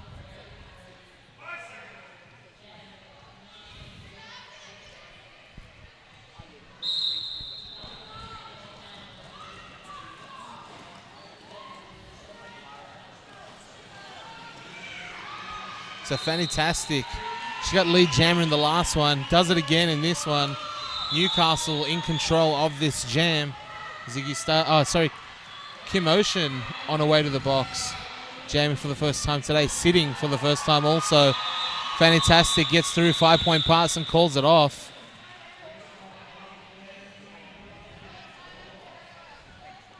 I don't know if she was given the signal there to call it off. They'll start fresh with a power jam, but obviously still needs to make the initial pass. So this comes down to strategy again. We've seen many leagues do that in the past. Do you run the short point or the long points?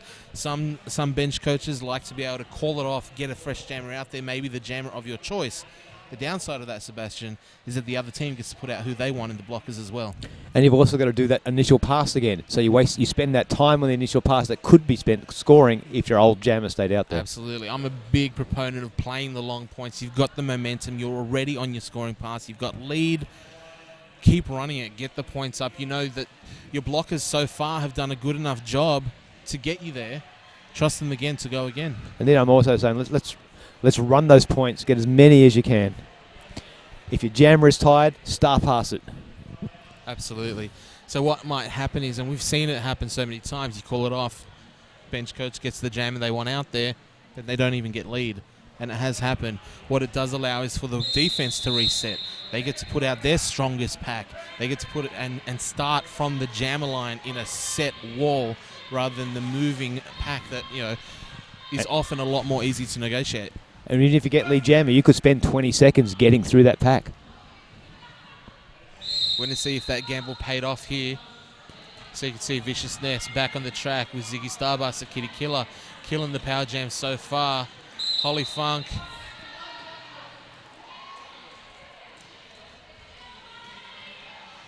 Still not out, and finally she is lead jammer.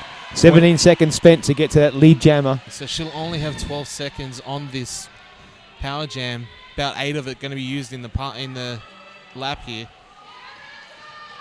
So hit to the inside. Power Kimotion jam is back now on over. track.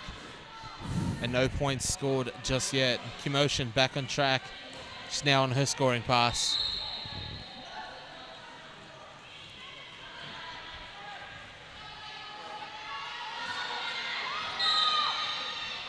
And Vicious Nest forcing the track cut on Holly Funk. So the power jam reversed. Kimotion putting her head down, getting her skates going.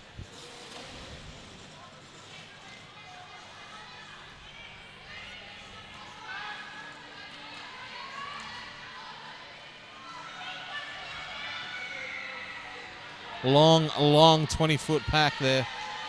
Finally forced to let it go, and Kimotion now has 5.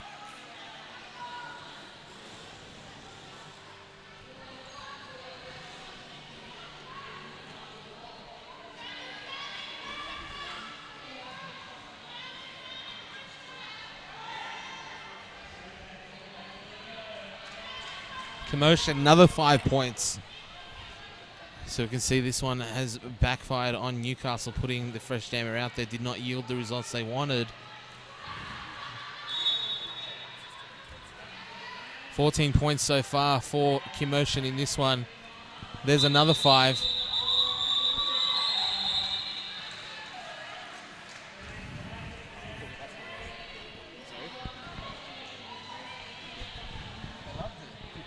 They loved it. We've got to do it. We've got more stuff to eat. Yeah.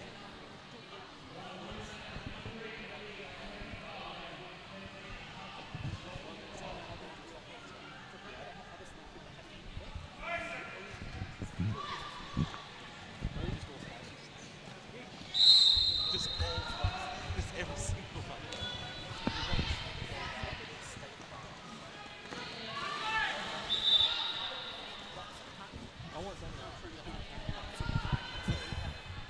So in this jam, Holly Funk's still in the box. Power jam for Italy.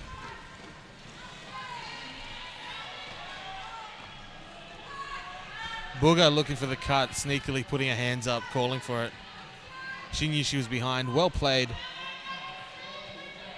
Italy 5 points.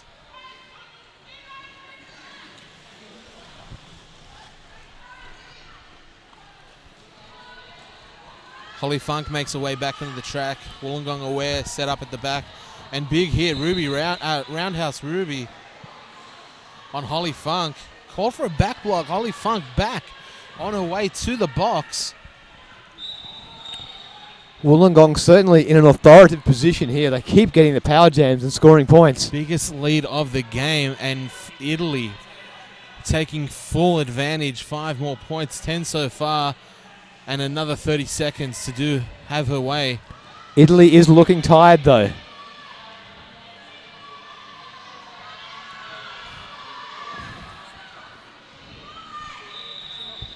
So Italy not getting through on that last pass, calling it off. So they're starting the jam next with Kitty Killer, employing the same tactics we just decried in the last jam or the couple jams ago. So we'll see if the same gamble works out for Wollongong in this one.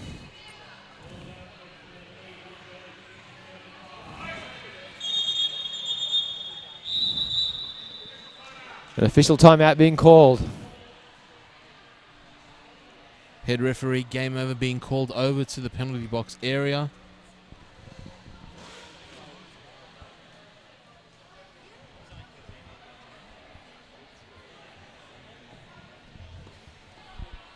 So we will get confirmation, hopefully, of what that was about.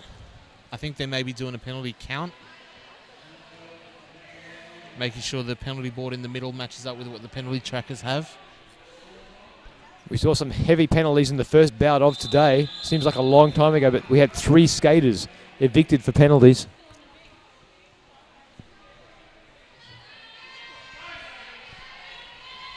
So License to Kill has fouled out.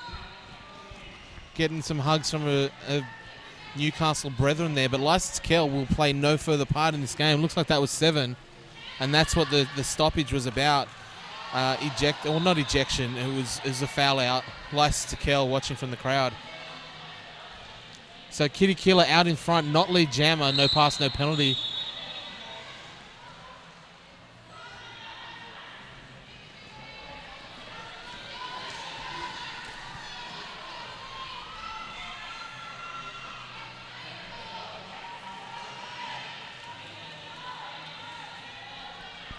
Five more points for Kitty Killer. So no lead jammer, both jammers picking up no pass, no penalty. We're going to go the full 2 minutes here. Jammers will go point for point. What it comes down to now is whose walls can stop the progress of the opposition jammer. Vicious Nest doing a hell of a job of it for Wollongong. 4 more points for Kitty Killer. Holly Funk held up. Kitty Killer certainly seeming to have the more speed, the more momentum coming around the track and through the pack. There's 4 more for Holly Funk. Kitty Killer, another 4. Holly Funk's now been sent to the bin. So that's about 4 penalties in as many jams, if not less. Holly Funk getting very familiar with the penalty timers right now. Now remember, she is the captain of Newcastle today as well. And if she was speed knitting in that penalty box, she would have finished a cardigan by now. She would have had a toque and a cardigan. Do Canadians use cardigans? Sweater? They definitely don't have jumpers. No, I think cardigan would be the correct word for a Canuck. So there's 5 more for Kitty Killer, 24 so far. Jam comes to its natural conclusion, 2 minutes. Holly Funk was released from the box at the end of that jam. So Newcastle not disadvantaged with a power jam to start the next one, but score has opened up. Wollongong really putting Newcastle to the test here. 160 plays 79, 81 points in it. Wollongong doubling through on Newcastle. And another official timeout.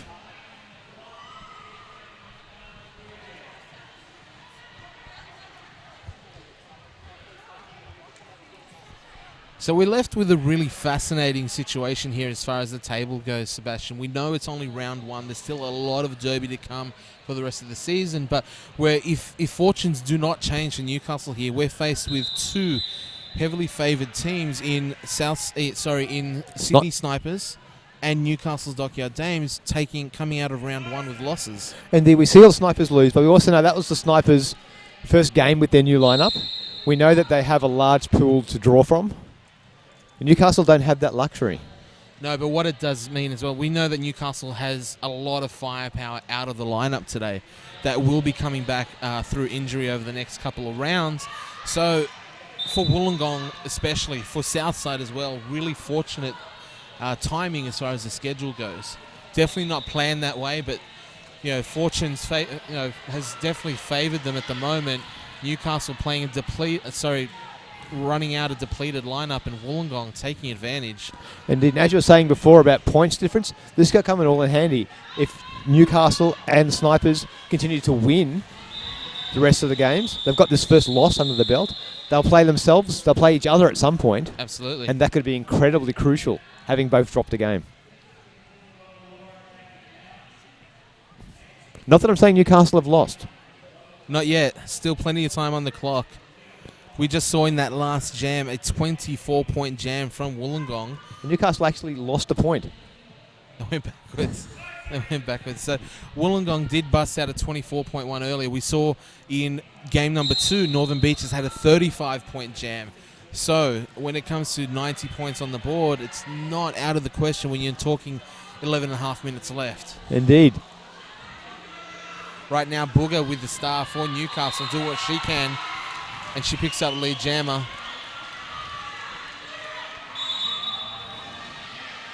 So Booger quick around the track. Italy still held up on her initial.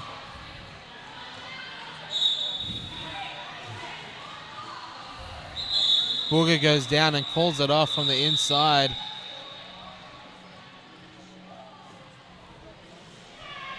Timeout being called by Wollongong as well. Booger gives her signature greeting to the crowd. The chest thumping. Booger, Booger. It's been a long time, ladies and gentlemen, in Sydney or in New South Wales since we've seen that. And it's good to have Booger back on our shores playing for the purple and yellow Newcastle Dockyard Dames.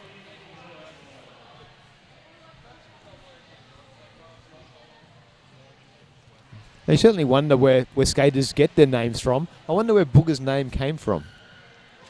Couldn't tell you. I could not tell you. You don't want to have you something to ask in one of the interview segments here we have at the 5x5 live stream. Now, if you are watching this on the stream, this will all be archived and uploaded in full high definition 1080p. For those of you watching it now in archive, congratulations.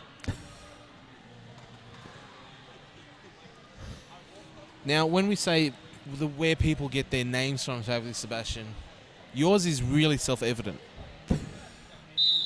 Your name's Sebastian, and my gosh, you are fabulous. The fabulous Sebastian. Well, mine's a hangover from my days in professional wrestling, so it just kind of followed me to roller derby. I was slightly more flamboyant at the wrestling. So get to know your commentators. Sebastian, long-time commentator here for roller derby, going back to the origins in Sydney. But the very first bout in Sydney. The very first bout ever in Sydney. So pedigree, not only on the track, but behind the microphone as well. The fabulous Sebastian, a legend of the game. There was zero sarcasm or irony there, I swear. I can hear you giggling, but it was absolutely true. I remember going to roller derby games at Sydney Boys High before I was ever involved. I was just going for something to do. And you and Mike, man, I was a big fan long before I ever picked up a mic myself. So Fantastic now. She's got lead jammer for Newcastle. The pack is in some sort of disarray there. Italy trying to break through for Wollongong, but held up by great defensive work. Reggie Ramjet, Holly Funk causing all sorts of headaches for her at the moment. It's a 5-point pass there for Newcastle. And Fantastic calling that one off. Again, they don't have the luxury of trying to get the initial pass over and over again. When you're not getting lead jammer as often as the other team, when you do have it, you got to hold it. You got to maximize it. Makes sense to us, but we are only commentators. We're not the bench managers. Yeah, I would admit that I'm probably not very good at the game either. If you got me out there on the track, I probably would not be able to do as good as I say behind the microphone either. So for all the people listening that are always like, you don't know the game, you don't play. You're right, I don't. So I'll give you that one. And then we have Newcastle again with lead jammer, which is good. Let's see what damage they can do. Not able to take the inside, calls it off. 2 points to 0. So Newcastle slowly grinding back, but they're down to just under 9 minutes now. Yeah, clock definitely not in their favour at the moment. They're going to need a bit more than 2-point jams. Maybe take some gambles, take a bit of a risk, run a few jams out, see if they can trust their blockers to keep the other jammer at bay, because they're going to need to do something different here. Now, I have been told, Sebastian, by Tinker's Toss, that in the US and Canada, they have both sweaters and cardigans. But they don't have jumpers.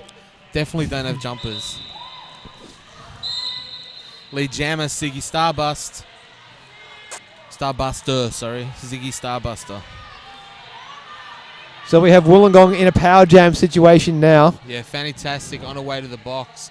We've Or just a forearm call. We've just seen Newcastle slowly grinding back that deficit, but could all be undone now.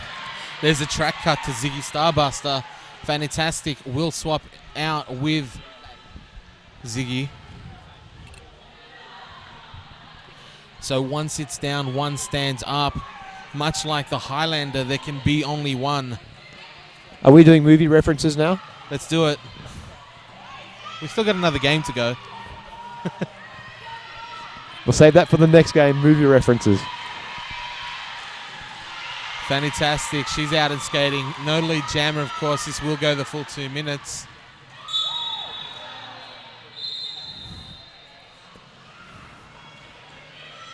Ziggy Starbuster getting through for 5.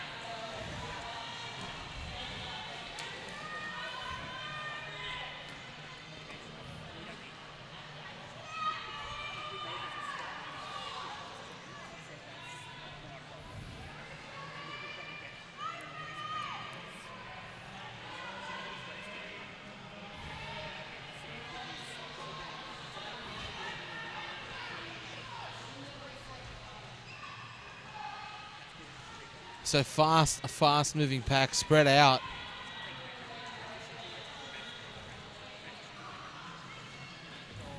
Both packs wanting to avoid being a point and keeping it rolling.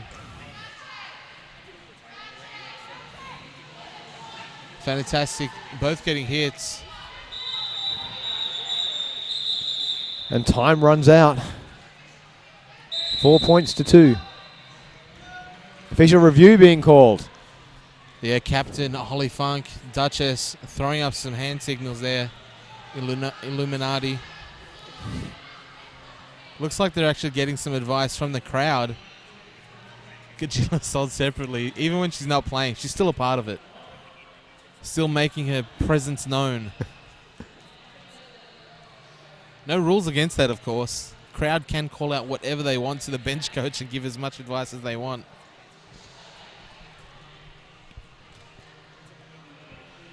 We've been doing our best to give advice, but no one listens to us.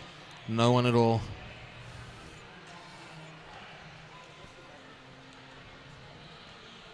Because one of my favourite parts of Derby is the hand signals and how they are interpreted. We'll see the official timeout signal now being given from the pivot line. It's quite a robotic type. It is. You can see the pattern to it as well. The tap, tap, point. That's why I think it's more robotic. Now we're analysing and breaking down official timeout hand signals from commando roles. Good times. Apparently we don't have enough to talk about. We'll start going to that. It's the same as in cricket when the umpires signal a 4 or 6. They all have their own interpretation of the hand signals. Absolutely. Our officials are the same. The robotic style. Some people do a dancing style. Some people rely on the brightness of their socks. They put a lot of flair into it sometimes. Yeah.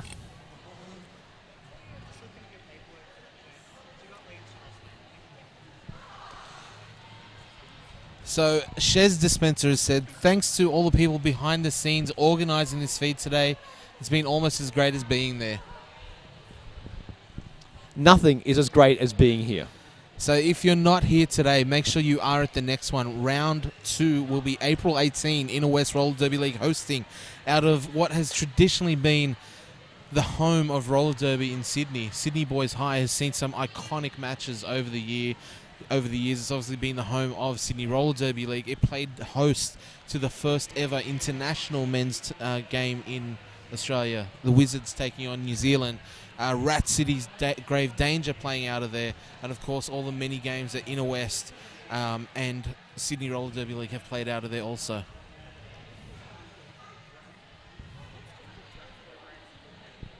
Which is where, as I said earlier, the first games that I was watching you at, Sydney Boys High, with the worst sound system ever. We've had some amazing sound systems over the years. I remember one was someone's home stereo that they brought in, and we plugged a microphone into it. I remember a clown doing balloon animals. Ah, yes. Which was a lot of fun. That name was his name was Freak Show. Yeah, he lives up to his name. Freak Show. He now lives in Newcastle, incidentally, I think.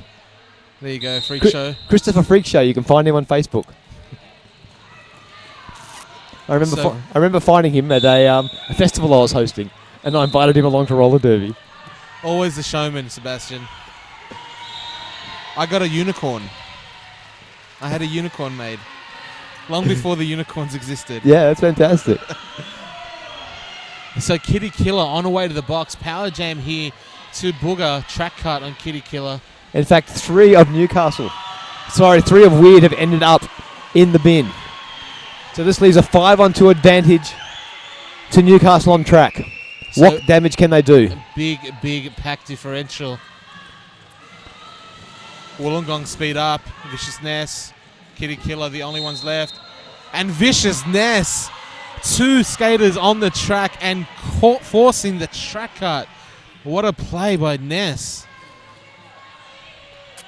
We can see now why Wollongong are in the lead. They're just playing extraordinary derby today. Fantastic hit. Just a veteran savvy coming to the fore there. So clock ticks down to 5 minutes. 167 plays 97. Kitty Killer back on the track. No lead jammer. So we're going to have 2 minutes here. 37 seconds left in this jam. Kitty Killer, that was her initial. This is her scoring. Booger makes her way back on the track when by the time Kitty Killer has passed 4 points, not passing one of the players legally. So she did pick up the not on the track point for Booger.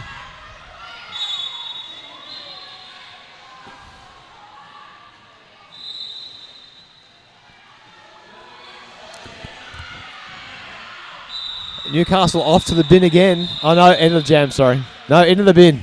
Yeah, Booger into the bin. As that jam came to a close, Wollongong picking up an additional 4 and Booger on her way to the box. A power jam in the next one for Wollongong.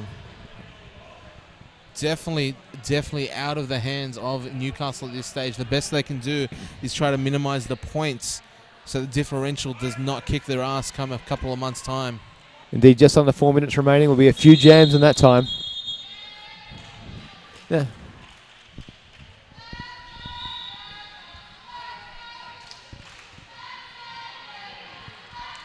Now, Kahuna, I'm predicting a new trend is going to happen in roller derby. If you've ever been to the cricket, you'll notice that people at the cricket listen to their radio while watching the cricket. I'm expecting people are going to turn up in the roller derby audience and listen to us, not the live feed. The difference about roller derby, though, is that there's usually commentators already. I'm predicting they're going to listen to us, not the live. So Maladjusted and Icy Red blessing the crowd here with their call. Obviously, Mal, very strong. He knows what he's talking about. But Sebastian says, don't worry about him. Pull out your phone, listen to us instead. Listen to us. You can interact with us. You can send us messages. And we will respond. Now Italy with the power jam here for Wollongong. Hop, skip and a jump. She's got lead. Hop, skip and a jump, a hopscotch reference, even though we have not been asked to reference hopscotch as a sport. Hopscotch is a sport. I didn't know hopscotch was a sport. You can sportify anything. Skipping rope. Skipping is a sport. Skipping's a sport. Skipping is a sport. Totem pole tennis. Tether tennis can be a sport. Tether tennis. It was big in the 70s with Bjorn Borg. That's how he got started in tennis, Is it really? playing tether tennis. The more you know. Don Bradman played with a cricket wicket and a golf ball. Yep. Against his Bjorn water Borg started tank. with tether tennis.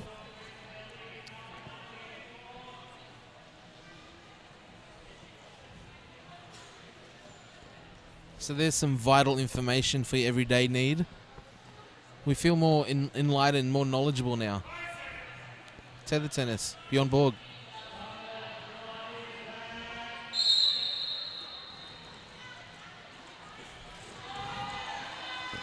Thunderslut pushing hard, trying to get some points to Newcastle. 2 minutes 20 remains.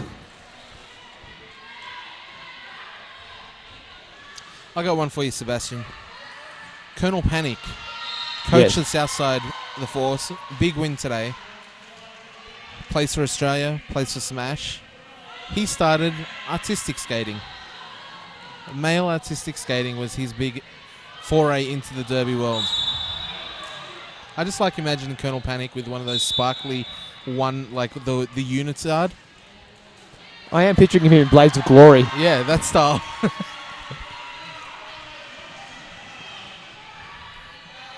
So 5 points for Thunderslut, lead jammer status. It's been few and far between. But here's a couple more on offer. Thunderslut, strong jam there, taking 8.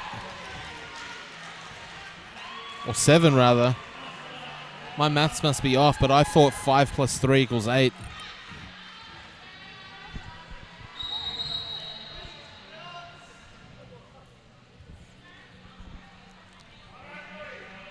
Timeout being called by Wollongong.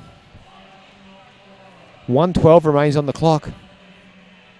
Wollongong lead by 72.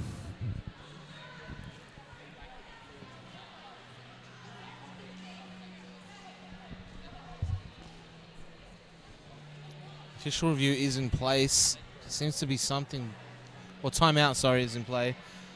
Seems to be something going on with the penalty box. We might have another foul out. So if you excuse our silence, it's because I'm really trying to pay attention and see what's happening over there. I'm not too good at reading lips.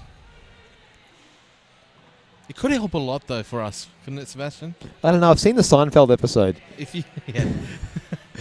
where lip reading leads to misunderstandings. Yeah. But imagine what do you think we would be able to say if we could read the lips of what the girls are saying out there on the track? What the skaters are saying? Probably a lot of things we probably can't repeat. We could get one of those microphones the CIA uses to pick up long-distance conversations. Or I think you can get them at Toys R Us, like Yeah. spy gear. We'll get one of those spy mics. Bulgar jamming now for Newcastle. Only 1 minute left in this one. 72 points separating our two teams. And Booger is out, lead jammer. Kitty Killer now out. Not lead jammer, of course. You can tell that by the fact that her jam referee, Dan Opticon's waving his arms in front of him, saying, "No, you're not lead jammer." Booger with the call off. Time for one more.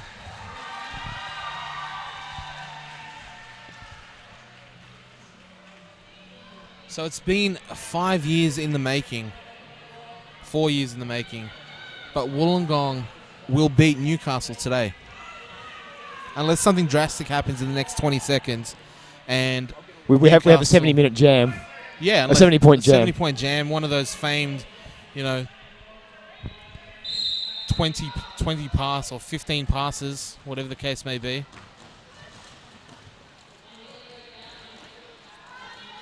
Thunderslut with the opportunity here. She's got one to beat. And She's made it lead is through. hers.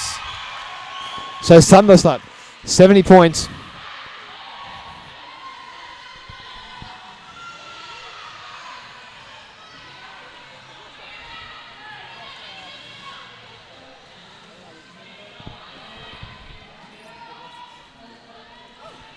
The scoreboard has gone down.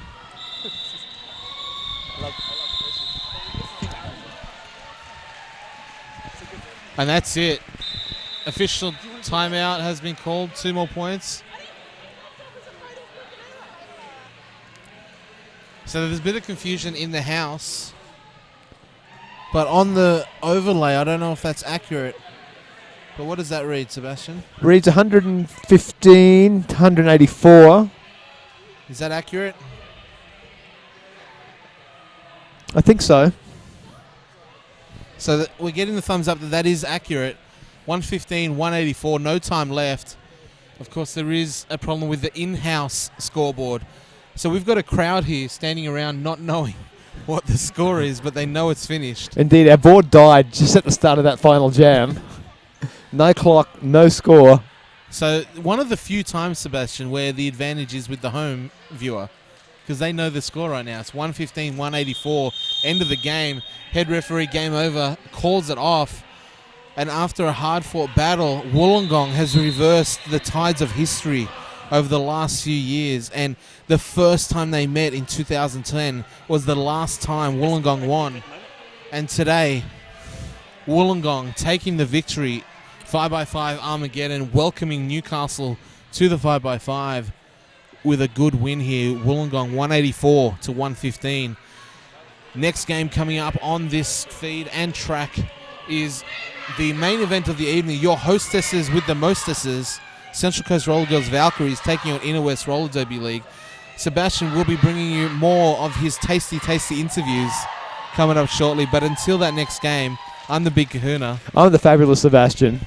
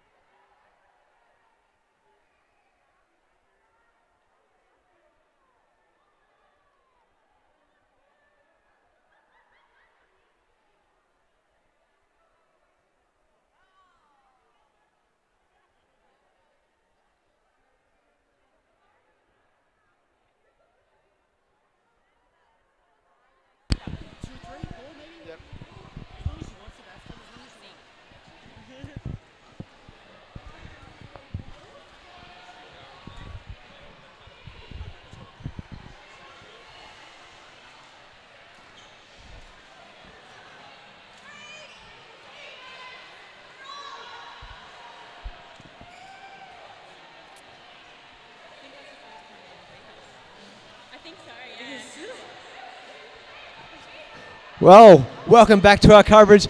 I'm here with Moxie and Booger from Newcastle, making their debut in the 5x5 tournament. How was your debut? How did it feel? It felt really difficult. We had fun though. So, you and Wollongong, long-time rivalry. How did it feel to be playing them yet again? For me, it's been a long time because I've just come back to Newcastle, but it felt just as it used to, good as it used to. So I'll be sore tomorrow. So, first game of the tournament. What have you been doing to prepare for the 5x5 tournament? Well, we've got a lot of players cobbled together from all over. We had a lot of transfers over the break, so this is really the first time that we've all played together, and we learn a lot. So, what can we expect from Newcastle in the next round? Just getting tighter, stronger. We're going to be a force to be reckoned with, don't you worry. So, there were quite a number of skaters missing from your lineup. We saw Godzilla just behind us then. Are you likely to have more of your regular team back for the next game? Well, Jill is going to be joining us again as soon as her ankle's good to go. And yeah, I think, is there anybody else that's coming back? Dutchie will be back. Dutchie's coming back, yeah. It'll be just like old times. Just like old times. So Newcastle are going to become stronger as the competition goes on? 100%. The more we play together and the more we train together, because we're a newer team, the stronger we're going to get. And we've got a really good team vibe, so that's going to help. Any particular team you're looking forward to playing? Is there someone out of all that lineup you think is going to be like a great game for you? We always love playing S2D2. They are great girls and we have such fun playing with them. Well, certainly S2D2, a big win first up today. They're looking strong. They're the two-time champions. How do you fancy your chances against the current champions? S2D2, watch out, because we're coming for you. Well, that's a bit of an ominous warning there from the Newcastle. Oh, look at that. There's more of the team turning up. So everyone's pretty excited. Quick, say hello to your fans while you're here. Hi, everybody. Righto, number 3. Holly Funk doing a lot of jamming today. And I think it's about time that we went and spoke to Wollongong. So thank you very much, ladies.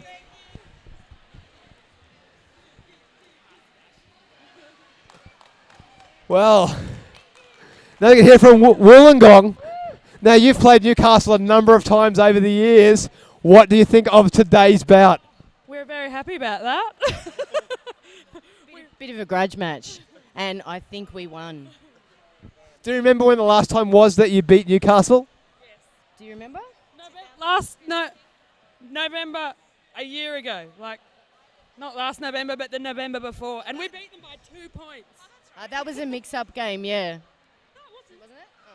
So, Newcastle and Wollongong, a long history. Wollongong today taking the victory that they haven't had for a couple of years. That's pretty exciting. So this is the first round of 5x5. What's in store for us from Wollongong for the rest of the season? We've only got a lot more players to come back from holidays and everything, and we're going to get stronger. So watch out, 5x5. Indeed, your roster today was very small. Who can we expect back in the near future? Oh, we've got AVO, and we can all remember her nice little hits. And we've also got Cato Ninetails, and she's on a little holiday at the moment. So both overseas, and we've got some up-and-coming players as well. So the same question I asked Newcastle. Is there anybody you're looking forward to playing? And of all the teams in the 5x5, is there a particular team that you enjoy playing the most? Not really. I'm looking forward to playing everybody. So, yeah. No, I don't think there's any one team that we particularly have a grudge match with that we really want to beat, but we're just going to try and beat everybody. Well, I think Newcastle watched a grudge match, weren't they? Look, I say to the guys every time we play, seriously, play and love playing with each other, and it doesn't matter who you play, and we love playing everyone. So, new teams this year are Newcastle, who you've played before, Sydney Snipers. Any hesitations or excitement about playing the Sydney Snipers? No, not at all. We're just going to give it what we gave today, and you know the points will show who wins in the day. Indeed, Wollongong are as strong as ever. Ladies, thank you very much. I'll let you go and cool down. Great game today. And we're out of here.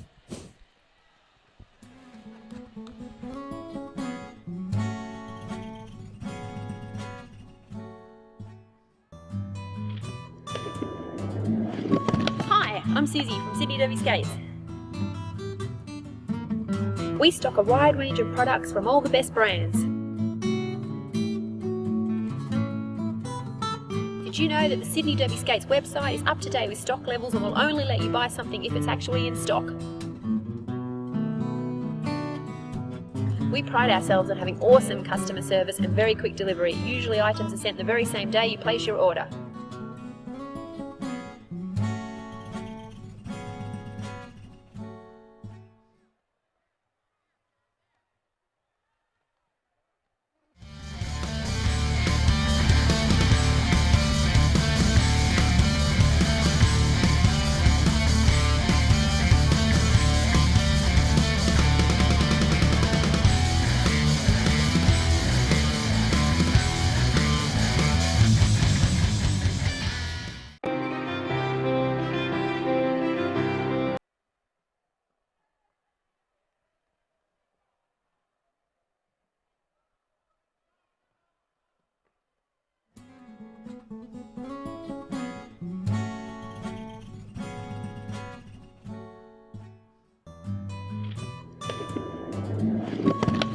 I'm Susie from Sydney Derby Skates. We stock a wide range of products from all the best brands. Did you know that the Sydney Derby Skates website is up to date with stock levels and will only let you buy something if it's actually in stock? We pride ourselves on having awesome customer service and very quick delivery. Usually items are sent the very same day you place your order.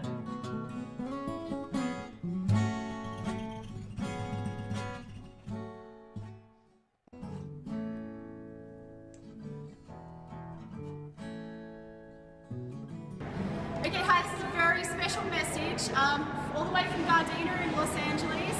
I'm Batty Davis, formerly of Inner West Roller Derby League and side by Wollongong Illawarra Roller Derby League. And I'm here with the Road Rangers and the Rising Stars. We've got a very special message for Inner West Roller Derby going to their first game of the 5x5. Waiting for the Rangers! In your Hi Inner Westies, it's Helen Degenerate here in sunny Wales. It's freezing. Just wanted to say hi, I miss you all and wish you all the best for the 5x5. I think this year you are going to kill it. So good luck, have fun, and I'll be watching. In your West! Hi everyone, just sending a message to remind you all to kick some ass in the 5x5. Remember to hit people hard. I always found that wiping your bum across their fanny is quite a good strategy. I really miss you all. I was trying to think of an inspirational message, but I don't think you need one because you're probably going to win anyway. So I will just remind you that you also need to win the after party. And in your West. Hey Inner Westies, it's Meliminator here from sunny Singapore. All the best of luck with the upcoming 5x5 championships. I know you guys will absolutely smash it. Have a great time. I wish I could be there with you guys. See ya, bye. Hello lovelies, it's Minnie. Still missing you a lot like crazy, but thank you for never letting my Facebook stalking skills get rusty. I really appreciate that. Just wanted to wish you lots of luck for this weekend. I know you're going to kick a lot of ass and hopefully also have a lot of fun.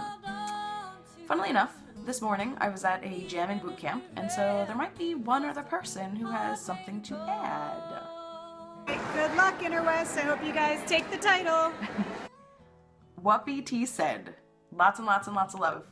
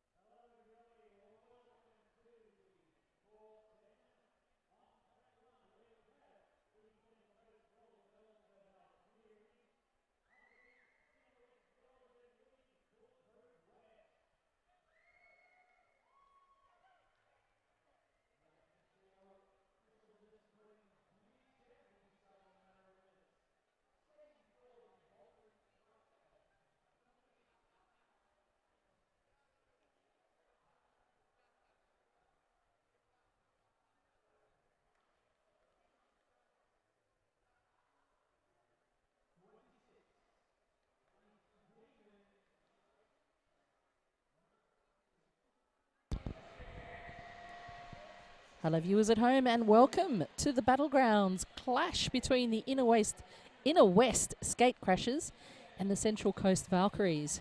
And playing today for Central Coast Valkyries we have Copper Floggen, Ratbag as captain, Hannibal Dector, Madam Mischief, Hazy Demon, Miss Wreckers Bum Bum, Belter Goodrum, Mini Mayhem, Medusa and Bamfidian.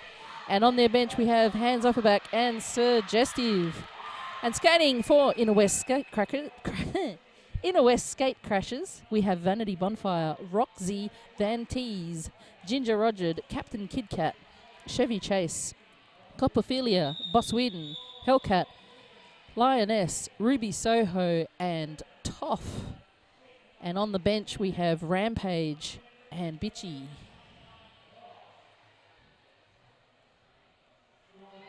My name is Melodrama, and I will be joined at the commentary desk in just a few moments by the fabulous Sebastian. But in the meantime, jamming for Inner West. They're starting off with Vanity Bonfire, first jam for the season. That team's off to a flying start. Vanity trying to find her way through a very solid wall there. 2 lines of 2 holding her back. In the meantime, Hazy Demon trying to make easy work of those blockers. However, Vanity Bonfire out as lead jammer. Vanity Bonfire using the tactic that we've seen already today from Lethal in S2D2. 1 sock on the left-hand foot. The left-hand foot? Maybe the foot on the left side to indicate that is the inside leg, keeping her on the straight and narrow. And Vanity calls that jam off after scoring 4 points. Already both teams having members in the penalty box. Hellcat sent to the penalty box for Inner West. And also Miss Racker's Bum Bum in the penalty box for the Central Coast. Central Coast bringing Copper Flogging onto the jammer line. And of course, the other Cop, Ophelia, is on the jammer line for Inner West. Cop versus Cop.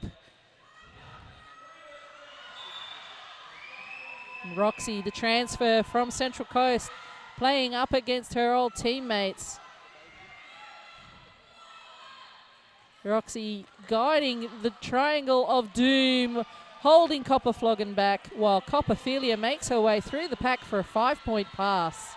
Copper Floggen has finished her initial pass and she will be looking to score some points. Copper Floggen hitting the pack there. Missed a chance to call that jam off though. Copper Floggen through for a 4-point pass. Possibly a tactical error there. They will be starting to tighten that up though. Both teams just feeling their legs a little bit, making sure that they've got all the wheels in place, everything flowing the way it should be. Scoreboard reads Inner West 13, Central Coast 4.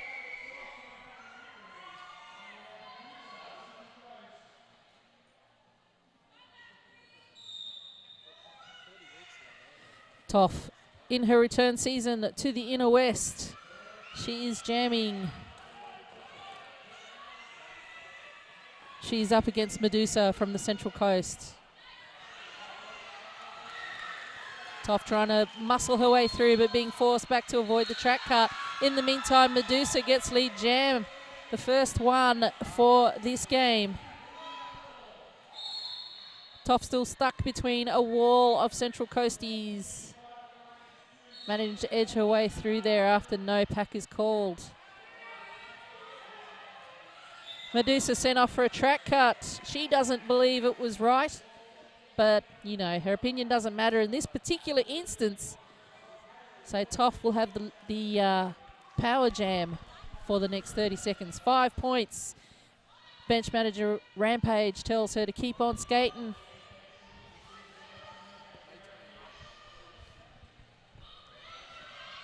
Toff around, trying for another 5. Skating a little bit gingerly there. Coming back from some major injury. But Toff calls that jam off. Was it before Medusa returned to the track? I'm a little unsure. I think it was. It does seem to be. So Copper Flogging will be on the jammer line up against Hellcat. Inner West playing in the black singlets, Central Coast in the white with blue trim. Fabulous Sebastian, what is your take of this game so far? Surprised to see the Inner West taking such a big lead so early. Central Coast, longer history, I think, than the Inner West. I think it's around about the same, but certainly Central Coast were the winners from last season. Yes. You would think that Inner West would be the underdog in that instance. Copper Flogging sent off for a blocking out of bounds. So Roxy Von Tees going to join her in the penalty box, giving Hellcat the power jam opportunity. It's an even bigger opportunity now for the Inner West to stretch that lead out. It's 19 points. Power jam just scored another 5.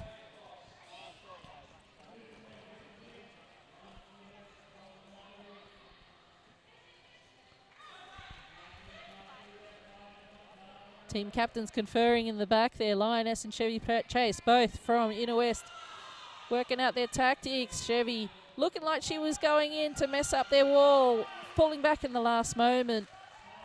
Hellcat managing to make her way through for the 5-point pass all the same. Roxy offering Hellcat a little bit of a lift.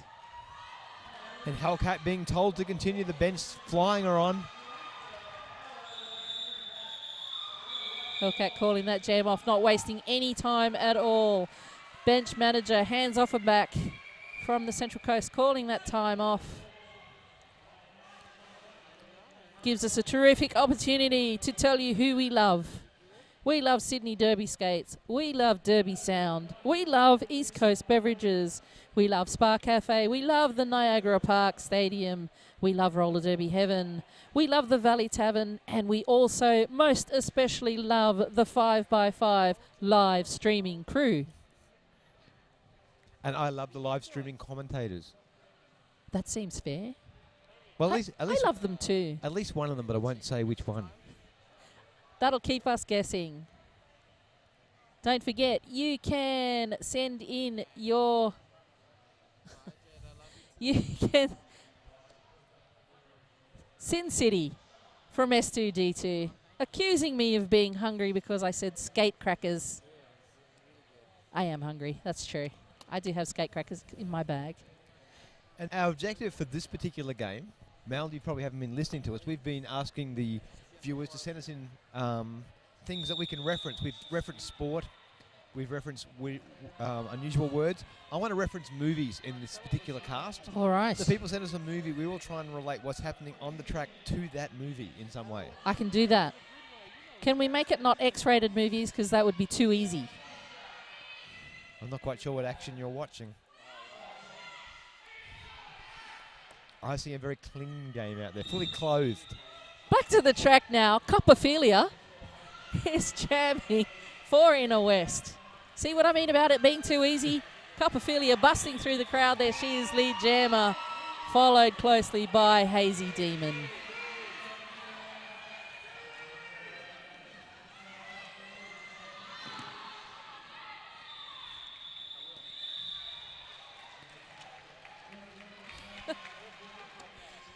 Scoreboard looking very healthy for Inner West. 43 points playing CCRG, the Central Coast, 4 points.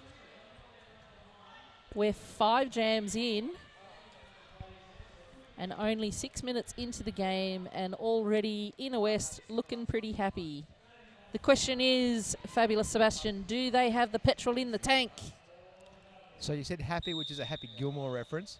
Petrol in the tank might be something to do with Vanishing Point or the Fast and the Furious. I'm thinking Mad Max. Mad Max is a new one coming out very shortly. I'm not sure I agree with that. I agree it's coming out, but I'm not sure I agree with the movie. However, nobody cares. We're back on the track there. Vanity Bonfire, one of the veteran skaters of Inner West. She's been around for a while now, and she is showing the way. Lead jammer.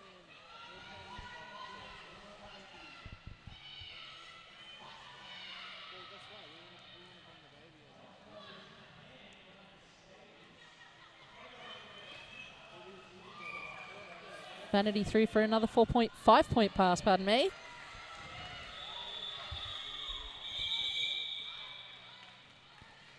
Hazy Demon not able to be as effective as she would like to be in that particular jam. And of course it is easy. Sorry, when I said Hazy Demon, I meant Medusa.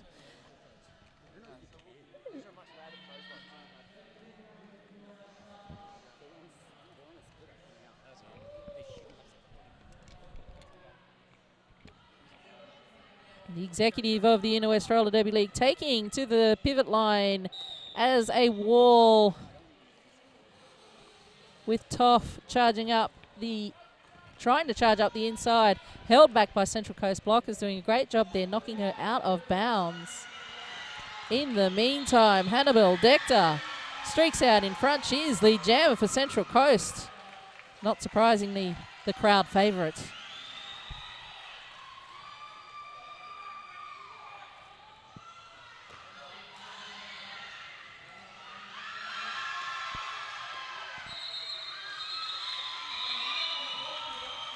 Hannibal Dector calling that jam off. A great jam for Central Coast. 5 points to 0 for that jam. Central Coast playing in the white singlets with the blue trim. Inner West playing in the black with black trim. Indeed, there is a little bit black, but there is also some sparkle. Inner West trying to bring sparkle to the track, but not in a way that you trip over. I describe my hair as sparkly. Some people say I'm going grey. I just say I'm going sparkly. It's definitely sparkly. I'm sitting very close. I can see the sparkles. What I can also see is Copperphilia breaking through the pack. She is the lead jammer for Inner West. In the meantime, Hazy Demon half a track away. Copperphilia is gesticulating to her blockers. She's knocked on the ground, knocked out of bounds. Copper Floggen being as effective as a blocker as she is a jammer. Hazy Demon sneaking through before Ophelia could call that jam off. Terrific work there by Central Coast. Probably a little bit poor on calling that jam off for Copperphilia.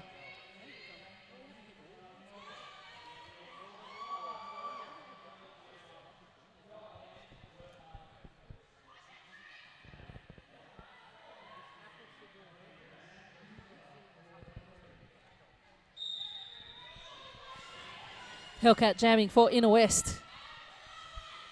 She mashes her way through. In the meantime, Medusa trying to get past the wall of Chevy Chase, Bosswin and Lioness. And Medusa falls way back to the end of the pack there. A lot of work to do. She manages to step aside through Chevy Chase, and she is out on her initial pass. Meanwhile, Hellcat is up on the pack in a scoring pass. Mashing her way through on her knees, calling that jam off. Great pressure from the Central Coast jammer there. And that jam bringing 3 points to Inner West. No points, it seems, to Central Coast. But Central Coast are at double figures now. It's a Yes, positive indeed. start. It's a terrific start for both teams. Central Coast, of course, are not to be underestimated. They won last season for good reason. Vanity Bonfire jamming up against Copper Floggen from the Central Coast. Copper Floggen streaking right through. She was the jammer of 2014 for this division. She scored some ridiculous amount of points, like averaging 7 or maybe 15 per jam, per pass even.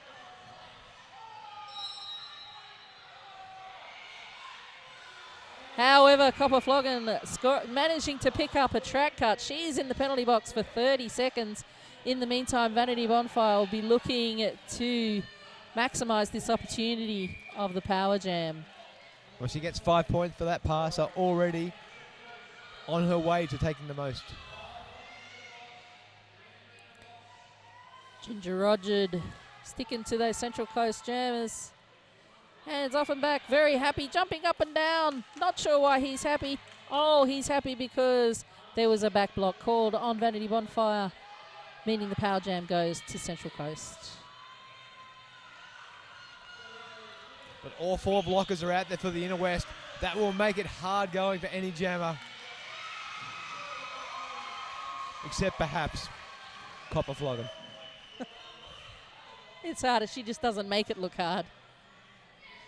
Copper Floggen, of course, being of fitness that she is, in those tighty tights. Making her way through for another 5-point pass. Vanity Bonfire joining the track here. The end of the power jam, but not the end of the scoring machine of Copper Floggen. And with no lead jammer, there is 10 seconds left for the 2 minutes of this jam. Vanity putting 4 points on the board. And that switcheroo in the middle there. 11 points to Central Coast, 9 points to Inner West for that jam.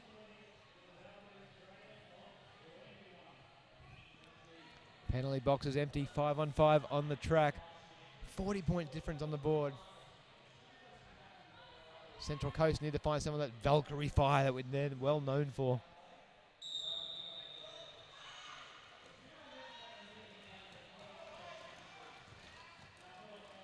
Ophelia, look of determination there. She gets the outside line. She's been called as lead jammer. Medusa is through, but trailing. Can Copperfield score the points before Medusa catches her on the track? Copperfield signalling to her wall that she wanted some help busting through. She gets on through, calls that jam off. 4 points to Inner West. Hands off her back, reckons 2 points. He's right in this instance. I suspect referee Wayne of War came up with that conclusion himself, though. I believe so. I don't think they take advice from the bench managers. It would be a more interesting game if they did. Everybody would just score a 50-point jam every time. It would depend upon the number of fingers you could get up there in time. I've seen some big hands. I don't want to know about that, Sebastian.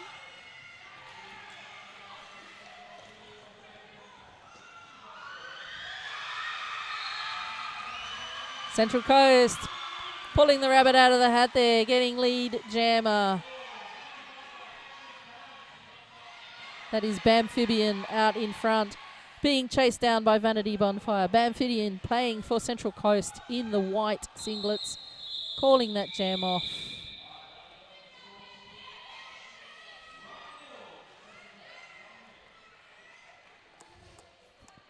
And the scoreboard reads Inner West 65, Central Coast 24.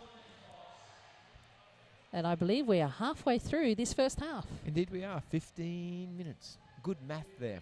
I did it myself.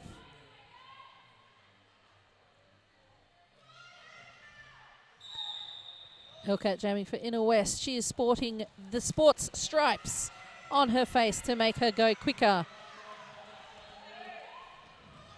Seems to be working up against Hannibal Dector from the Central Coast. Hannibal recycled back behind Chevy Chase's spotted pink bottom. Hellcat lead jammer, Rampage, indicating he wants one more. Give me one more. I think he meant one more pair of these amazing tights. Boss Weirden clearing a path there. Great job blocking. Fantastic teamwork there. Inner West have been working on their teamwork on their walls. Back to basics for the Inner West, and it's really paying off.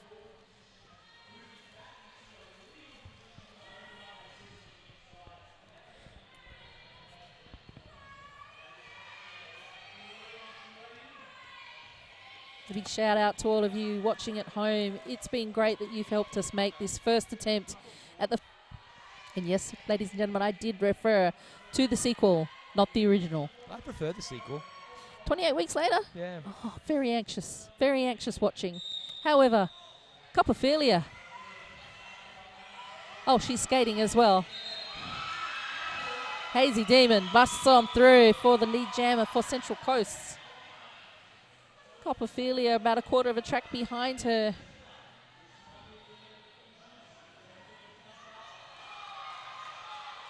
Hands off her back, gesticulating madly. Call it, and she does. 2 points to the Central Coast and nothing to the Inner West. Central Coast clawing their way back. There's still plenty of time in this game. Do not be mistaken. The Central Coast can still make a very big comeback.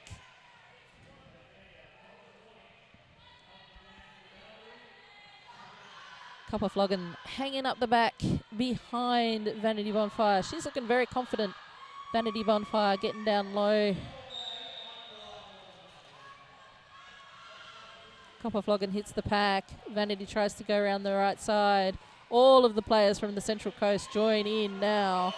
Central Coast, Madame Mischief and Miss Racker's Bum Bum. Vanity's just been called for a track cut. That means it is a power jam for Copperfloggin. I am going to guess that Copperfloggin is going to skate this jam out. 55 seconds to score as many points as she can. Points differential is 35 points. So they're going to want to close that gap up. Fabulous Sebastian, what do you think will happen next? Indeed, I'm trying to see. I'm hoping she skates the clock down. I'd like to see her do as many laps as possible, but no, she's been called off. That is a terrific tactic on behalf of Hands Off Her Back. Call that jam off while Vanity Bonfire is standing but still in the penalty box. That gives just under 10 seconds, I imagine, for Central Coast to get lead jammer in this next jam. Official timeout has been called. Central Coast are not going to be happy with the official timeout because that will put some interruption into their momentum. But it will give the viewers at home time to send in a movie they want us to reference. I think they should do that. Our home viewers have been very quiet this bout.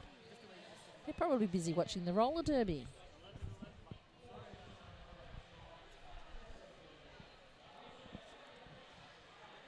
Now, I was in an in-depth conversation with Rampage earlier. We were talking about the possibility of starting another roller derby league, perhaps with some slightly different rules.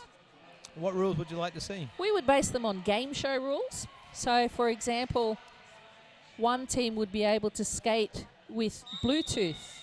And Rampage said he would reference to his mum, and his mum would help him know what tactics to do. No bench manager needed, just Bluetooth. The phone a friend tactic. How would that work in roller derby? Who would you phone and why would you phone them? You'd phone Rampage's mum. This all seems to revolve around more around Rampage's mum than a game show. Fair enough. Vanity Bonfire, she is not the lead jammer.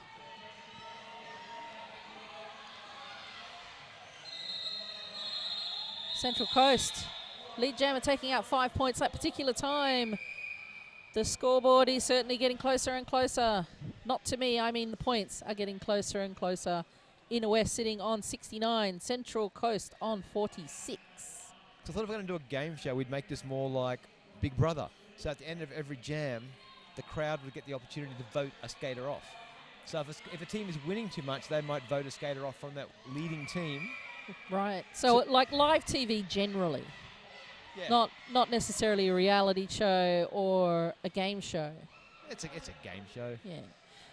I think there could be like a Wheel of Fortune type situation where you can spin the wheel and that will determine whether or not you're allowed to call the jam off. It'll tell you what to do. How many skaters you can have on the track? There's all sorts of possibilities, really. Referees could have their own little wheel, and that would be the only penalty that they could call. They're only allowed to call track cuts. They're only allowed to call high blocks. I think there's a lot of opportunities here for this new league. I think so. I think if we're going to get it television ready. I am waiting for the phone calls from the sponsors right now. We need a producer. We need some sponsorship money. We've got the players. We've got the technology. In the meantime, Toff trying to make her way past for Inner West. She is lead jammer.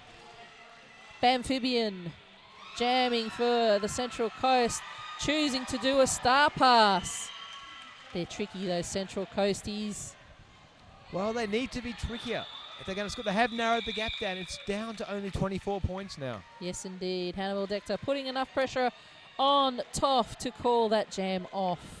3 more points for Inner West.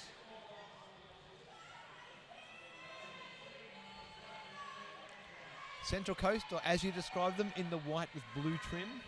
He's a little bit trimmy. And certainly narrowing the gap. Blue wings, maybe.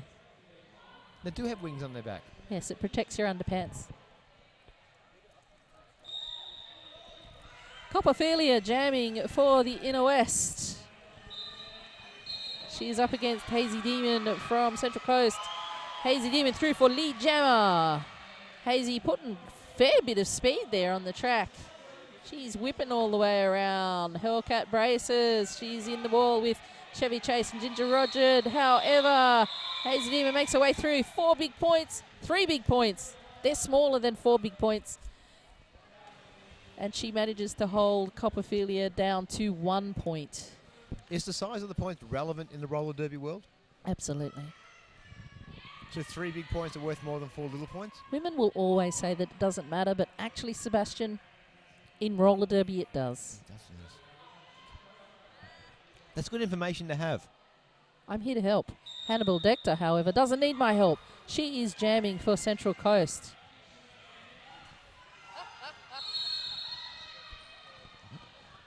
Vanity Bonfire jamming for Inner West, and she is through for lead jammer once again. What are the statistics on that, fabulous Sebastian? Vanity Bonfire, out of all the times that she has jammed today, what is the percentage that she has gotten lead? 72.8. 72.8, rounded up to 1 decimal place. Good job, fabulous Sebastian. I knew I could count on you for the statistics. That jam bringing 2 more points to Inner West. The scoreboard reads 75 points to the Inner West Skatecrashers, 48 points to the Central Coast Valkyries. And of course, 72.8 is actually the same number of people that died in Die Hard 3 at the hands of John McClane with his guns and explosions. Yippee-ki-yay. The interesting thing is that the viewer at home called Paper has referenced us to the movie Snatch. My only real memory of the movie Snatch is that I could not understand a word that Brad Pitt said. I was going to try and do an Irish accent, but It would be bad. I figured We would get phone calls. It would be more offensive than Phone than calls. Tony Abbott. So I'm afraid we Is it can't. possible? Well, given that I am half Irish, I still can't do an Irish accent. Hazy Demon doing a great job there for Central Coast. 2 points. Softening the blow of Inner West's 3 points. There are just over 6 minutes left in this half. And indeed, if you were actually up here at the game, not at home watching it, you could go out to the after party and become zombified, much like a character in Shaun of the Dead. Certainly. And there are many records being broken here as well. If you don't understand what I just said, you need to watch Shaun of the Dead. Is that Hannibal Dector streaking out in front as lead jammer? Yes, she is. And she must have rubbed her magic lamp because she is in a power jam situation and finds herself as lucky as Aladdin. Fabulous, Sebastian. I think you found your calling. Big blocking happening there from Captain Kid Cat and Chevy Chase. They are being absolutely relentless. Chevy knocking Hannibal Dector out of bounds, having to recycle her back behind the pack.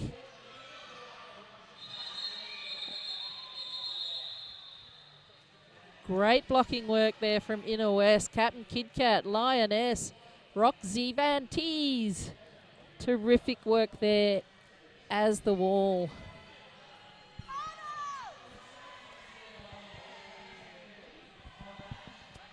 And a big greeting to all of the ex-players from IWRDL, most especially Yeezy Beats, who is giving us some pretty dodgy movies to reference. I do worry about what is in their DVD collection. I kind of want to see it myself. However, Hazy Demon has her work cut out for her there, busting past Ginger Roger, and she is lead jammer for Central Coast. Copperfilia in the meantime making her way through on her initial pass, about a half a track in it right now.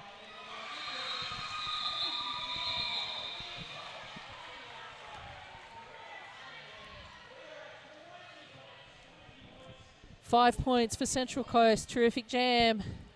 That point difference now, only 20 points. Central Coast certainly headed the way that we thought they would, getting closer and closer.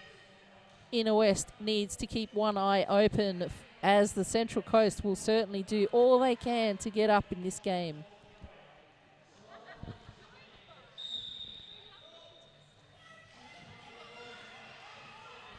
Boss Whedon, of course, a tribute to the great producer, writer, legend of Buffy the Vampire Slayer, doing a terrific job there blocking.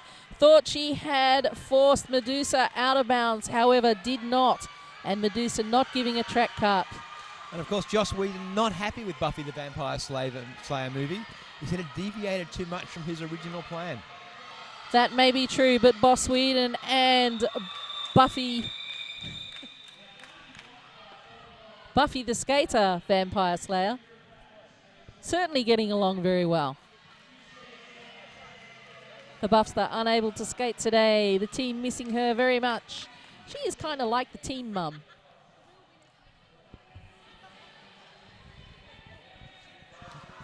Hellcat pulling on the panty, the velvet panty of the jammer for Inner West. Copper Floggin doesn't need velvet. She has satin. And she is stuck behind Boss Whedon's wall of doom. She skips on past, gets caught up behind Lioness. In the meantime, Hellcat, all sorts of trouble with the legs. She manages to skip on through. And I'm wondering if Yeezy Beats is saying things to us when she writes, "How dare you?" Or is there actually a movie called How Dare You? And Copper Flogner just here then, he danced her way through that pack. She's a dancing kind of player. Well, indeed she was. She was originally cast a star in Strictly Ballroom, but had to turn it down to concentrate on roller derby. That's also because her pants were too tight.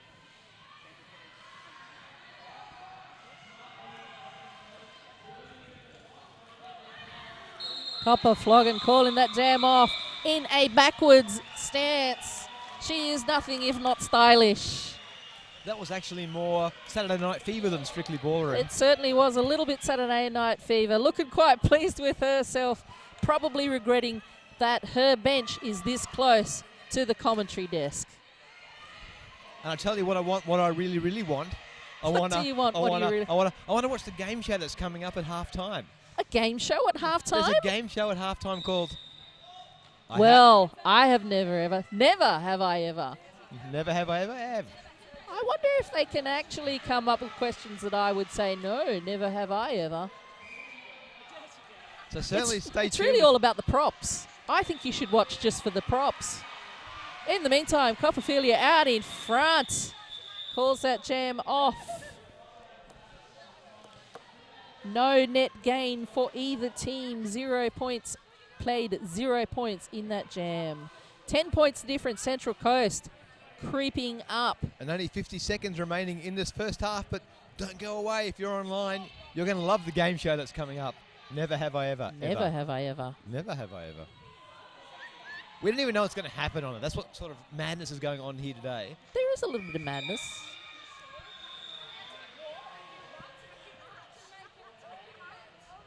There's some signals going on again. Seems to be an official timeout. There's a review on. Meanwhile, Bitchy and Scratchy's doing laps around the field. It keeps her sharp. Her fitness is important. In the meantime, she's gone to get some ice of the cold water kind. Cold, I was going to clarify that. No, Bitchy's not. No. I thought Vanilla Ice was in the building, but you've clarified that for me. No ice, baby. Ice, baby. Ice. So is that a pun coming through from Easy Beats? Roller Boogie Nights, way harder. Do we all know what Boogie Nights is about? I don't think that's appropriate for the young children. Easy Beats, just watch where you're coming from.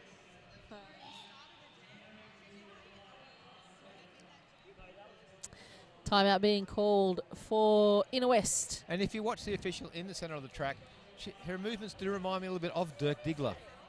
Dirk Diggler. Doing up his shoes or something. It's like a double Dirk Diggler.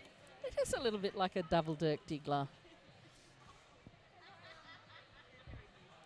Copper Floggin on the jammer line. She will be looking to make her way home to Aunt Baru. She will be using her force to make her way through. So if she does a Luke Skywalker, she will close her eyes and just find her way through the path, much like blowing up the Death Star. Indeed, she will know when to skate left, when to skate right, and when to just keep skating on ahead. And when to let go of the load. Are we talking about Boogie Nights? The Death Star, blowing up the Death Star. Right. In the meantime, Toff, sporting the Velvet Star of Inner West. She is through for lead jammer. Copper Floggin half a track behind her. Toff will likely hit the pack and call it. There is no time left on the period clock, but there is a minute and a half on the jam clock. As suspected, Toff hit the pack, called it off. 3 points to Inner West. And at this half-time break, Inner West sitting on 81 points. Central Coast sitting on 68 points. And we are just warming up in this game, this fourth game of day one of the 5x5 tournament. Are we ready? Can we ever be ready enough to hear Confessions of a Derby Girl? You gotta give me a signal when it's ready to go.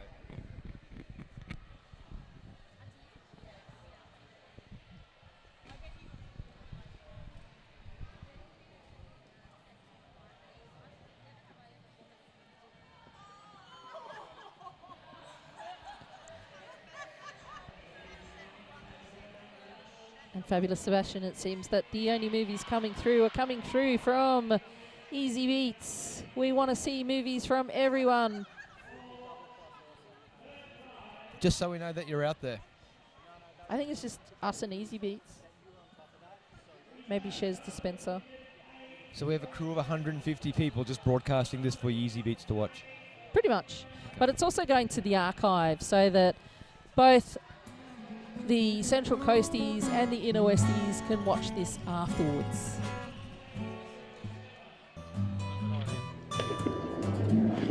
Hi, I'm Susie from Sydney Derby Skates. We stock a wide range of products from all the best brands. Did you know that the Sydney Derby Skates website is up to date with stock levels and will only let you buy something if it's actually in stock? We pride ourselves on having awesome customer service and very quick delivery. Usually items are sent the very same day you place your order.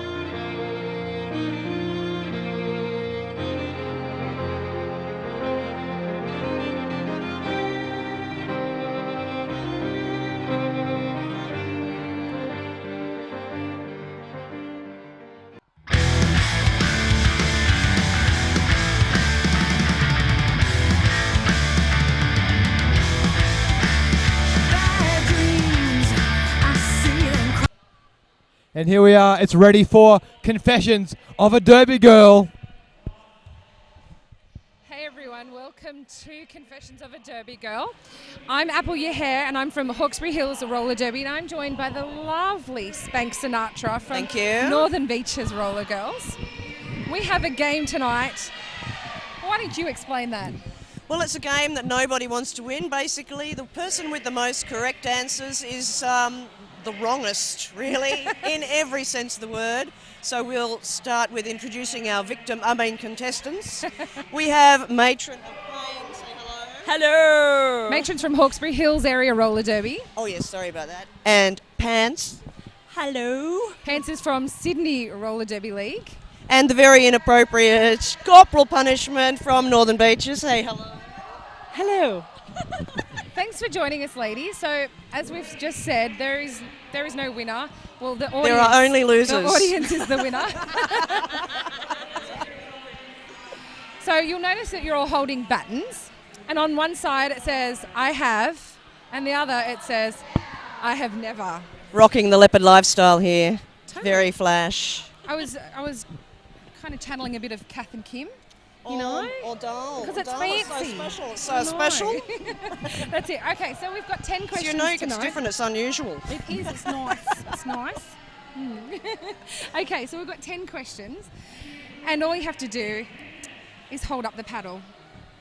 Yes, I All right. have. So let's get down I have to it. never. Never have I ever blocked my own jammer. Oh! Okay. Well, it was almost unanimous. I must be winning. Matron, did you do that tonight? No, I didn't do it tonight. What about you, Patch? You didn't? Nope. No? Okay, well that's Oh. yes.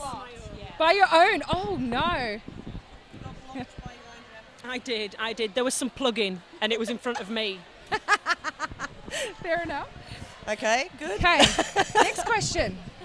Never have I ever farted on the jam line.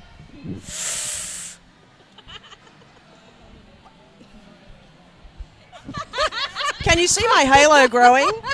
It's up here. Everybody else said, "Is that you, Patch?" Yes. No. Was that tonight or was this another? I totally have. I'll admit it. They all fall over on the jam line if Patch does, though. Well, that should lead to me to my next question. Never have I ever nervous pooed before a game. No. Really? No. Was it just a regular crap? Not a nervous poo. one? Bowels of steel. Yes. Bowels of steel. Okay. Nervous weeing, but not nervous pooing. Fair enough. Well, that was the next question, but we'll just pass that one now. So that wasn't you that exploded the toilet. Is that why it flooded? There was an exploded toilet. Oh, God. The flooding wasn't you. Oh, come on. Okay. Test off it was you. Just do it. Just hold it up. Just hold it up.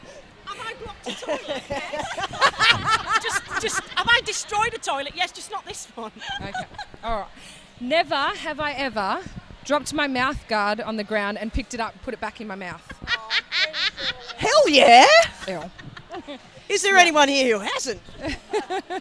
No. That went for dummies when my child was a kid as well, you know. Dirt is good for children. Going back to our childhood. Never have I ever argued with a ref call. And my halo grows ever shinier. Really, Pets? Never? No, never. Oh. Never. I'm a state. Whenever a ref calls me, I'm like, yes, sir. I'm like, really? I so did not track her. I did not track her. Oh, yeah, I did. Okay. All right. A little bit, maybe a little bit. Okay. Never have I ever worn pads that were still wet from the previous training. Yeah, I did that tonight. Especially in tournaments. Tournaments Yes, are the tournaments are the worst. Yeah. Mhm. And when it smells that, Oh, yeah. I actually used that to my advantage tonight. I was on the startup line. I went, hey, you want to smell my wrist Oh, guard? I was on that jam with you. That was gross. You notice people do that, they go, oh my God, this is disgusting, smell it. Or, oh, this is disgusting, taste it. And it's like, no, why would I? All right, so let's mix it up a bit. Never have I ever been busted having sex. Not even at Derby. I told you I'm mixing it up. I didn't say busted at Derby having sex. I just said What busted. should that be?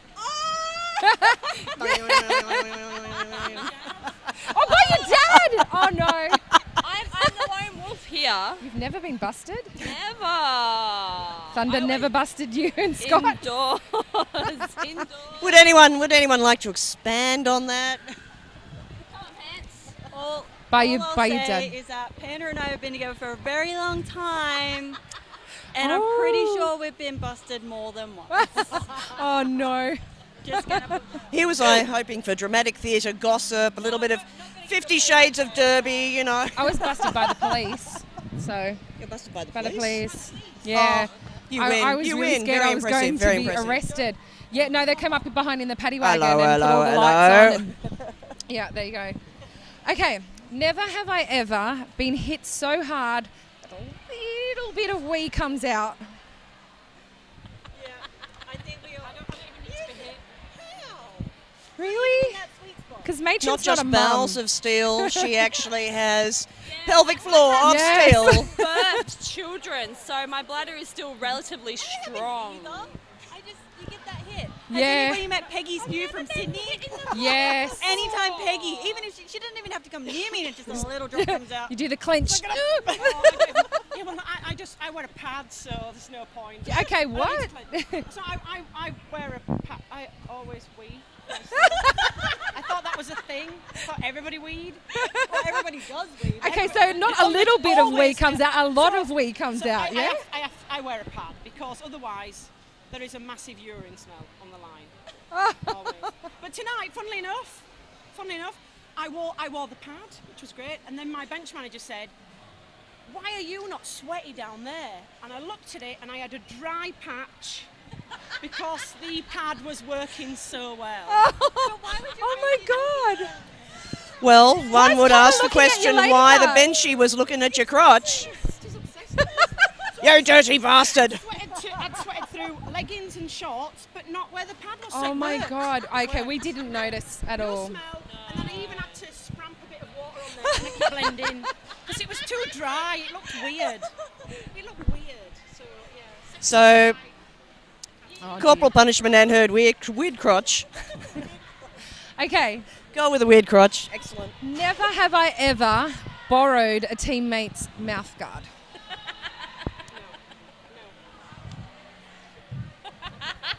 I remolded it. Well, it got washed before I used it. It was fine. Whose one did you borrow? Whose one? The spare one she really used. Oh, no. This one was molded. I had to remold it to use it. It was Posh Deckham's. It was great. I loved her for it. Sweat, blood, tears, and spit. Derby is a very caring, sharing kind of sport. We're all caring, sharing kind of girls. What can I say? Okay.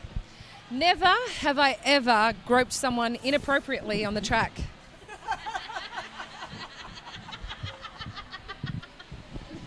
Oh, would you like the queen of grope? Oh, I have an obsession with bums. You can ask my family; it's so inappropriate. We have naked every day. I was going to say naked Tuesdays, but we have naked every day. I'm obsessed with bums. And it's Why have you really- never inappropriately grabbed me then, Patch? Because You've never been on the line with us. There you go. All right. All right, so... Okay. Well, thank you very much for joining us. We'll be back next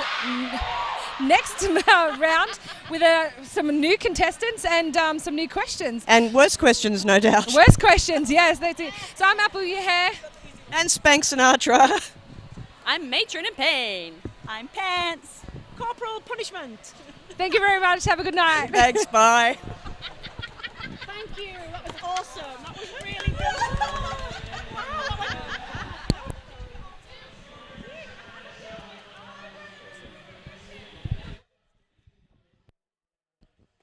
Alrighty, fabulous. Sebastian, never have I ever seen a game show like that. I think there should be the commentator challenge.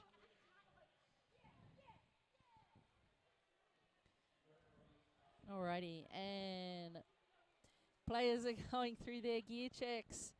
Inner West are getting particularly excited because they have just given me the thumbs up to let you know that the next round of the 5x5 will be played at Sydney Boys High. That is Sydney Boys High in Moore Park. Very easy to get to.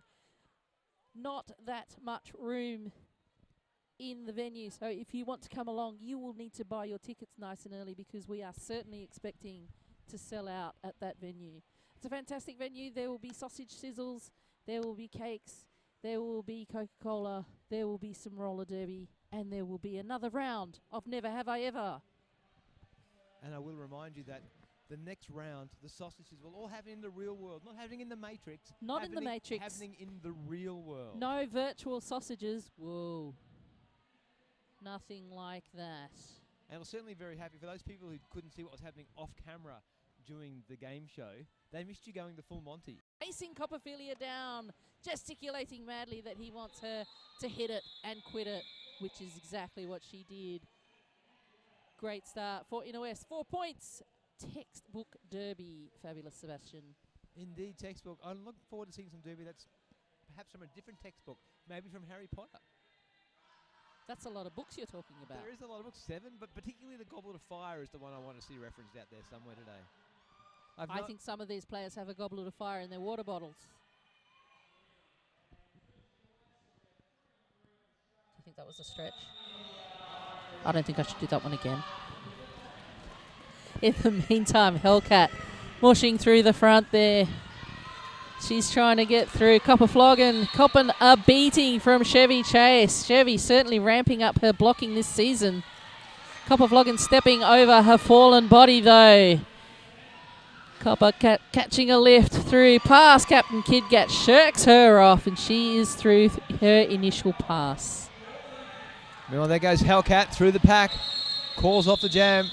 Would you call that a textbook example of jamming? I would call that a textbook example of communication and jamming. Hellcat in control of what she was doing, staying in contact with the bench. Not sure what movie that's from. I was aiming for The Matrix. Something about a bench. Bench warmers? Major League. We'll have to work on that one at home. In the meantime, there is some derby. Everyone mushed up on the jammer line. Toff streaking out in front. She is lead jammer. Hazy Demon forced to give up the chase after exceeding the 20 feet line. However, Toff is hitting the back of the pack for Central Coast. Hazy Demon only just reaching there now. Boss Whedon sent to the penalty box. That means if Hazy Demon can get past one, she will get the points. She is past more than one. Toff needs to go again to make it worth her while. However, Medusa seems to be skating quite a fair bit faster than Toff. Toff forced to call that jam off. How many hips did she get past? None, says the referee. Nil gain for that jam. 4 points all. Scoreboard reads 93 to Central Coast 72. So Inner West slightly increasing their lead at the start of the second half. Points differential, though, Fabulous Sebastian, still only 21 points. This is absolutely anyone's game. Well, it's actually really either Central Coast or Inner West's game. Not really anyone's, just one of those two.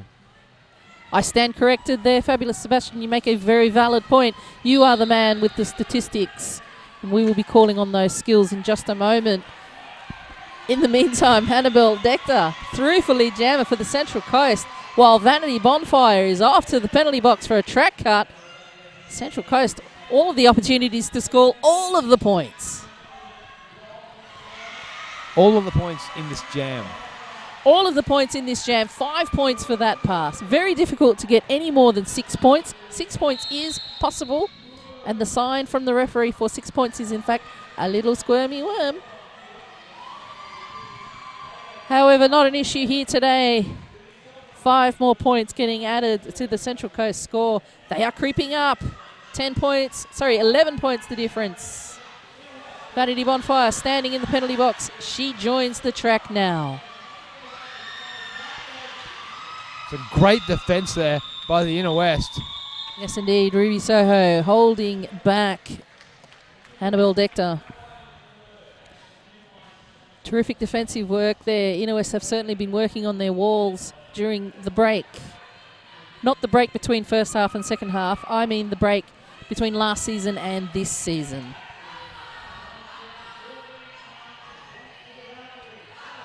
We can see a wall forming there at the front of the pack. A 2-person wall. The Hellcat Lioness wall. It's the wall of felines. Copperphilia trying to make her way past all of the blockers, the many, many blockers of the Central Coast. However, the other Copper Floggin, managing to get through for lead jam. Copper Floggin sniffing on the heels of Copper Floggin.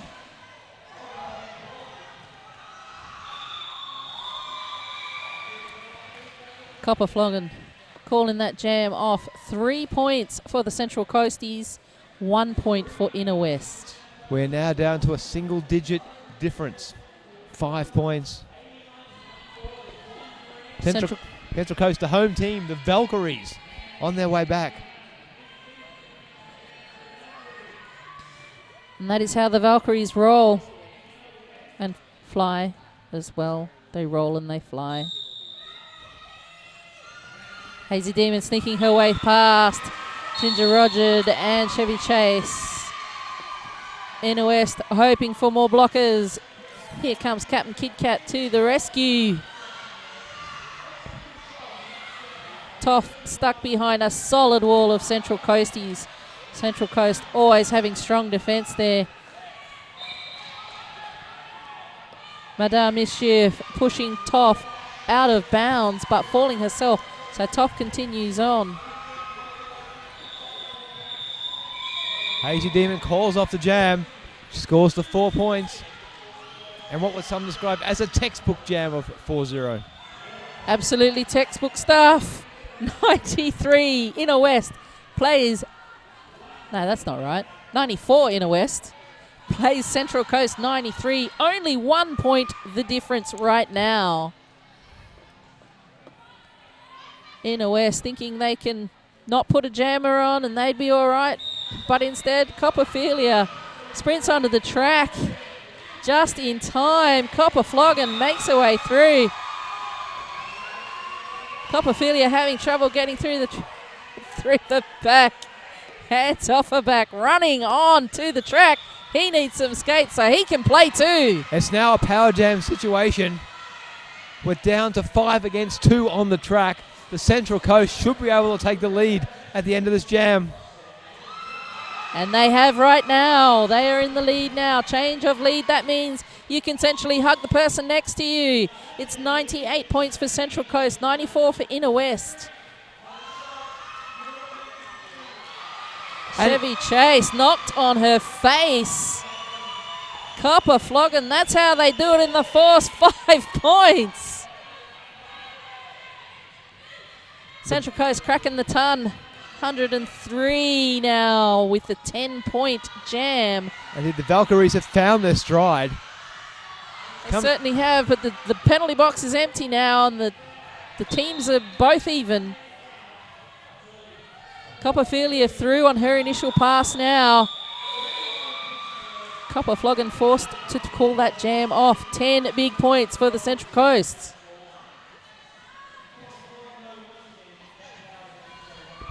How do you think the tactics will change now for the Inner West? They are lagging behind by 11 points. I'm expecting to see stronger defense from them. A slower moving pack, a bigger wall. Okay. Officials calling a timeout. All right then. Well, we've seen the Valkyries on a stride. They've been speeding up the game. So I think Inner West will want to do the exact opposite to what the Central Coast are doing, and they'll slow down the game. Yes, indeed. And bench manager Rampage showing the players how to do Quasimodo there. He says, do Quasimodo. You might remember it, you might not, but surely the name rings a bell. In the meantime, Central Coasties, much less movement in their hands when they're getting hints and tips from the lineup manager, Suggestive. In the meantime, hands off her back on the track where he likes to be. Now, I have been commentating on the work of the officials today, and I was about to commentate on that, but the timeout is over. I hate it when that happens. Do you know I still would like to thank Sydney Derby Skates? Well, then thank them. Thank you, Sydney Derby Skates. And, of course, the next round of 5x5 is on the 18th of April. 1 week after the Inner West Roller Derby Trivia Night. I heard about that trivia night. It sounds like fun. It sounds like excellent fun. Is it true that it's only $15 and you get dinner? You do get dinner. My goodness me, that is cheap as chips. If you were to jump onto the Inner West website or their Facebook page, you could find out more details, surely. Do you think that's where Hellcat's gone? Because she's not on the track and she was the jammer for the Inner Westies. Maybe it was a track cut that sent her there. Maybe she's gone to get her phone so she can order some tickets. Ordering tickets before the event would be a clever thing to do. It would be a clever thing because that too may sell out. In the meantime, Hannibal Dector just skates round and round, scoring all the points. She is the only jammer on the track. Central Coast sitting on 115 points. Inner West lagging behind, 94 points. 20 minutes left in this game. Hellcat, look at determination. She is back on the track with her speed stripes. 5 more points for Central Coast. This is a 10-point jam so far. Chevy Chase, not much of a hip check, but managed to drive Hannibal Dector off the track.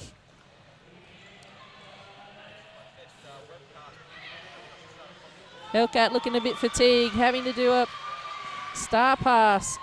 She's looking a bit injured to me. She does seem to be going slowly. She's gone down now on the outside of the track. She seems to have hurt her face somewhat. She's looking very dizzy. She looks very dizzy indeed. Medical team are up and racing into action. Looks like she might have taken a blow to the jaw. She's holding her face.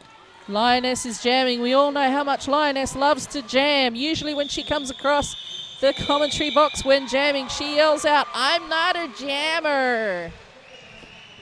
The star on a helmet says otherwise. Indeed. Central Coast absolutely mopping up on that jam. 23 points, no points to Inner West.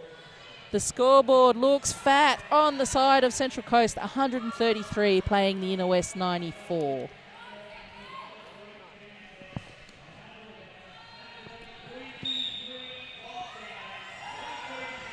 Hellcat indicating to the medics that she actually had a bit of a funny fall. She's got an ice pack on the back of her neck and she does look okay. So for those of you at home who might be a little worried about Hellcat, she does look okay.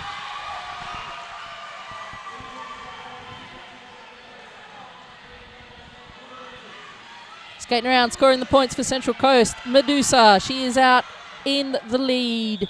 Toff hunting her down, forcing her to call that jam off. No points to either side.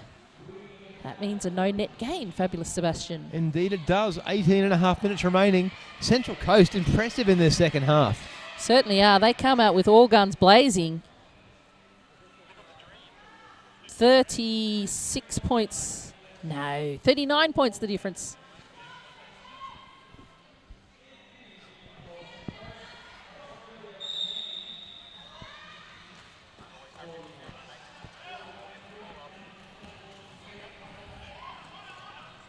I believe that's Bamphibian doing the hard work there, trying to muscle her way through, but she gets lead jam. In the meantime, Copperphilia is out in front of her, but not the lead jammer. She still has the opportunity to put some pressure on, but has just been called for a track cut. Copperphilia back to the penalty box. Hellcat, meanwhile, skating back to her bench, still got the ice pack on the back of her neck. Yes, indeed, but she doesn't look quite as queasy and dizzy as she did before. So that is good news to see Hellcat back to the bench.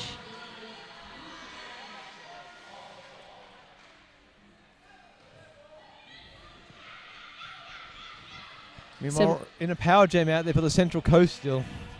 Yes, indeed, 1 minute left to this jam.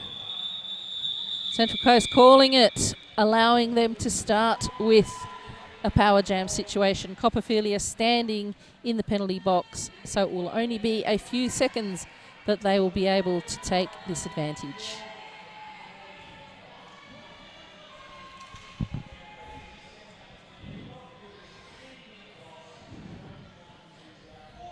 Inner Westy Wall, all the pressure on them now. Ruby Soho, Lioness, Vanity Bonfire, Chevy Chase trying to hold back the Central Coast.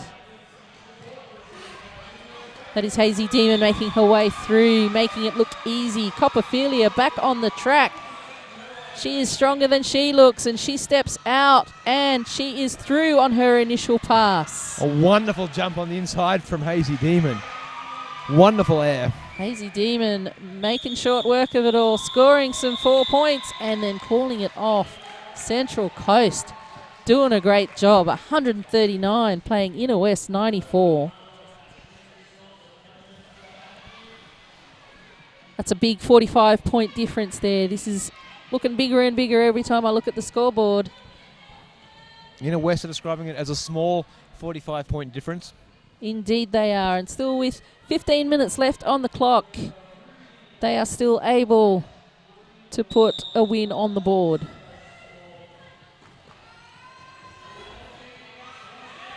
And Tough is trying to make the lead jammer. And think she does. Inner West control of this jam. Medusa trying to make her way through to catch Toff. However, Toff hits the pack. Will she call it off?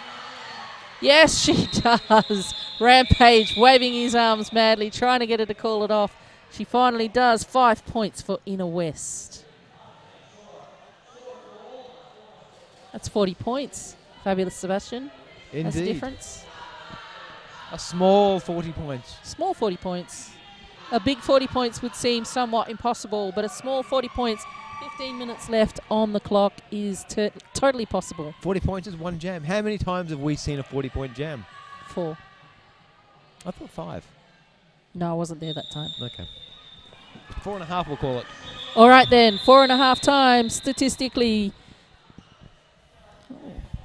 What is Hands Off and Back doing? Fabulous Sebastian, tell me what Hands Off and Back is doing. He's taking the law into his own hands. It's Battle of the Blue Shoes out there in the middle. I can see there'll be an official review or a timeout or something going on. Indeed. Oh, there is a timeout, actually. Those that are confused about what Rampage is wearing, they are his actual legs. He's not wearing tights. They are his actual legs. I think they're called varicose veins. And there is an official review. He's getting serious now. The jacket is off. That would be a reference perhaps to To Kill a Mockingbird. Atticus Finch wearing the suspenders, pulling on them when he's getting serious. It's either that or Foghorn Leghorn. I say that could be true. Do you know what? I want to say thank you to some people. Please. Thank you, Sydney Derby Skates, East Coast Beverages, Spa Cafe, Niagara Park Stadium, Roller Derby Heaven, the Valley Tavern, and also the 5x5 live streaming crew. And a special reminder that the 5x5 tournament will be back on April the 18th. April the 18th? April the 18th for round 2. Where will it be on April the 18th? Sydney Boys High.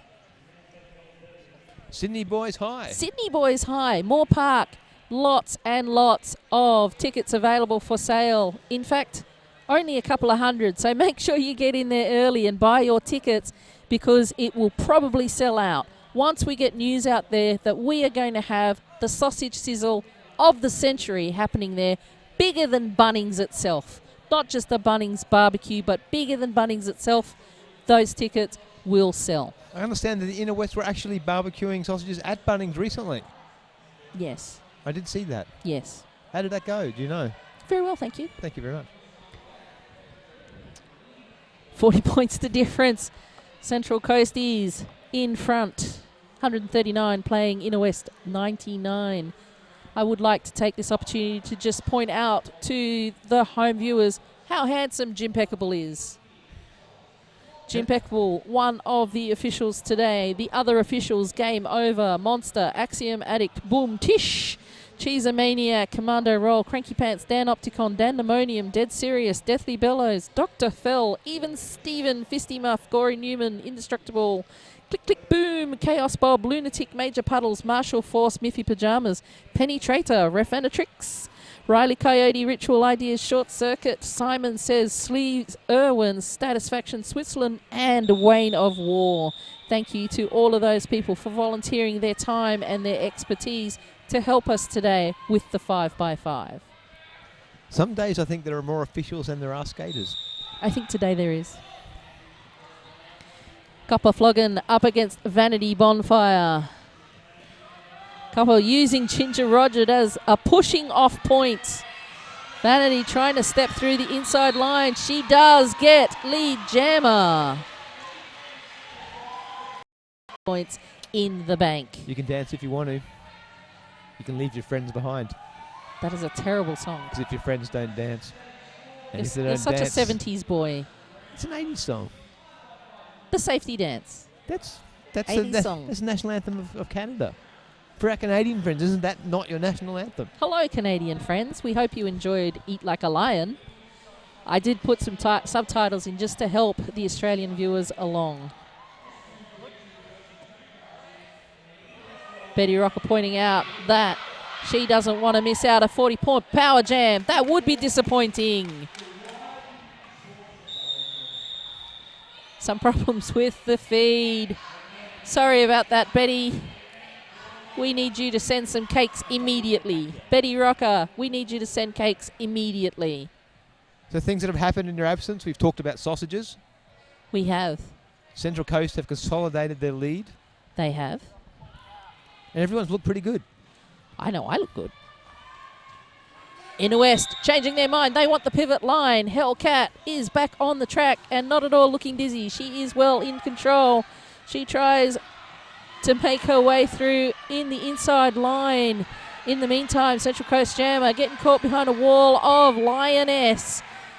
But she is through and she is lead jammer. Central Coasties taking it to the Westies.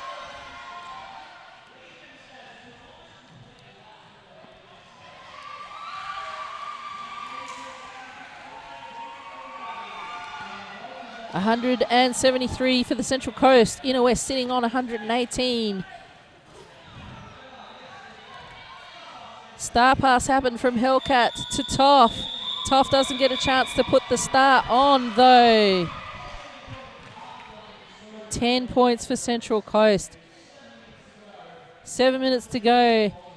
Can Inner West make it? It'd surely be a fairy tale. Fabulous Sebastian. It would be a fairy tale. It would have a happy ending. That's what you want, a happy ending. Would it be a happy ending if Central Coast won as well? I don't know. Does someone need to go to sleep? Does it need to be a princess? I think there's some cake. A gingerbread house?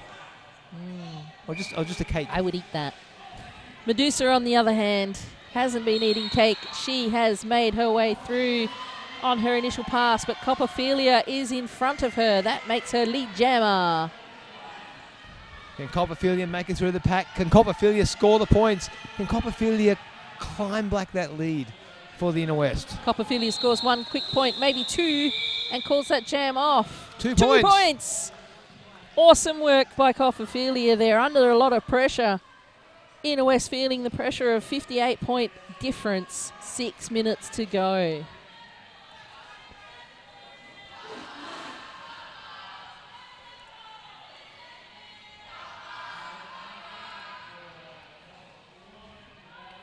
Strangely enough, Central Coastie is cheering for Cop. Copper. Probably not Copperphilia though. Probably Copper Floggin, who is on the jam line now and who is trying very hard and about to take over lead jammer status. Both referees indicating lead jammer. However, Wayne of War indicating Toff as the lead jammer. Toff getting bumped around. Lots of people yelling, call it off. Copper Floggin has scored some points. Toff keeps skating on. Tough seems to be enjoying herself, an incredible amount, that smile on her face. It's terrific to see her back on the track with those Inner West colours. However, Copper Floggin, 4 points added to their total. Inner Westie's looking a bit tired. Is it possible that Toff doesn't know that she is lead jammer? Copper Floggin motors on, another 5 points. That is a terrific effort when the other jammer is still on the track. Anyway, Mel, we, Peter, have lost our feed on our desktop. Well, we'll just keep going and pretend that we're not talking to ourselves, because at the very least I am talking to you, Fabulous Sebastian. I'm just concerned that we're not receiving very important messages. It's like I'm with Telstra or something. I'm just not receiving any messages. They'll all come through tomorrow morning at 6 a.m. Toff does a star pass to Lioness. I'm really thinking Toff didn't know she was lead jammer, because she would have called that jam off if she knew that. She did just seem to keep going. She wanted to keep going. However, there is a power jam. Lioness sent off the track. She has both the pivot and the jammer panty. No pack is being called at present. A lot of confusion there. Apparently, Lioness sent off for an illegal star pass, which means that Toff is in the penalty box with the star. Lioness sent back out on the track with the pivot hats.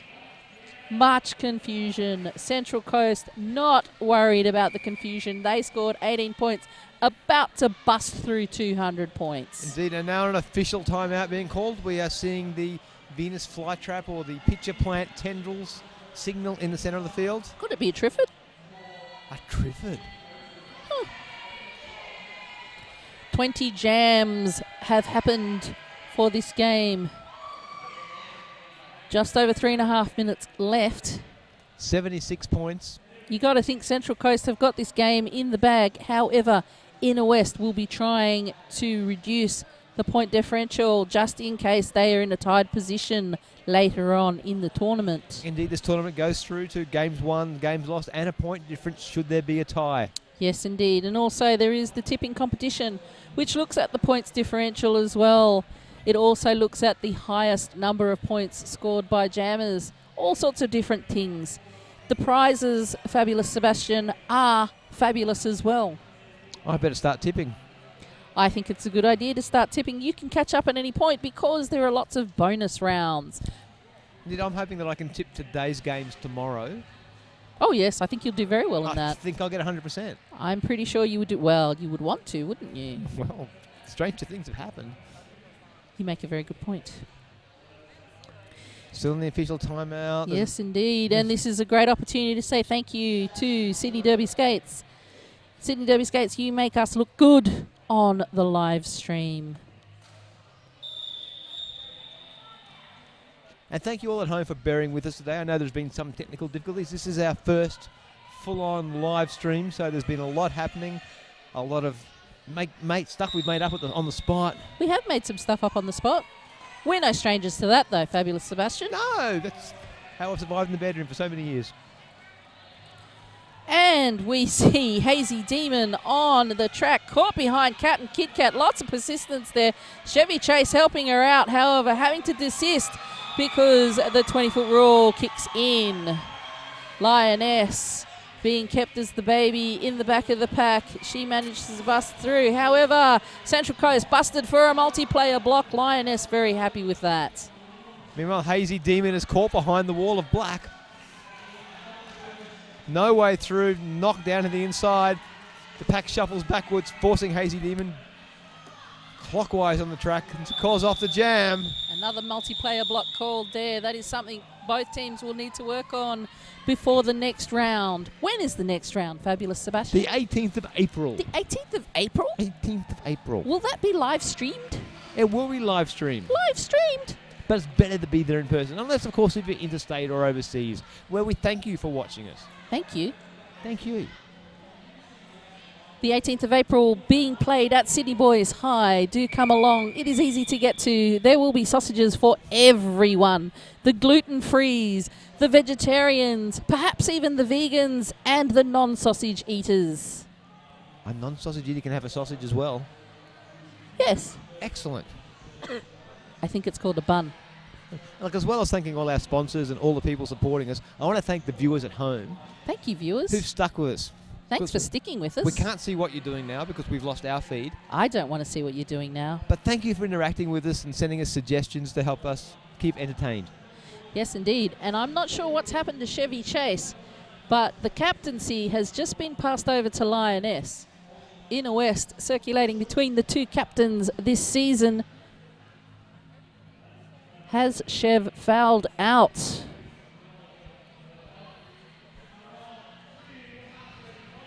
Both teams having to have a captain so that appropriate penalties can be pinned on them when it's needed. There's also that whole leadership thing, you know. Well, tough at the top. Tough at the top. Power jam for the Central Coasties. Some confusion. Timeout called. Was it called in time? False start. Chaos Bob trying to sort things out from an NSO position. Chaos Bob trying to sort out the chaos. He'd have to change his name, wouldn't he? Chaos Bob Chaos. If there's no chaos, we just have to call him Bob. This, of course, counts as an official timeout. Doesn't come off either team. Referee Cranky Pants goes over and checks what Toff is doing.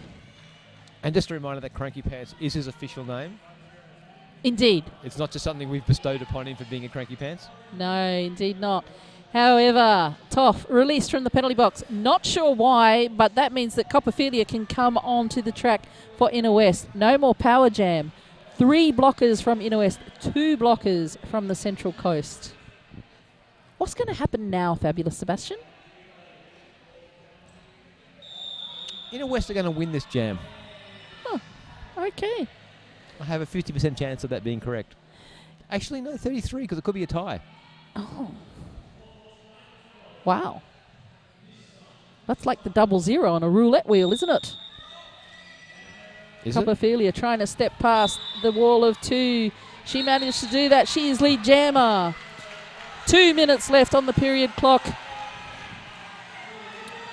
How many more jams will there be? And who will win this one?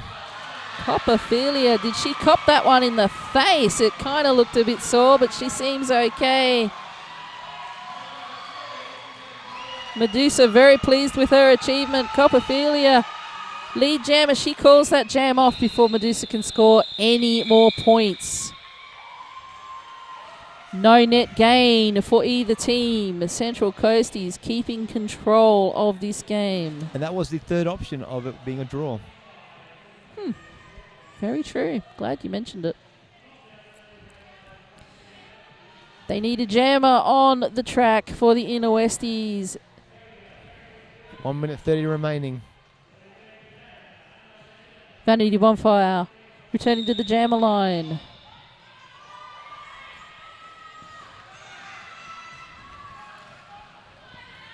Hannibal Dector out in front, lead jammer for the Central Coasties. Now, if the Inner West can score 80 points on this jam, we could go into overtime. That would be a sweet move on their behalf with only 1.5 minutes left on the jam timer. Hannibal Dector calls that jam off. 4 points, Central Coasties sitting on 208. Likely the last jam of the bout. Probably Inner Westies only on 124. Only 124. Central Coast only 208. But I am confident that will be enough for them to take out the victory in round 1. I think they do seem to be in a more dominant position here. Inner West moving to the pivot line. The triangle, Ginger Roger, Ruby Soho, Captain Kit Kat holding back Hazy Demon. Copperfilia rounding out the inside. She's lead jammer. Bench manager Rampage saying, keep skating, keep skating. There is no more time left on the game clock. Only 1.5 minutes on the period clock. Pardon me, on the jam clock.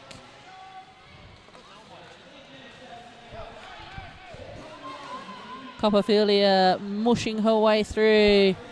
Hazy Demon being held out by Captain Kit Kat. Terrific defense action going on. Lioness trying to drive Hazy Demon back.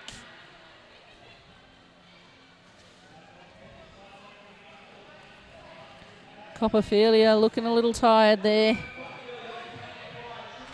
She only needs to do this for another 58 seconds. Captain Kit Kat off to the penalty box along with Ginger Roger. Copperfilia looking a bit lonely there. 4 points for Cop. Skating down the clock now. The game clock is over. The jam clock still has 40 seconds. Copperfilia nearly through for another pass. That is 5 more points. Terrific effort from Copperfilia there. Hazy Demon's now caught up to her. Overtaking her. Both skaters know that the game is...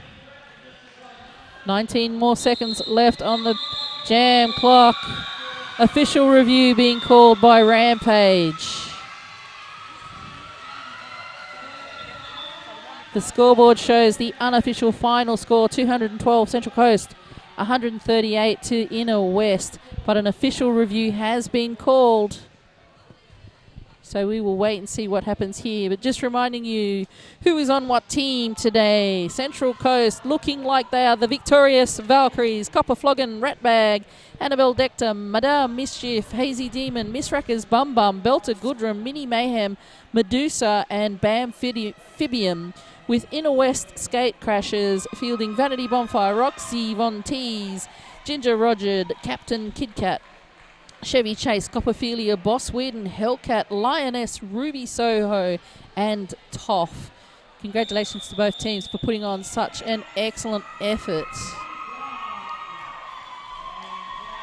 Unofficial score confirmed again, but we still have no official score.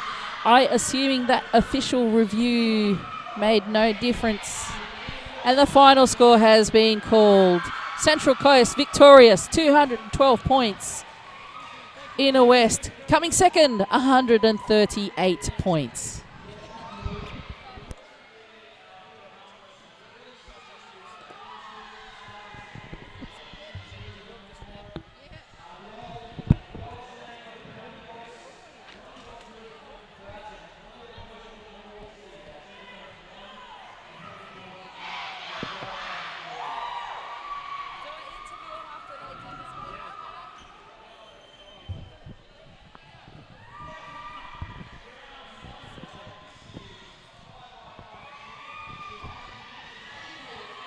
It'll be quite soon.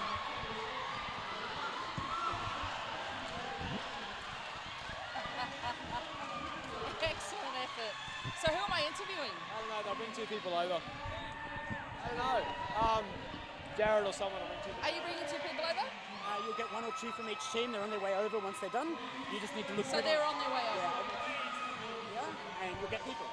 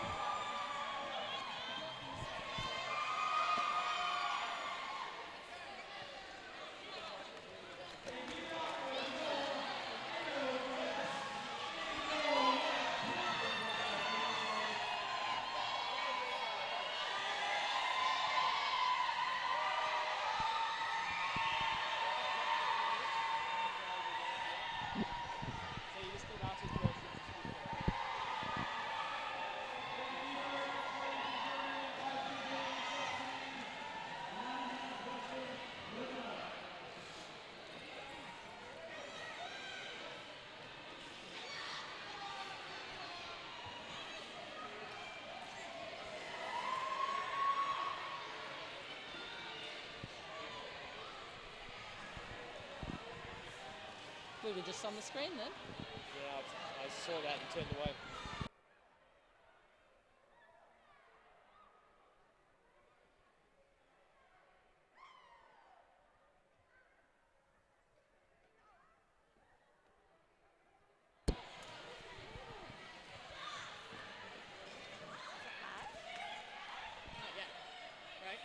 Yeah. Wow. Can't smell us on the camera. Soothing sound that we just heard through the stadium. I am here with the 2 team captains from the Inner West, Lioness and Chevy Chase. How did you think you guys went for your first game of this season? I think we brought it. There was some times when we weren't quite where we needed to be, but I think we're coming together as a team. We've got some new skaters this year, and we're just trying to really focus on being cohesive and working together. And we noticed you leaving the game early, Chevy. What happened? Penalties. That's it. I did take a captain penalty, so that knocked me up, and then a few just silly out of plays and what have you. And what do you think you're going to be doing next game? I hear the next game is on in just about a month's time, 18th of April. What will you be doing differently next time? I think we're actually going to be focusing on a lot of the same things in practice, just keeping our walls together and working as partners and buddies. But I think we're going to have a home team advantage next time at our game at Sydney Boys High. So And apparently all of these people want to be interviewed, but initially when you ask them, none of them want to be interviewed. And just some breaking news there, Copper Flogging will be doing a league transfer at the end of this game, which is great news for everyone, really. Thank you so much to my inner Westies. In your West! And good luck for the next round. Now we are hoping to get 2 Central Coasties over. Hands off and back. Bench manager wanting the limelight of the camera. I was just slowing it down so she could get here in time.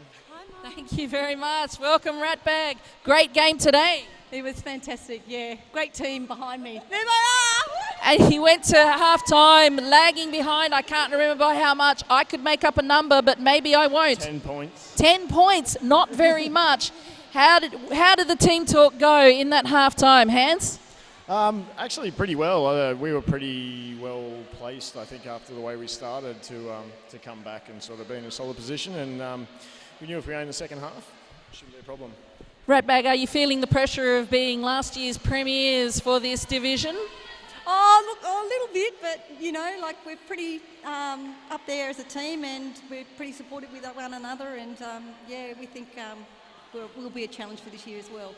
That is terrific news, and congratulations to both of you and to your team, most especially for not hanging around like a bunch of idiots like Inner West.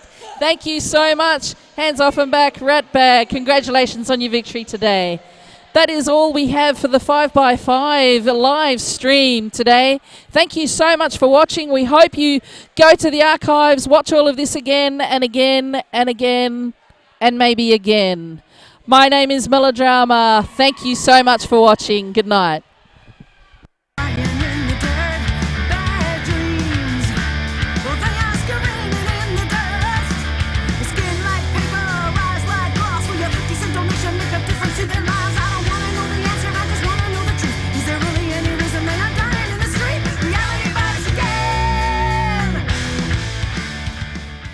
I live a life of a millionaire, spending my money, I didn't care. I carried my friends out for a good time, buying bootleg liquor, champagne and wine. Then I began to fall so low, and I did not have a friend and no place to go. If I ever get my hands on a dollar again.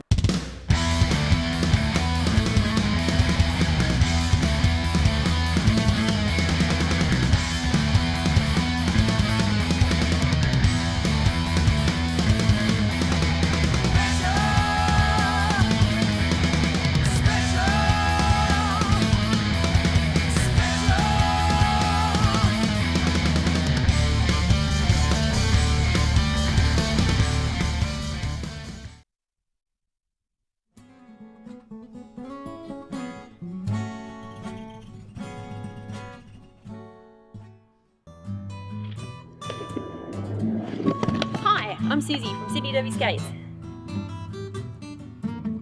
We stock a wide range of products from all the best brands. Did you know that the Sydney Derby Skates website is up to date with stock levels and will only let you buy something if it's actually in stock?